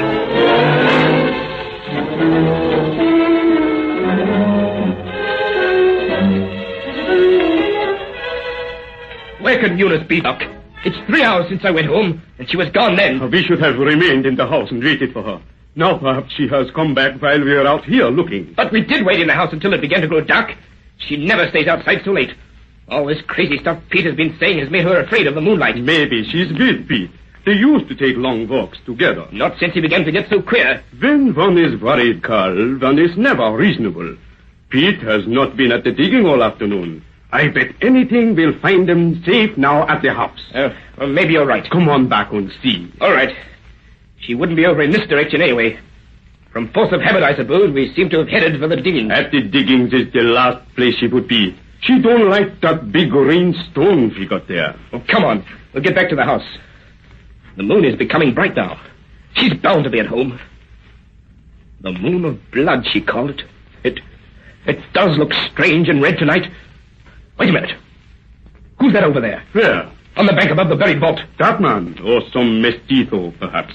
He seems to be bowing, making queer gestures. Yeah, bowing to that vault. Now he raises his arms and looks at the moon. That's funny. Oh, drunk, I bet you. But no, Doc. It's Pete. By gee, it is. And acting like a lunatic. He's alone. I knew Eunice wouldn't be with him. Oh, she must be at the shack now. Come on. Wait. What's Pete got there? Look, that big long bundle he's lifting from the shadow by that tree. Come closer. Let's not waste time. I've got to get back to the house, Doc. If I don't find Eunice there... You'll find her there. Don't worry, my boy. But that bundle, Pete has laid it on the big green stone. Let's not bother about him. I've got to find out where Eunice is. Wait. That bundle, Carl. It looks like a human body. Yes? It's tied like in a sheet. We're too far away to see, but... I can see. It is a body. And that's not a sheet. It's a woman's dress. Good God! That color! Eunice wore a dress that shade. It is Eunice. And Pete has a knife in his hand. That knife of sacrifice. Quick, for God's sake! Carl, we're too far away. We can't make it. I have to make it. He's a madman. You got a gun? No, he's a lunatic. I can't shoot a man who doesn't know what he's doing. Run! We've got to stop him. We can't make it. Because he's mad, you've got to shoot. Shoot him in the arm, in the leg. He's raising that knife above her. Eunice! I've got to shoot, and may God forgive me. I shoot to kill. You got him. He's fallen across your wife. Across the big green stone. Carl! Oh, Carl! Eunice, I'm coming. Oh, lift me off here. Untie my hands. Yes, dear, yes. Oh, my dear, my darling. Pete is dead, Carl. The knife of sacrifice as he fell stabbed him in the breast. What's that? The bullet. That dynamite we left in there. That we couldn't make go off. It's blown the vault wide open. The treasure. It is ours at last. Eunice. Oh, look at that shadow by the vault. Like we see before. An Aztec priest in feathered cloak. It's gone now. Disappeared within that shaft of moonlight. Carl, look into that vault. Our treasure. Treasure? God. Dead men's bones. Und rusty Spanish armor. White men's bones. That is the treasure of the Aztecs that we sought. A burial vault of hate and death.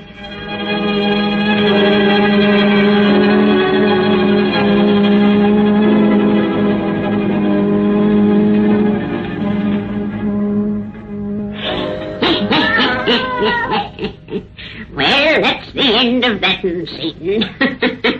Come see us again and we'll tell you another pretty bedtime story. Well, you got to go home now. Satan and me's got business to tend to. Important business. Hey, Satan? Near midnight, Satan.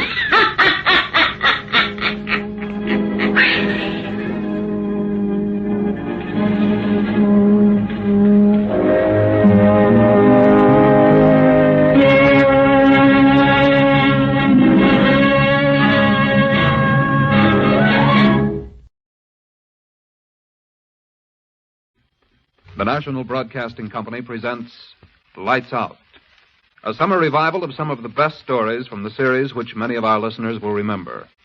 Tonight's story is entitled The Haunted Cell. Lights out. Everybody.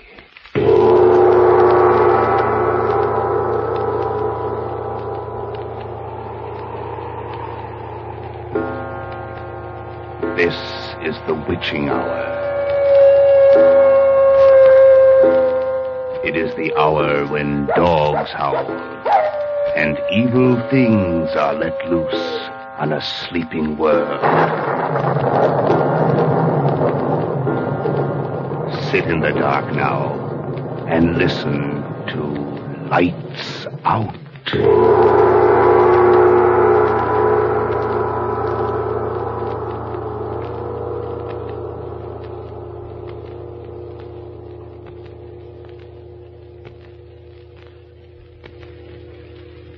So you don't believe in ghosts, huh? Let me tell you something, friend. Guys that don't believe in ghosts is guys that ain't never seen none, ain't that right? Listen, I can tell you a ghost story that'll make your hair curl. I'll say it'll make your hair curl. Listen. Last August, I was nabbed by a couple of coppers. Never mind the details.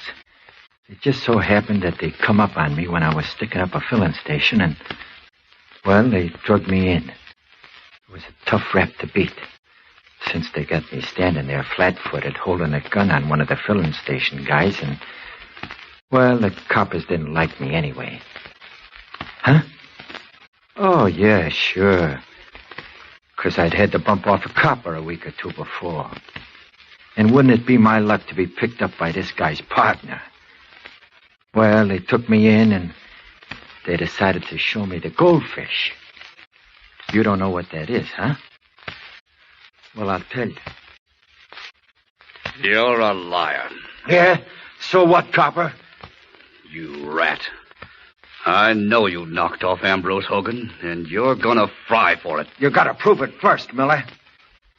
Pull the light over this way a little more, John. Okay. Right in his eyes. I'll prove it, rat. Go ahead. Hand me the hose, John. Now, look here. Don't you go ahead. Now, what do you say? I'm not gonna rat to no fight. You ain't, huh? You wait till I get to a mouthpiece, Miller. You'll be walking a beat out in Circleville where the elf... It won't make no difference to you, punk, where I'm walking a beat, not when you're burned. Yeah? Who's gonna burn me? You knocked off Ambrose Hogan. I was in Omaha the night he got knocked off. Listen, Maxie. Get this now. Ambrose Hogan was a white guy. When I seen him laying on a slab downstairs, I took a solemn oath I'd get the rat that done it if it took me 15 You ought to hire a... I'll get you for this, copper. I don't think you're going to get anything out of him, Miller.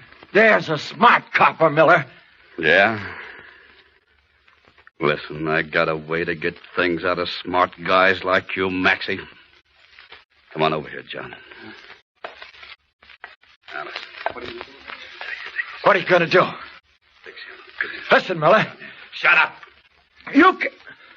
I want a lawyer. You gotta let me have a lawyer. You can't get away. You want to sing, Maxie? Or do you want to spend a few hours in the haunted cell upstairs? The what?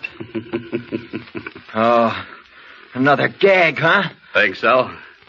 Listen, I bet you $8 you change your mind, baby. Get up. What are you going... Get going. Go ahead, John. Open the door. Okay. What are you going to do to me? You can't get away. Ever know Skeeter Dempsey, Maxie? Come on, this way. What about him? They burned him last winter. Yeah, that's right. Friend of yours? I knowed him. Well, that's just fine, Maxie. Yes, sir, that'll be just dandy. What you asking about Skeeter Dempsey for, Miller?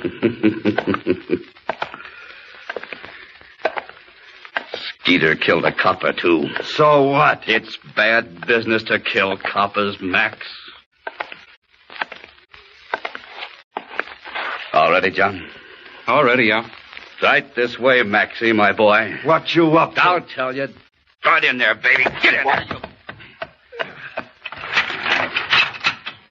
Now, listen. This here's the cell that Skeeter Dempsey was locked up in when he first came here. He liked the cell, Maxie. He still likes it. What do you mean? He'll probably be around to see you before the night's over. Oh, yeah? Another one of your gags, huh? Well, you won't kid me, copper. This whole corridor, Maxie. You're the only guy in it. Except Skeeter Dempsey. We'll see what a night here with him will do to you, huh, John? Yeah. If you get scared, Maxie, just call. Just yell. Nobody will pay any attention to you. Nobody at all. Except maybe Skeeter Dempsey. Good night, Max. Come on, John. Hey, listen now. Pleasant dreams, you rat. You can't scare me, Miller. I know your gags. You can't scare me. No, we'll see about that. Ghosts. Hey, I want a lawyer. Good night, Maxie. Hey, you can't turn the lights out on me. Miller, turn the lights back on, Miller. You can't leave me here in the dark. Can't, huh?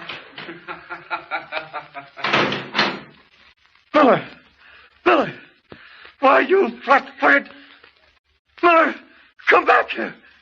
Miller, I'm scared.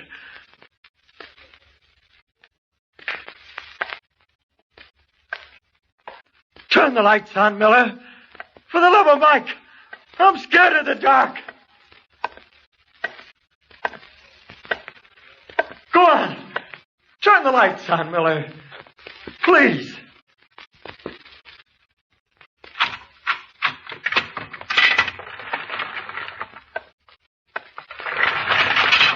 Miller, listen. Take me out of here and... Cut out the yelling, Maxie, and sit down. Who are you? Don't you know me, Maxie? I'm Skeeter Dempsey. You can't be. It's a gag. Listen, copper. I'm no copper, Max. Sit down. Let's talk about things. Where are you? Right here. Wait till I light a match. I want to see what you look like. You'll be surprised, Max.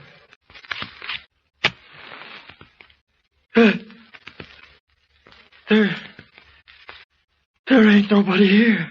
Oh, yes, there is, Maxie. I'm right here beside you, kid.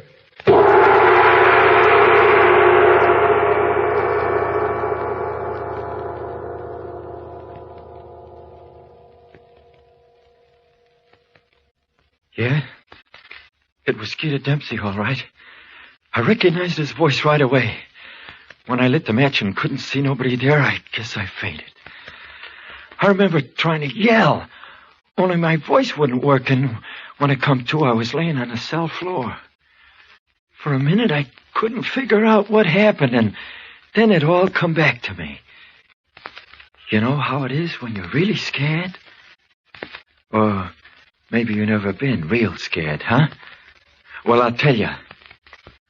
My mouth was so dry I couldn't hardly breathe. All I could hear was my heart pumping away as loud as an old flivver engine. I was too scared to say a word. I just crawled up onto the bunk and laid there, listening.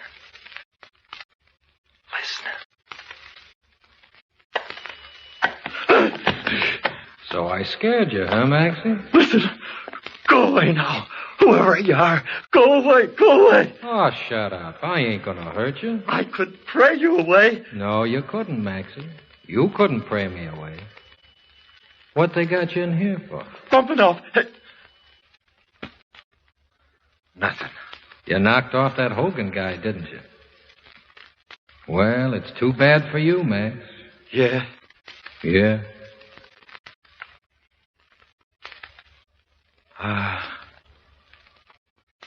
Are you still here? Sure.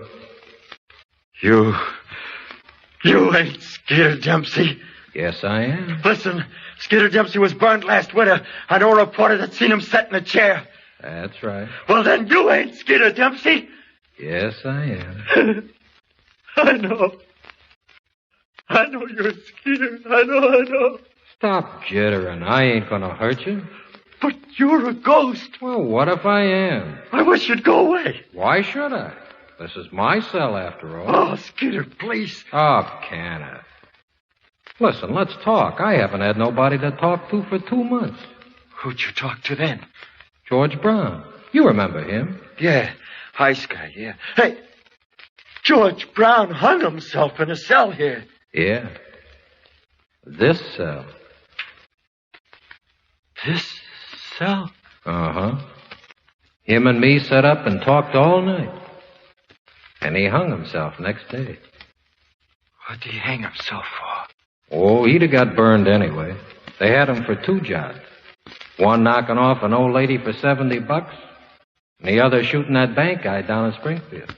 Did you see him hang himself, Skeeter?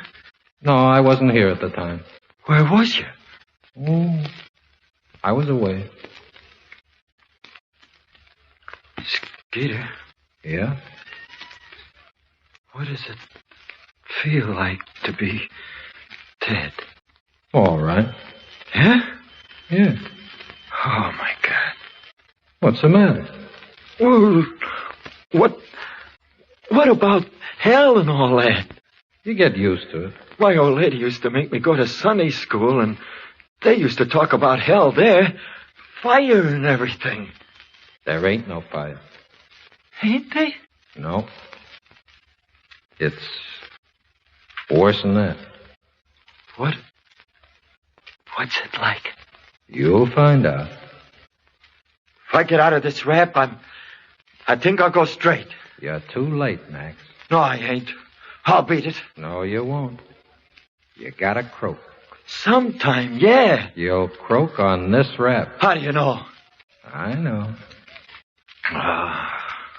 There's one way you could get out of some of the hell, though, Max. How? Bump yourself off. What do you mean? Well, if you wait for the law to punish you, that's one thing. If you take the law in your own hands and, well, kind of punish yourself, it'll make a difference. Is it pretty tough, Skeeter? What, hell? Dying. It hurts awful. The chair, I mean. You go in feeling pretty cocky and figuring you can take it and you're going to be a tough guy and all. And then... What then, Skeeter? All of a sudden you find you can't take it. You don't want to yell and scream, but... Well, it's awful. God. What then, Skeeter? You ain't never had no pain in all your life, Max. Can begin to compare with the chair. Yeah? You'll find out. Do you really think I will, Skeeter? What do you think? I wonder how it feels to bump yourself off. George Brown said it was all right. Kind of made him feel better, he said. He said? Yeah, I seen him the day after. Oh, huh? If I was you, Max, I think I'd do it. Yeah. I'm not going to bump myself off. I won't do it. These lousy coppers ain't going to make me. Who's that? Miller, I guess. Is that you, Miller? Who was you talking to, Maxie? Skeeter Dempsey? Listen, Miller, let me out of here. No kidding, let me out. Put me any place you want to, but listen, Miller. Scared, Maxie? Who was you talking to, Maxie? Skeeter Dempsey? Miller, for the love of... Listen, Miller, turn on the lights. Will you turn them on, Miller, just for a minute? Dark's got you down, huh? Miller, please, turn on the lights. Well, why not? It'll be darker still when I turn them off again.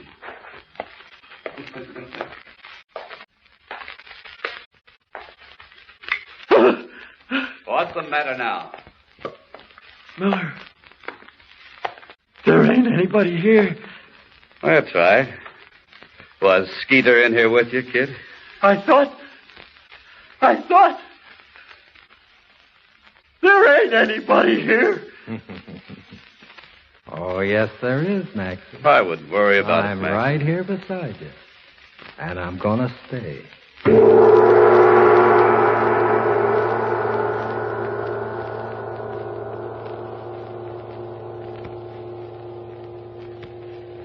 They kept me in that cell there for 4 weeks. Every once in a while, Miller'd come in and stand there in front of the door and laugh at me. Gonna sign a confession, Maxie? He'd say. Well, I wasn't gonna give him nothing. But that place got me. Just as soon as it was dark, I'd hear Skeeter Dempsey's footsteps, and he'd come and sit down with me. I was awful scared at first. It's kind of hard to get used to practically living with a ghost. But then I kind of get used to him. He was always telling me how I was going to burn and how I'd be better off to hang myself like George Brown done. I guess I was a little bit nuts. Miller wouldn't let me have no lawyers either. They was keeping me in there without knowing anything about it so as they could hand me the rap when the time come. Well, the time come. Someplace or other, Miller dug up the evidence that I wouldn't give them, and they had me. And how they had me. So one morning, a few weeks later, I'm sitting in the courtroom. The jury's been out 20 minutes. Everybody rise.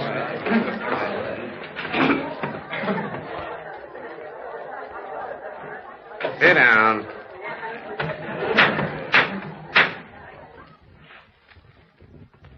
Gentlemen of the jury, have you arrived at a verdict? We have, Your Honor. Will you pass the verdict to the bailiff, please?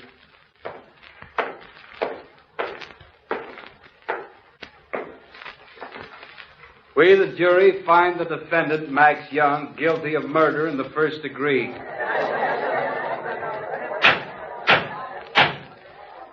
Mr. Foreman, is this your verdict? It is, Your Honor. The defendant will rise. Get up, Maxie. Max Young, have you anything to say before sentence is passed on you? Well, no, Your Honor. You realize that in a verdict of guilty of first-degree murder, the death penalty is mandatory? Yeah. Yeah, Your Honor. Very well, then. It is the sentence of this court that you are to be taken from this place and between the 21st and the 30th of December, shocked to death by electricity. And may God have mercy on your soul. All right, Maxie. Come on this way.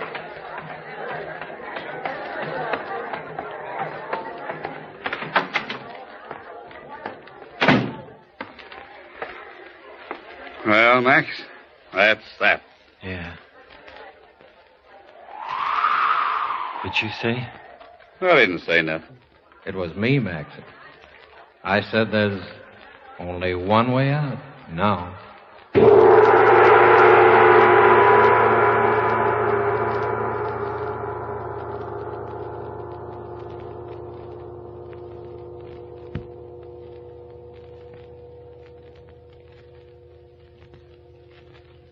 Well, so that was that. They wasn't ready to send me down to the state prison where they bump off guys, so they kept me in this here wing of the county jail where they had me, in Skeeter Dempsey's old cell. I guess this guy Miller must have liked his pal Ambrose Hogan quite a lot, the guy I knocked off.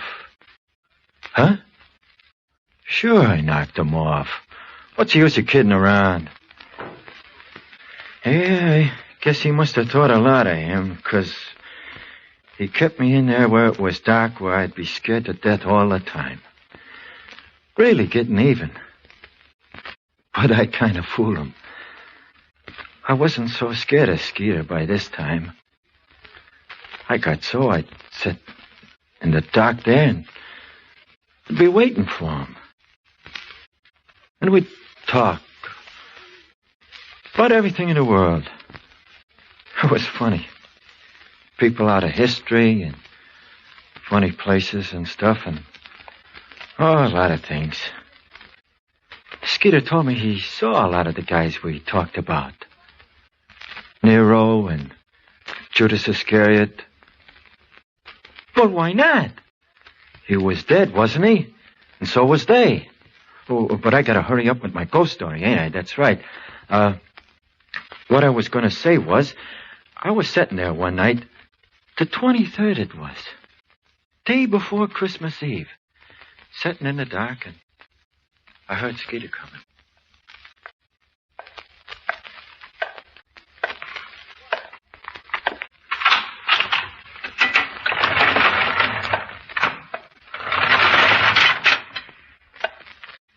Hello, Skeeter. Hello, Max. How you feel? Not so hot. Still thinking about the hot squad, huh? What else you expect me to think about? I wish they'd hurry up and get it over with. That's what I wish. It's tomorrow night. What is? They burn you. On Christmas Eve? Yep. Honest, Skeeter. How do you know? I found out. Oh, God. Well, don't take it so hard. I'll walk in with you when they take you to the chair. I'll stand right there alongside you. Will you, Skeeter? Will you, honest? Sure. Won't do you much good, though. Why? I can't keep it from hurting you. Honest, Skeeter, does it hurt a lot? Or is it all over with pretty quick? It seemed to me to last 100 years. Oh, I'm a sucker for pain, Skeeter. Are you? Sure. I cut my finger once. I put in there croaked with the pain. You ain't felt nothing yet. Yeah? Yeah. Gee, I remember, too, when I busted my leg. My old lady sat up all night holding my hand and me bawling. This'll feel like 1,000,000 busted legs. Listen, Skeeter. What? Didn't you say George Brown told you it didn't hurt much bumping yourself off? That's what he said. What? I was wondering.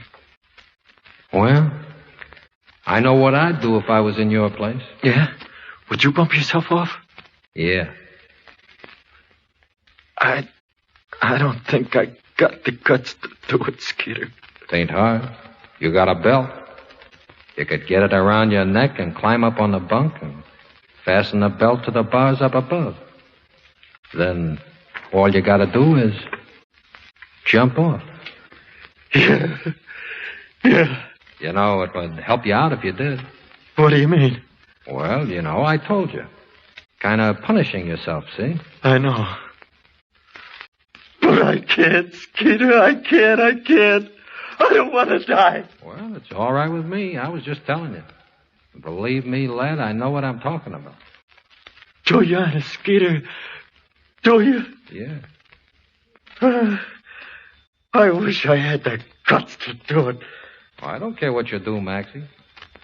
Only you're going to get burned tomorrow night anyway. And if you want to get out of the most awful pain you ever had, and do yourself a good turn at the same time, well... I wonder what it feels like. George Brown said it only hurt for a minute. He never had much guts. That I remember. No. Here comes Miller. Gonna tell you, I guess. Yeah. He don't look very happy. He what? Can you see in the dark? Yeah. Hello, Max. Hello, Miller. Want me to turn on the lights? I don't care. You getting used to the dark? Yeah. Well, I'll turn them on anyway.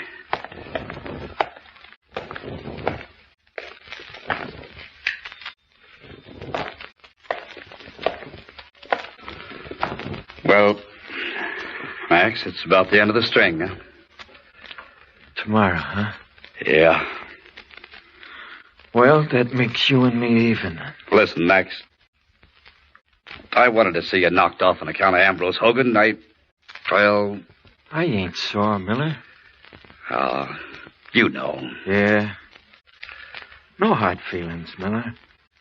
It's your job being a copper and mine being a hood. Yeah. Well, is there anything you want, Maxie? No, I guess not. You ain't got no folks? No. I could get you a bottle of bourbon if you wanted it. Nah, what's the use? Well, we gotta get ready to go down to the state prison in a little while. They got the... Well, I mean, that's where you gotta go.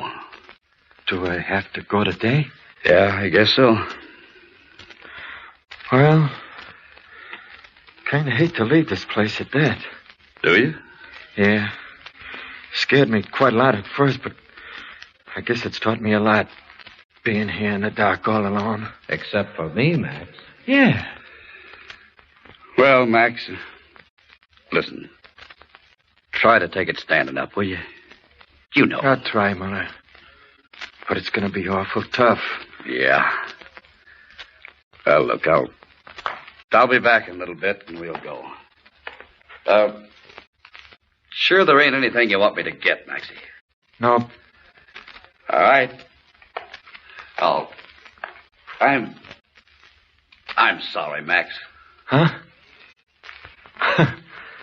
It's okay, Muller. Forget it.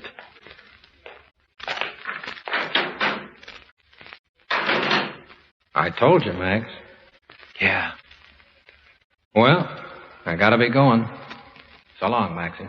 You going, Skeeter? Yeah. I'll, see you tomorrow night. But listen, Skeeter, don't go away now.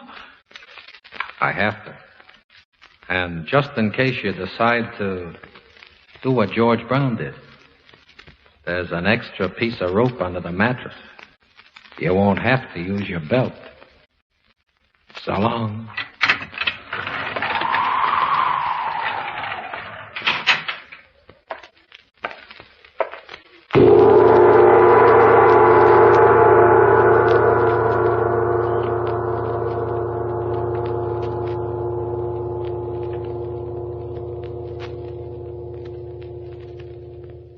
Well, there you are.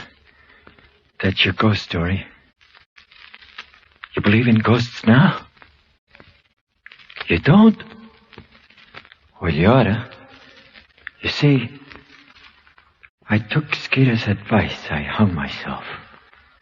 I've been dead 6 months.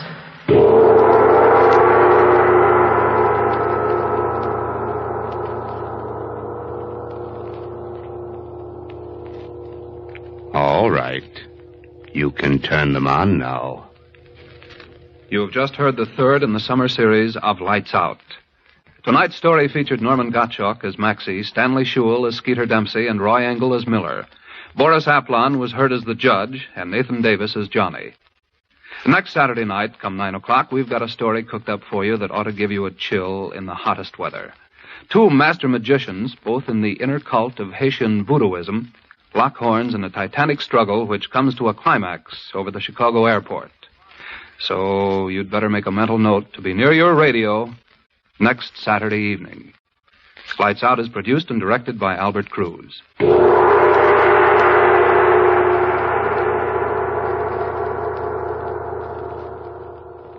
This is NBC, the national broadcasting company.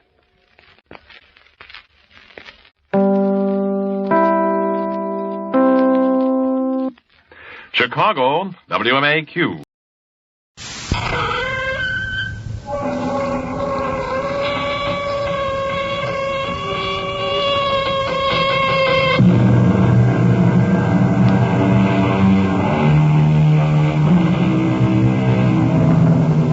Welcome. Come in. I'm Tammy Grimes. Today we have a tale for you of blackmail and evil, of a decent man living under the shadow of the crimes of a mass murderer. The Bible admonishes us to revere and love our fathers, but in our story it is impossible for the son to do so. The bloody connotation of the name he bears makes a heavy weight on his back that he feels can never be removed. The Holy Testament warns us that the sins of the father are visited upon the son. Richard Walters discovers the truth of these ancient words. Hello, Walter. Who is that? You know me, Walter, for a long time. No, I don't know you. I'm too busy. No, don't hang up. It is better you make conversation with me. Better for you. I'll give you 10 seconds. I do it quicker than 10 seconds. Walter, Mad Dog is living. Oh, good Lord.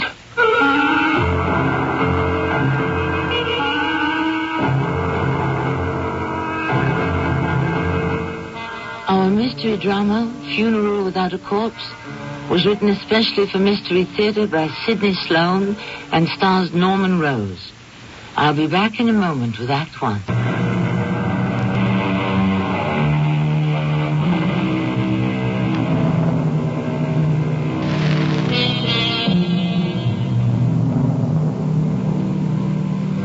Richard Walters was in an excellent mood when he entered his apartment that chilly winter afternoon. There was a pleasant wood fire burning, and Pauline was waiting for him with a cool drink. Seeing his attractive wife standing there, smiling at him, he thought that fortune had been very good to him. He was a successful lawyer and was now serving his city as district attorney. His political party had spoken to him about running for governor. His future looked bright.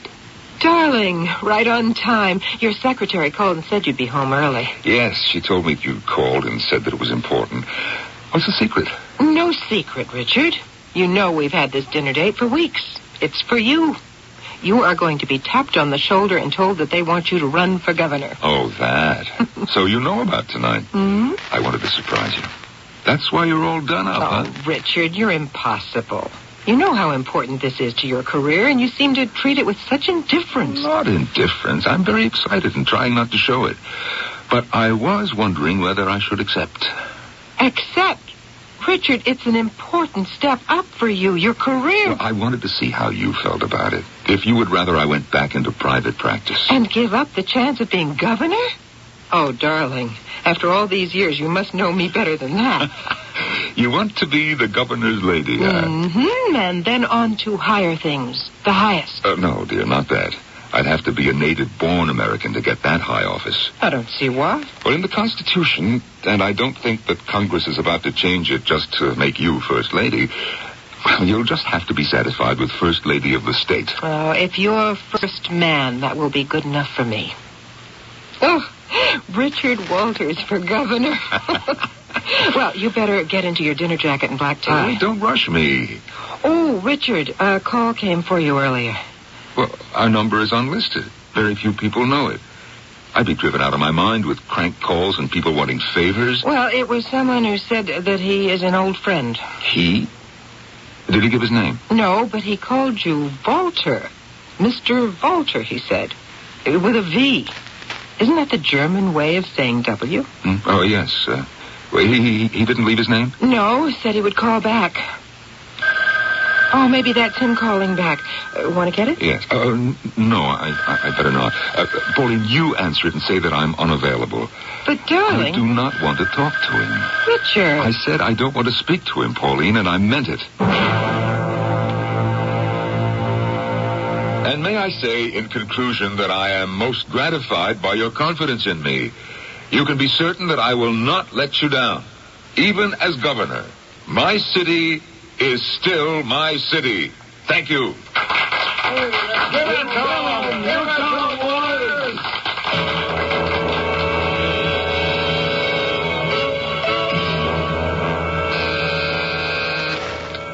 Yes? A man on the line, Mr. Walters, says he's an old friend. Didn't give his name. Said he wanted to surprise you. Look, I am busy with the Lombardi case, and I don't like surprises. Shall I tell him to call back? I don't care what you tell him. Tell him that I'm too busy to play games. Yes, sir. No, Mary. Mary, put him on now. Hello, Walter. What? Who is that? You know me, Walter, for a long time. No, I don't know you, and I... No. Do not hang up. It is better if you make conversation with me. Better for you. Is this some kind of practical joke? Look, I'm a busy man, and I have no time for this sort of nonsense. This is not nonsense, Walter. You would not see me, so I called from public phone. Better listen. I'll give you 10 seconds. I do it quicker than 10 seconds. Walter, Mad Dog is living. Oh, good Lord.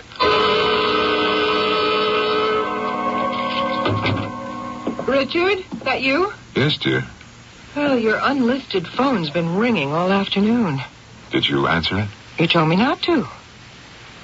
You look worried. Worried? What about? Why should I be worried? I don't know, but you're fidgety. You didn't sleep very well last night. And take a look in the mirror. Your brow is all furrowed. You sure worry about me, don't you? Yes, I do. You're very important to me. Pauline, after all these years. I love you, Richard, and I'm unhappy when you're unhappy. Now, come on, tell me what it is. Well, it's nothing. It's those telephone calls that you don't want to answer. Afraid to answer? Afraid? Yes, you're right. Afraid describes it very well. Well, tell me. I can't. But maybe I can help. No one can help it. It has to be my secret. Forever?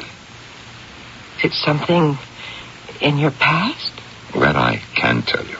It is something long past. Oh, I see. Oh, wait a minute. I don't think I like the sound of that. It's another woman, isn't it? What? Oh, Pauline. Someone you loved a long time ago? It's ridiculous. I'm not jealous, Richard. You are jealous. And I love you for it. It's very flattering. But you have nothing to worry about on that score. Then why can't you tell me? Because it's something that may change my entire life. Perhaps destroy it. Nothing can change my love for you. I wouldn't be too sure of that, Pauline. Aren't you going to answer it? I may as well.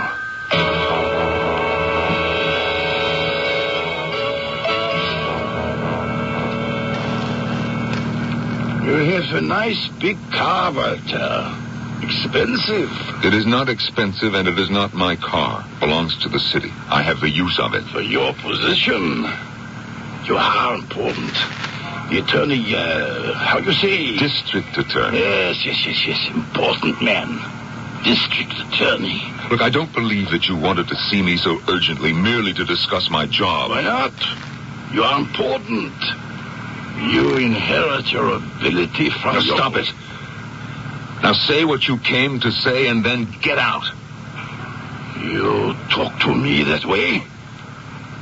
I who have known you since you were a child. You never knew me, Terhunk. You knew of me. And you knew of me. I have spent 40 years trying to forget you and what you stood for. And that was not important to you? Our ideals? Our goals? I loathed it. All of it. And your father? Don't speak of him. It is shameful for a son not to love his own father. From the time I was 9, I hated him. My hate was just a tiny speck compared to the mountain of hate he generated. This is sinful, father-son. Look, let's not go on with this. Why did you come? He is alive. And he sent me to you. You're lying. I went back and checked all the records. He and many other murderers escaped to Argentina when they saw that the war was lost.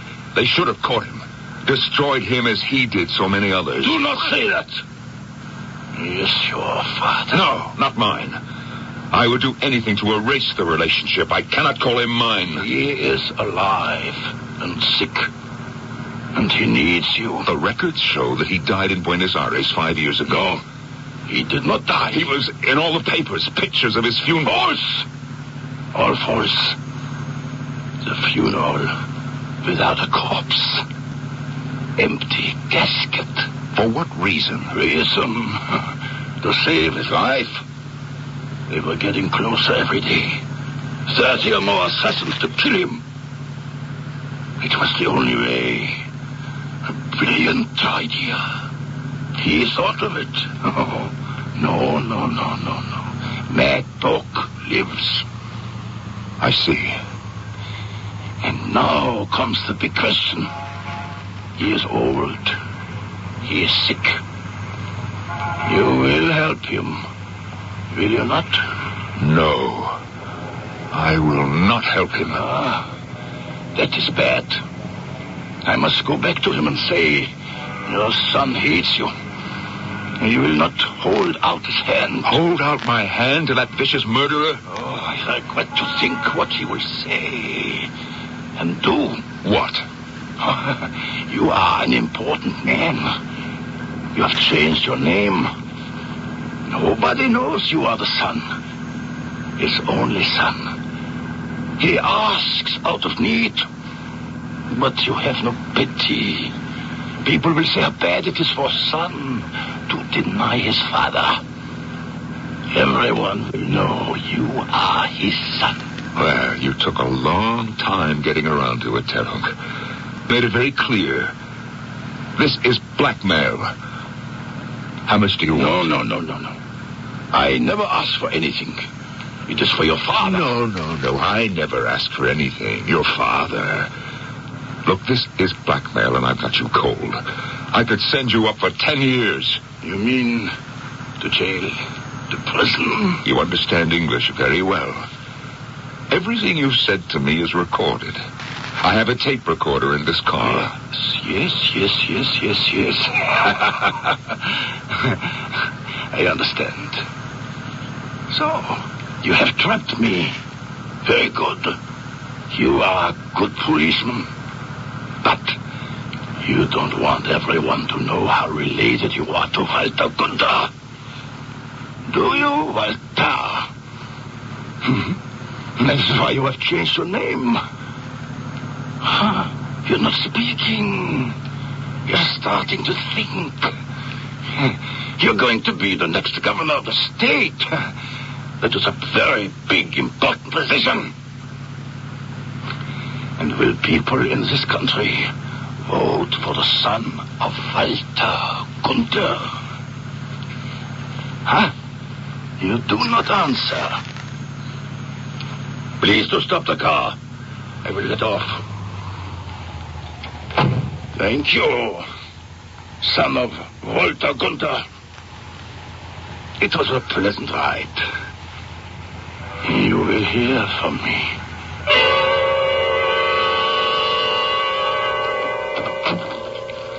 Richard, that you? Yes, Pauline. Darling, you're so late. I called your office and they said that... That I went out and I didn't come back to the office. Where were you? Well, I was just driving around, driving. Have you had dinner? Irma put your plate in the fridge. I can warm it up. No, thank you, dear. I'm not hungry. Glass of milk? Nice piece of chocolate cake? Irma made it for you, your favorite. Well, thank Irma for me. Oh, I'm exhausted. What time is it? Nearly midnight. Ooh, I had no idea that I'd been out that late. Well, I think I'll have a shower and hit the hay. Richard, something's bothering you. You know, Pauline, you're wonderful. You're always the first to notice. Can't you tell me? Can't you? I'm going to tell you. I must. Now? No. Not now. You see, I've got to get my courage up first.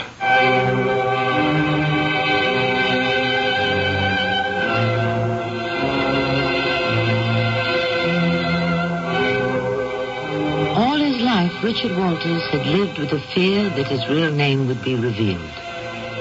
Now that he is faced with the imminent exposure of the fact that he is the son of a hated war criminal, he can't make up his mind what course to pursue. If he speaks out and tells the world that he is Walter Gunther's son, his career will end. If he keeps this hidden, there is only one thing he can do: yield to the blackmailer. I'll be back shortly with Act 2.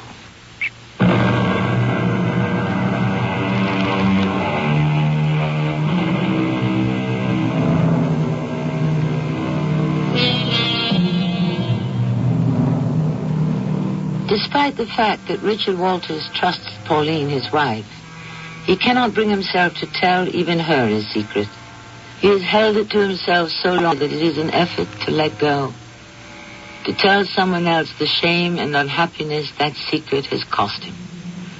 As for the rest, he is certain that he will be forced to give up all the constructive things he has done in his life and sink into oblivion. He sits in his office, still undecided. Richard Walters' office, may I help you? Oh, yes, Captain Gallagher, I'll connect you. Yes. Oh, Neil. What? Oh, yes, my unlisted phone, thanks. What's the new number? Uh-huh. Well, you know the people who get that information. Please take care of it. Let me have that number again. 555-8763. I got it, Neil, thanks. Yes, Mary? A man to see you, Mr. Walters and Mr. Terhunk. Oh, yes, Mary, I've been expecting him. Is it the witness on the Lombardi case? Mm-hmm. Well, yeah, the Lombardi case. Mm-hmm. Well, then you want me to take down his statement? No, not right now. I want to go over it with him first. Yes, sir. I'll send him right in. Oh, come in. Come in, Mr. Terhunk. You've got your nerve barging in here. You know this would be very bad for me. Please, Walter. This is the only way I can reach you. I called up on your private number. It has been changed.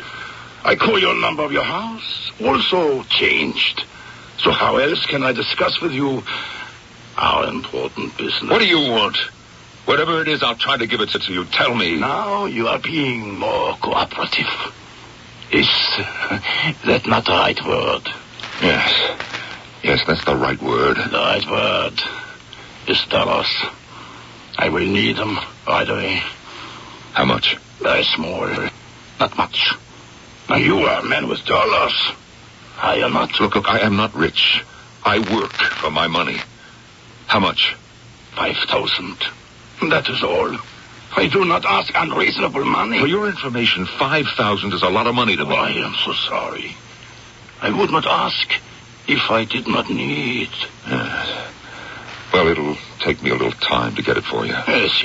It will take a little time. That is no matter. Well, I'm glad to see you're not expecting me to pull it out of my hat like a stage magician. Very amusing.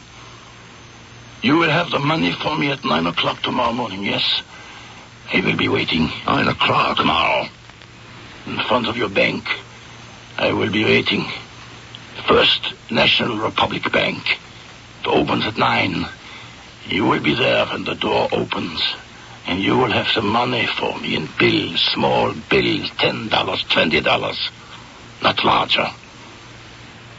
Is that clear, Walter? That is not going to be easy. Is that clear, Walter? Yes. Cold and clear. Like a weather report. Good. I will meet you at 9 tomorrow.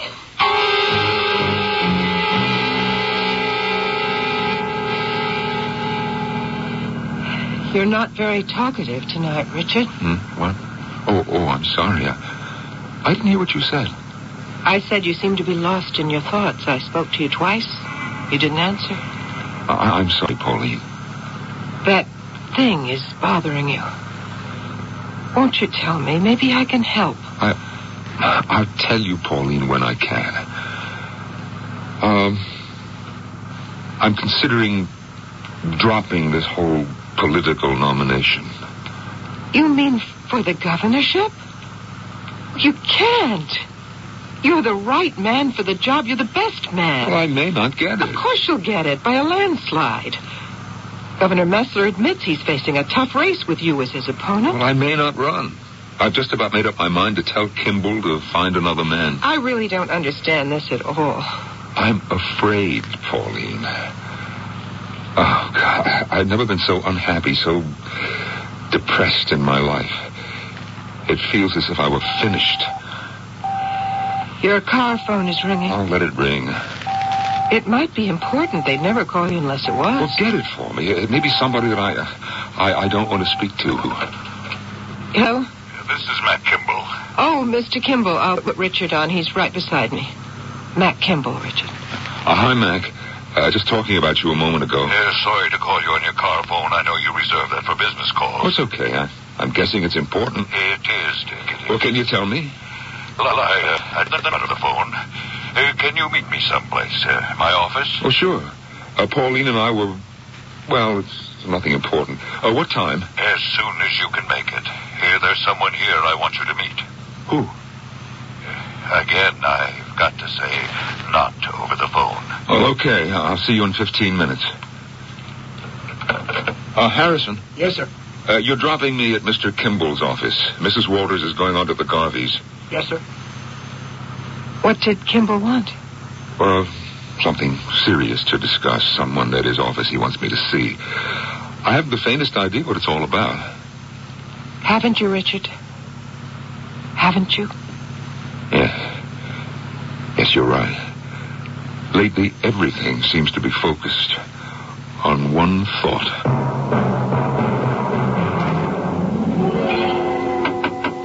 You come in. Well, Dick, you made it 12 minutes on the dot. Put me down as a prompt guy. Shut the door, will you? Why all the cloak and dagger stuff, Kimball? Well, it's kind of confidential. I guess you noticed that there is no one in the outer office. Oh, yeah, your secretary was missing. I didn't want even her to hear what I'm going to tell you. Sent her home early. I want your opinion, and it must be strictly confidential. You're certainly making this into a mystery. I'll let you have it straight. As head of the committee to elect Richard Walters for governor of this sovereign state... no speeches, please. Okay. We need money. Lots of it. Electing a candidate for an important office costs real dough. I realize 3, maybe as much as 4 million. What do we have in the till at the moment? Nearly 2.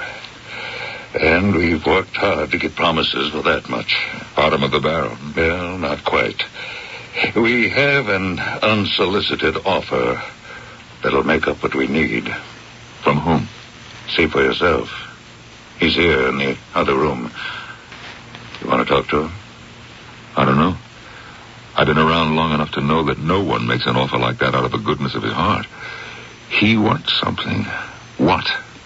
He hasn't said. He wants to speak to you. No, Mac, no deal. I've never played politics, and I don't intend to start now with future promises for favors. Not even to be governor. Not even for that. Well, aren't you curious to know who it is? Yes. And I'd like to warn him before he starts to talk that one hint of a deal and I'll go to work on him. Now let him come in. Yeah, sure. Just as you say. Come in. Come in, Max. Max Kiro? Yes, Mr. Walters, Max Kiro. Tell him what I said, Kimball. He says it's no deal if you want something in return. I ain't asking for nothing. Didn't I tell you that, Kimball? Nothing? No favor? Nothing means nothing, Mr. Walters. I don't get it. You're willing to give $1 million for no reason at all? I'm clean now. You sent me up. I did my time. I got paroled in 3 years. And I thought it over when I was in stir. What was the point of it, huh? My 2 brothers I lost, my father dead, body never found. And what for? For money. Dirty money, Max. We know all this. Yeah. Dirty money. I didn't have nothing when I came out of the pen. I started fresh with a few bucks I got from the insurance of my father. Come on, you didn't come here to give me the sad story of your life, Max. Mr. Walters, I got the money to help you. I got a big sanitation business, a big laundry business, real estate. It's all clean money. Legitimate. You sure? Clean? Clean. I made it honest. Go ahead, get your CPAs to go over my books. I'm clean. Sure you didn't launder some of the dirty bucks in your laundry? That ain't funny. Now, look, I come here and make an offer of $1 million for Mr. Walters' run for governor. I mean it. Why? That is the big question. Because you did something for me. And I want to pay you back. Did something for you? I sent you up for 7 years. I wanted to send you up for life, but I couldn't get enough evidence.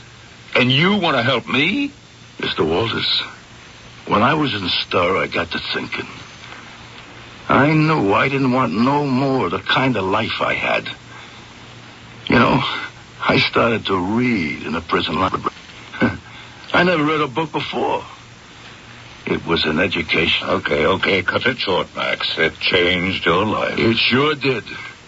And it turned out good for me.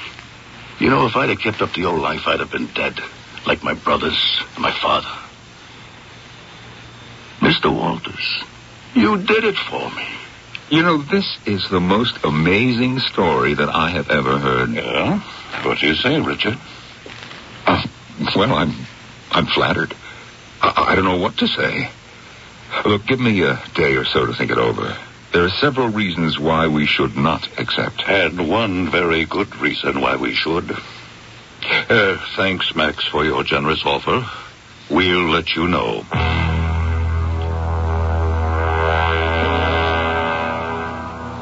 Richard? Yes, Pauline?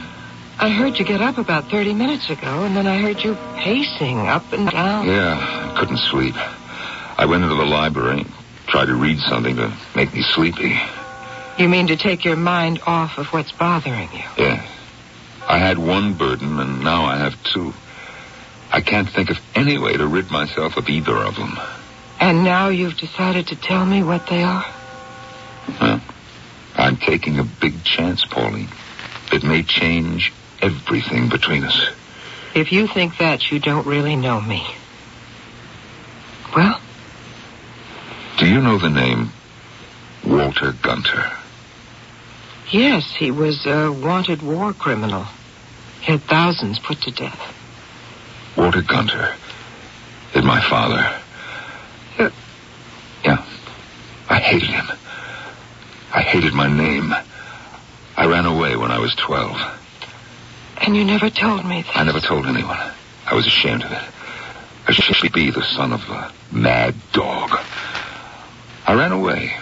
Away from my father and everything he believes in. How did you get here? I became one of the lost children in the hordes of children dislocated because of the war. I was picked up by a children's relief society. I ran away from the orphanage and got to the American sector. The war was over, and the American military government had taken over. I hung around, running errands, doing menial jobs, making myself useful whenever I could.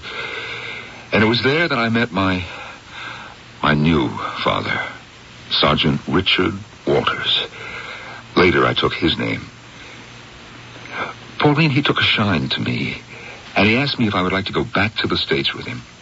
He told me that he and his wife had never had any children, and that I would be his son. And he adopted you. And you never told me. Well, it was too painful for me to go into. Pauline, I meant to tell you one day. You know, they sent me to college and to law school. It was a big sacrifice for them. They didn't have much money. Whew.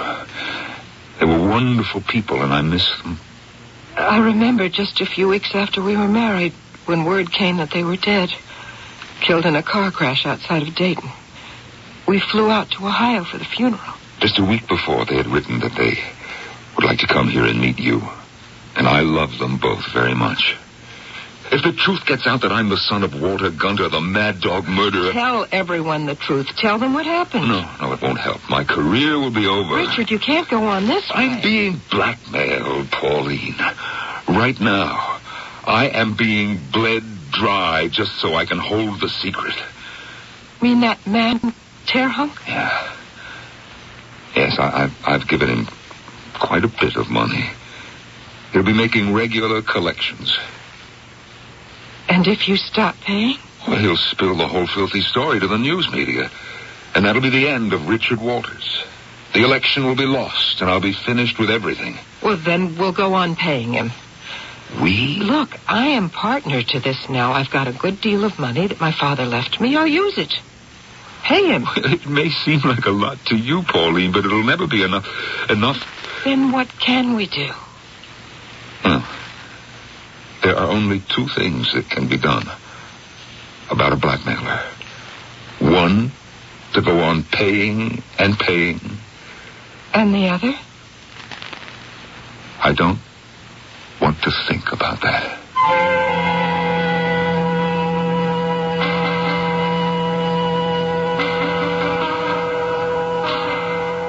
Richard has told Pauline that he doesn't want to think about the alternative to paying and paying his blackmail. But she knows what he means. He can see no light at the end of the long and gloomy tunnel. He knows he will continue to give Terhunk what he wants until there is no more to give. I'll be back shortly with Act 3.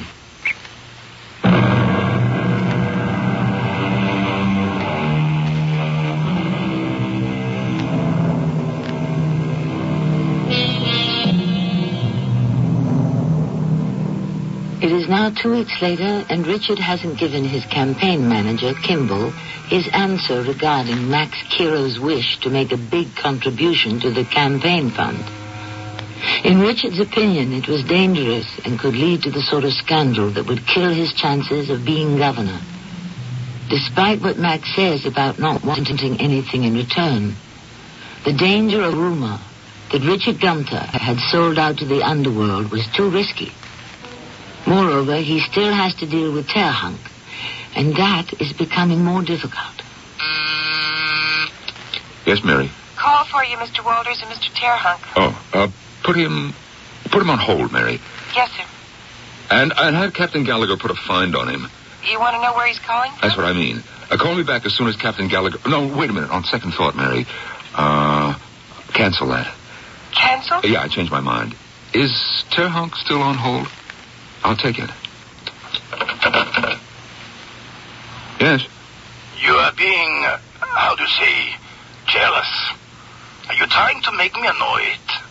I do not like treatment of this nature. Oh, I'm sorry, Terhunk, but I was busy and I couldn't speak with you immediately. You will understand this, Walter, that I am most important. I will come first.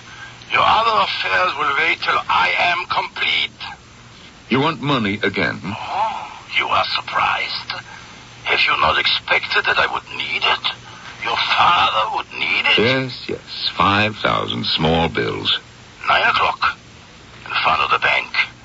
I will be waiting. Oh, you are quick to learn. A good student. Only one thing is different this next time. You will have 10,000, not 5. 10? Look, I don't know how much longer I can keep this up. You will keep it up because you love your father. Yeah. Tomorrow morning, 9 o'clock. He speaks always of how much he loves you in his letters. It will be a total of 15,000. Only 7 days since I gave you 5. What are you doing with that money?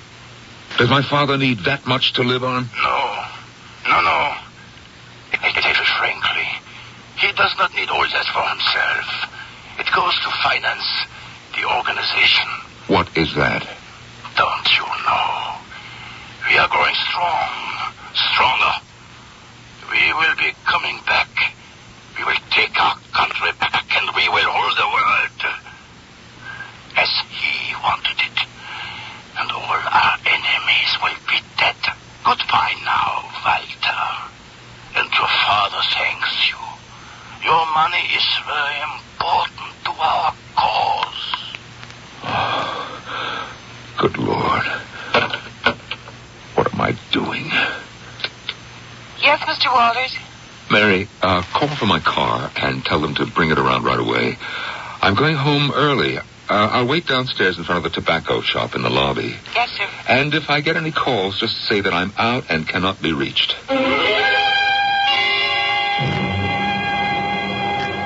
Hello, Mr. Walters. What? Oh, it's you, Kiro. Yeah. Just going to see up in your office. I got it on a grapevine that you was having a kind of a problem. Oh, I don't understand what you're talking about. And, I don't want to discuss it. Oh, come on, Mr. Walters. Now, stop it, Max. I see my car out front. Look, I can help you.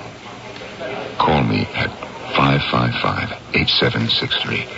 Well, thank you, Mr. K, for your good wishes.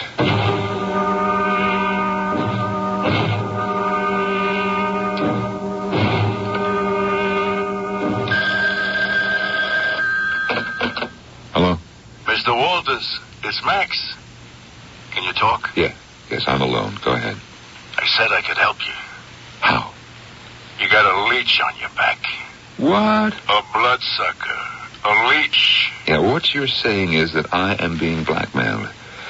How do you know? I know. I still got connections. I know.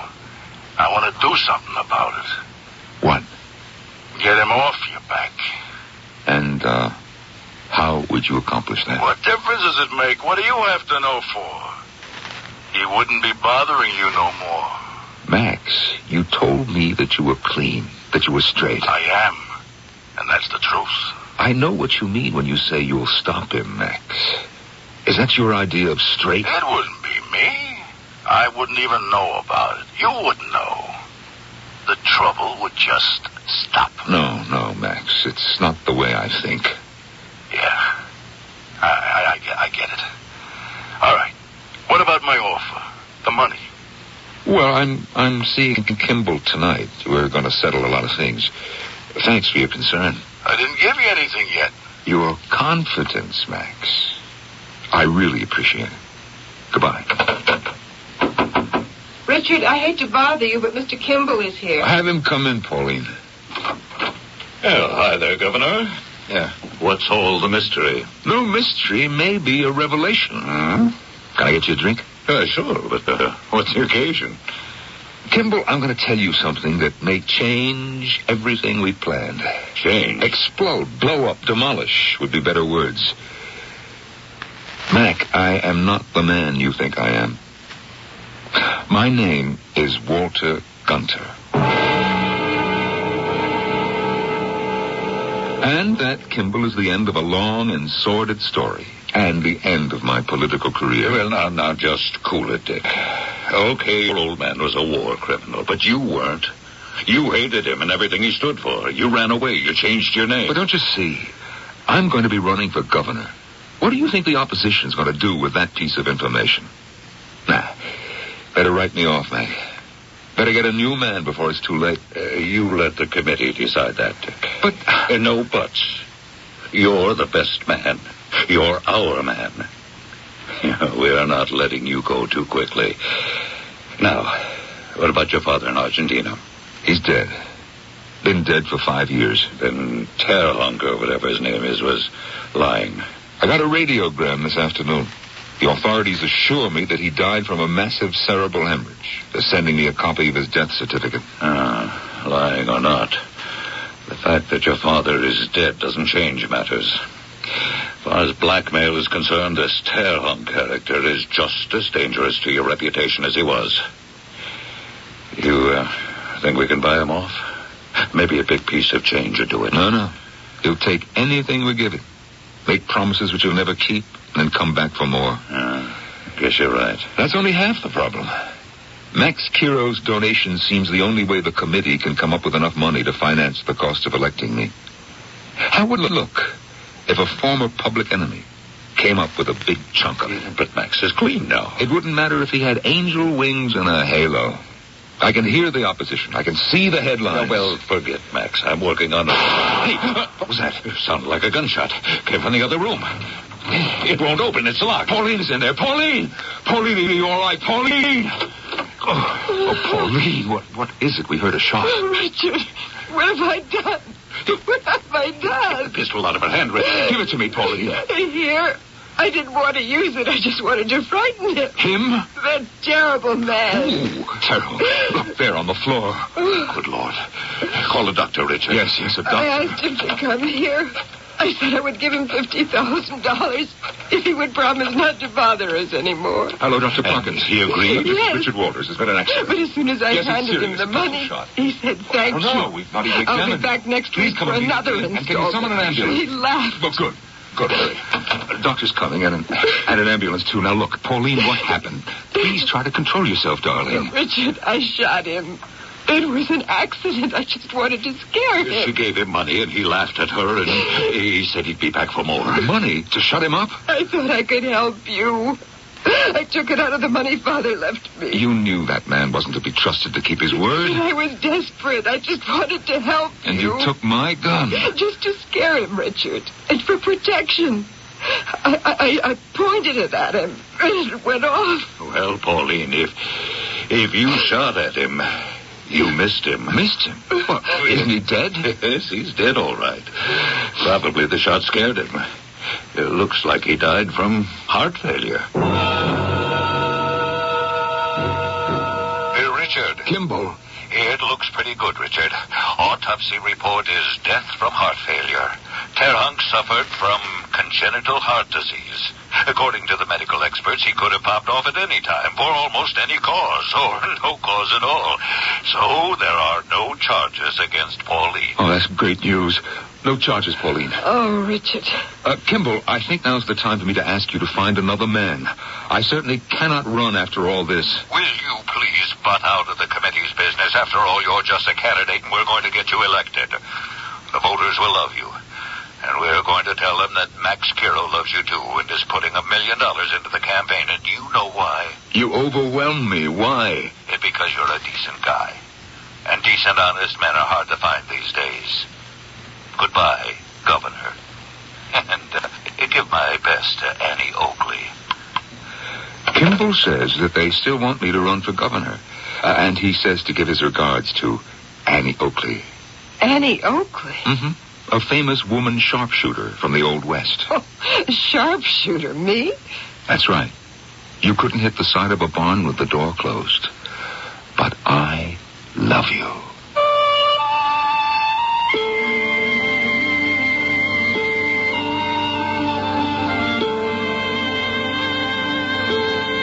And 75 days later, when Richard Walters stood on the steps of the State House to take his oath of office, his smiling First Lady standing nearby with tears in the corner of her admiring eyes, he knew that it was worth all the problems and anguish.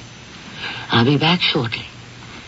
If you'd like to take advantage of the current high interest rates in today's money market, but want your money available when you need it, take a moment now to call this toll-free number, 800-228-5000. Ask the operator to send you information on Dreyfus Liquid Assets. Find out just how much income growth you can get from one of the world's largest money market mutual funds.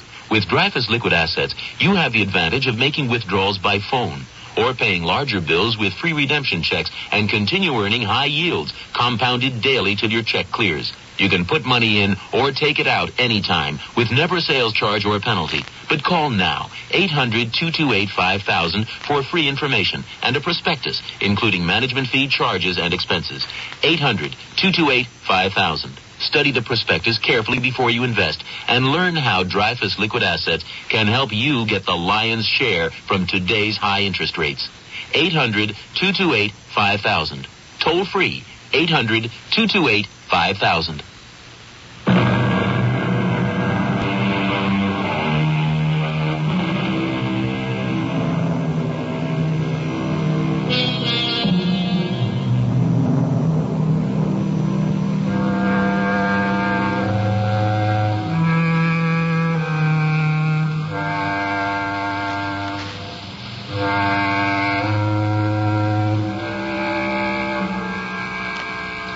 There was something very important that Richard Walters learned in his few long weeks of pressure and blackmail. It was the fact that nothing is so cleansing as exposure to sunlight. Once the truth is told, all the chains that bind a victim to the blackmailer dissolve, disappear. And Richard Walters can now look ahead with renewed strength to the job that faces him. Our cast included Norman Rose, Terry Keane, Bernard Grant, and Ray Owens. The entire production was under the direction of Hyman Brown. And now a preview of our next tale. Oh, look here. The drawer of my table. Why is it open? Excuse me. What are you picking up? Oh, my money box. It's been forced open. I had 10 kopecks of my own money in it and stamps. Are they all there? Oh, yes. Oh, but look at the lock, all scratched. And look, everywhere. Everything thrown about. My linen basket. This isn't the way I folded my clothes. The bed is pulled apart. Oh, Mashenka, are you all right? I mean,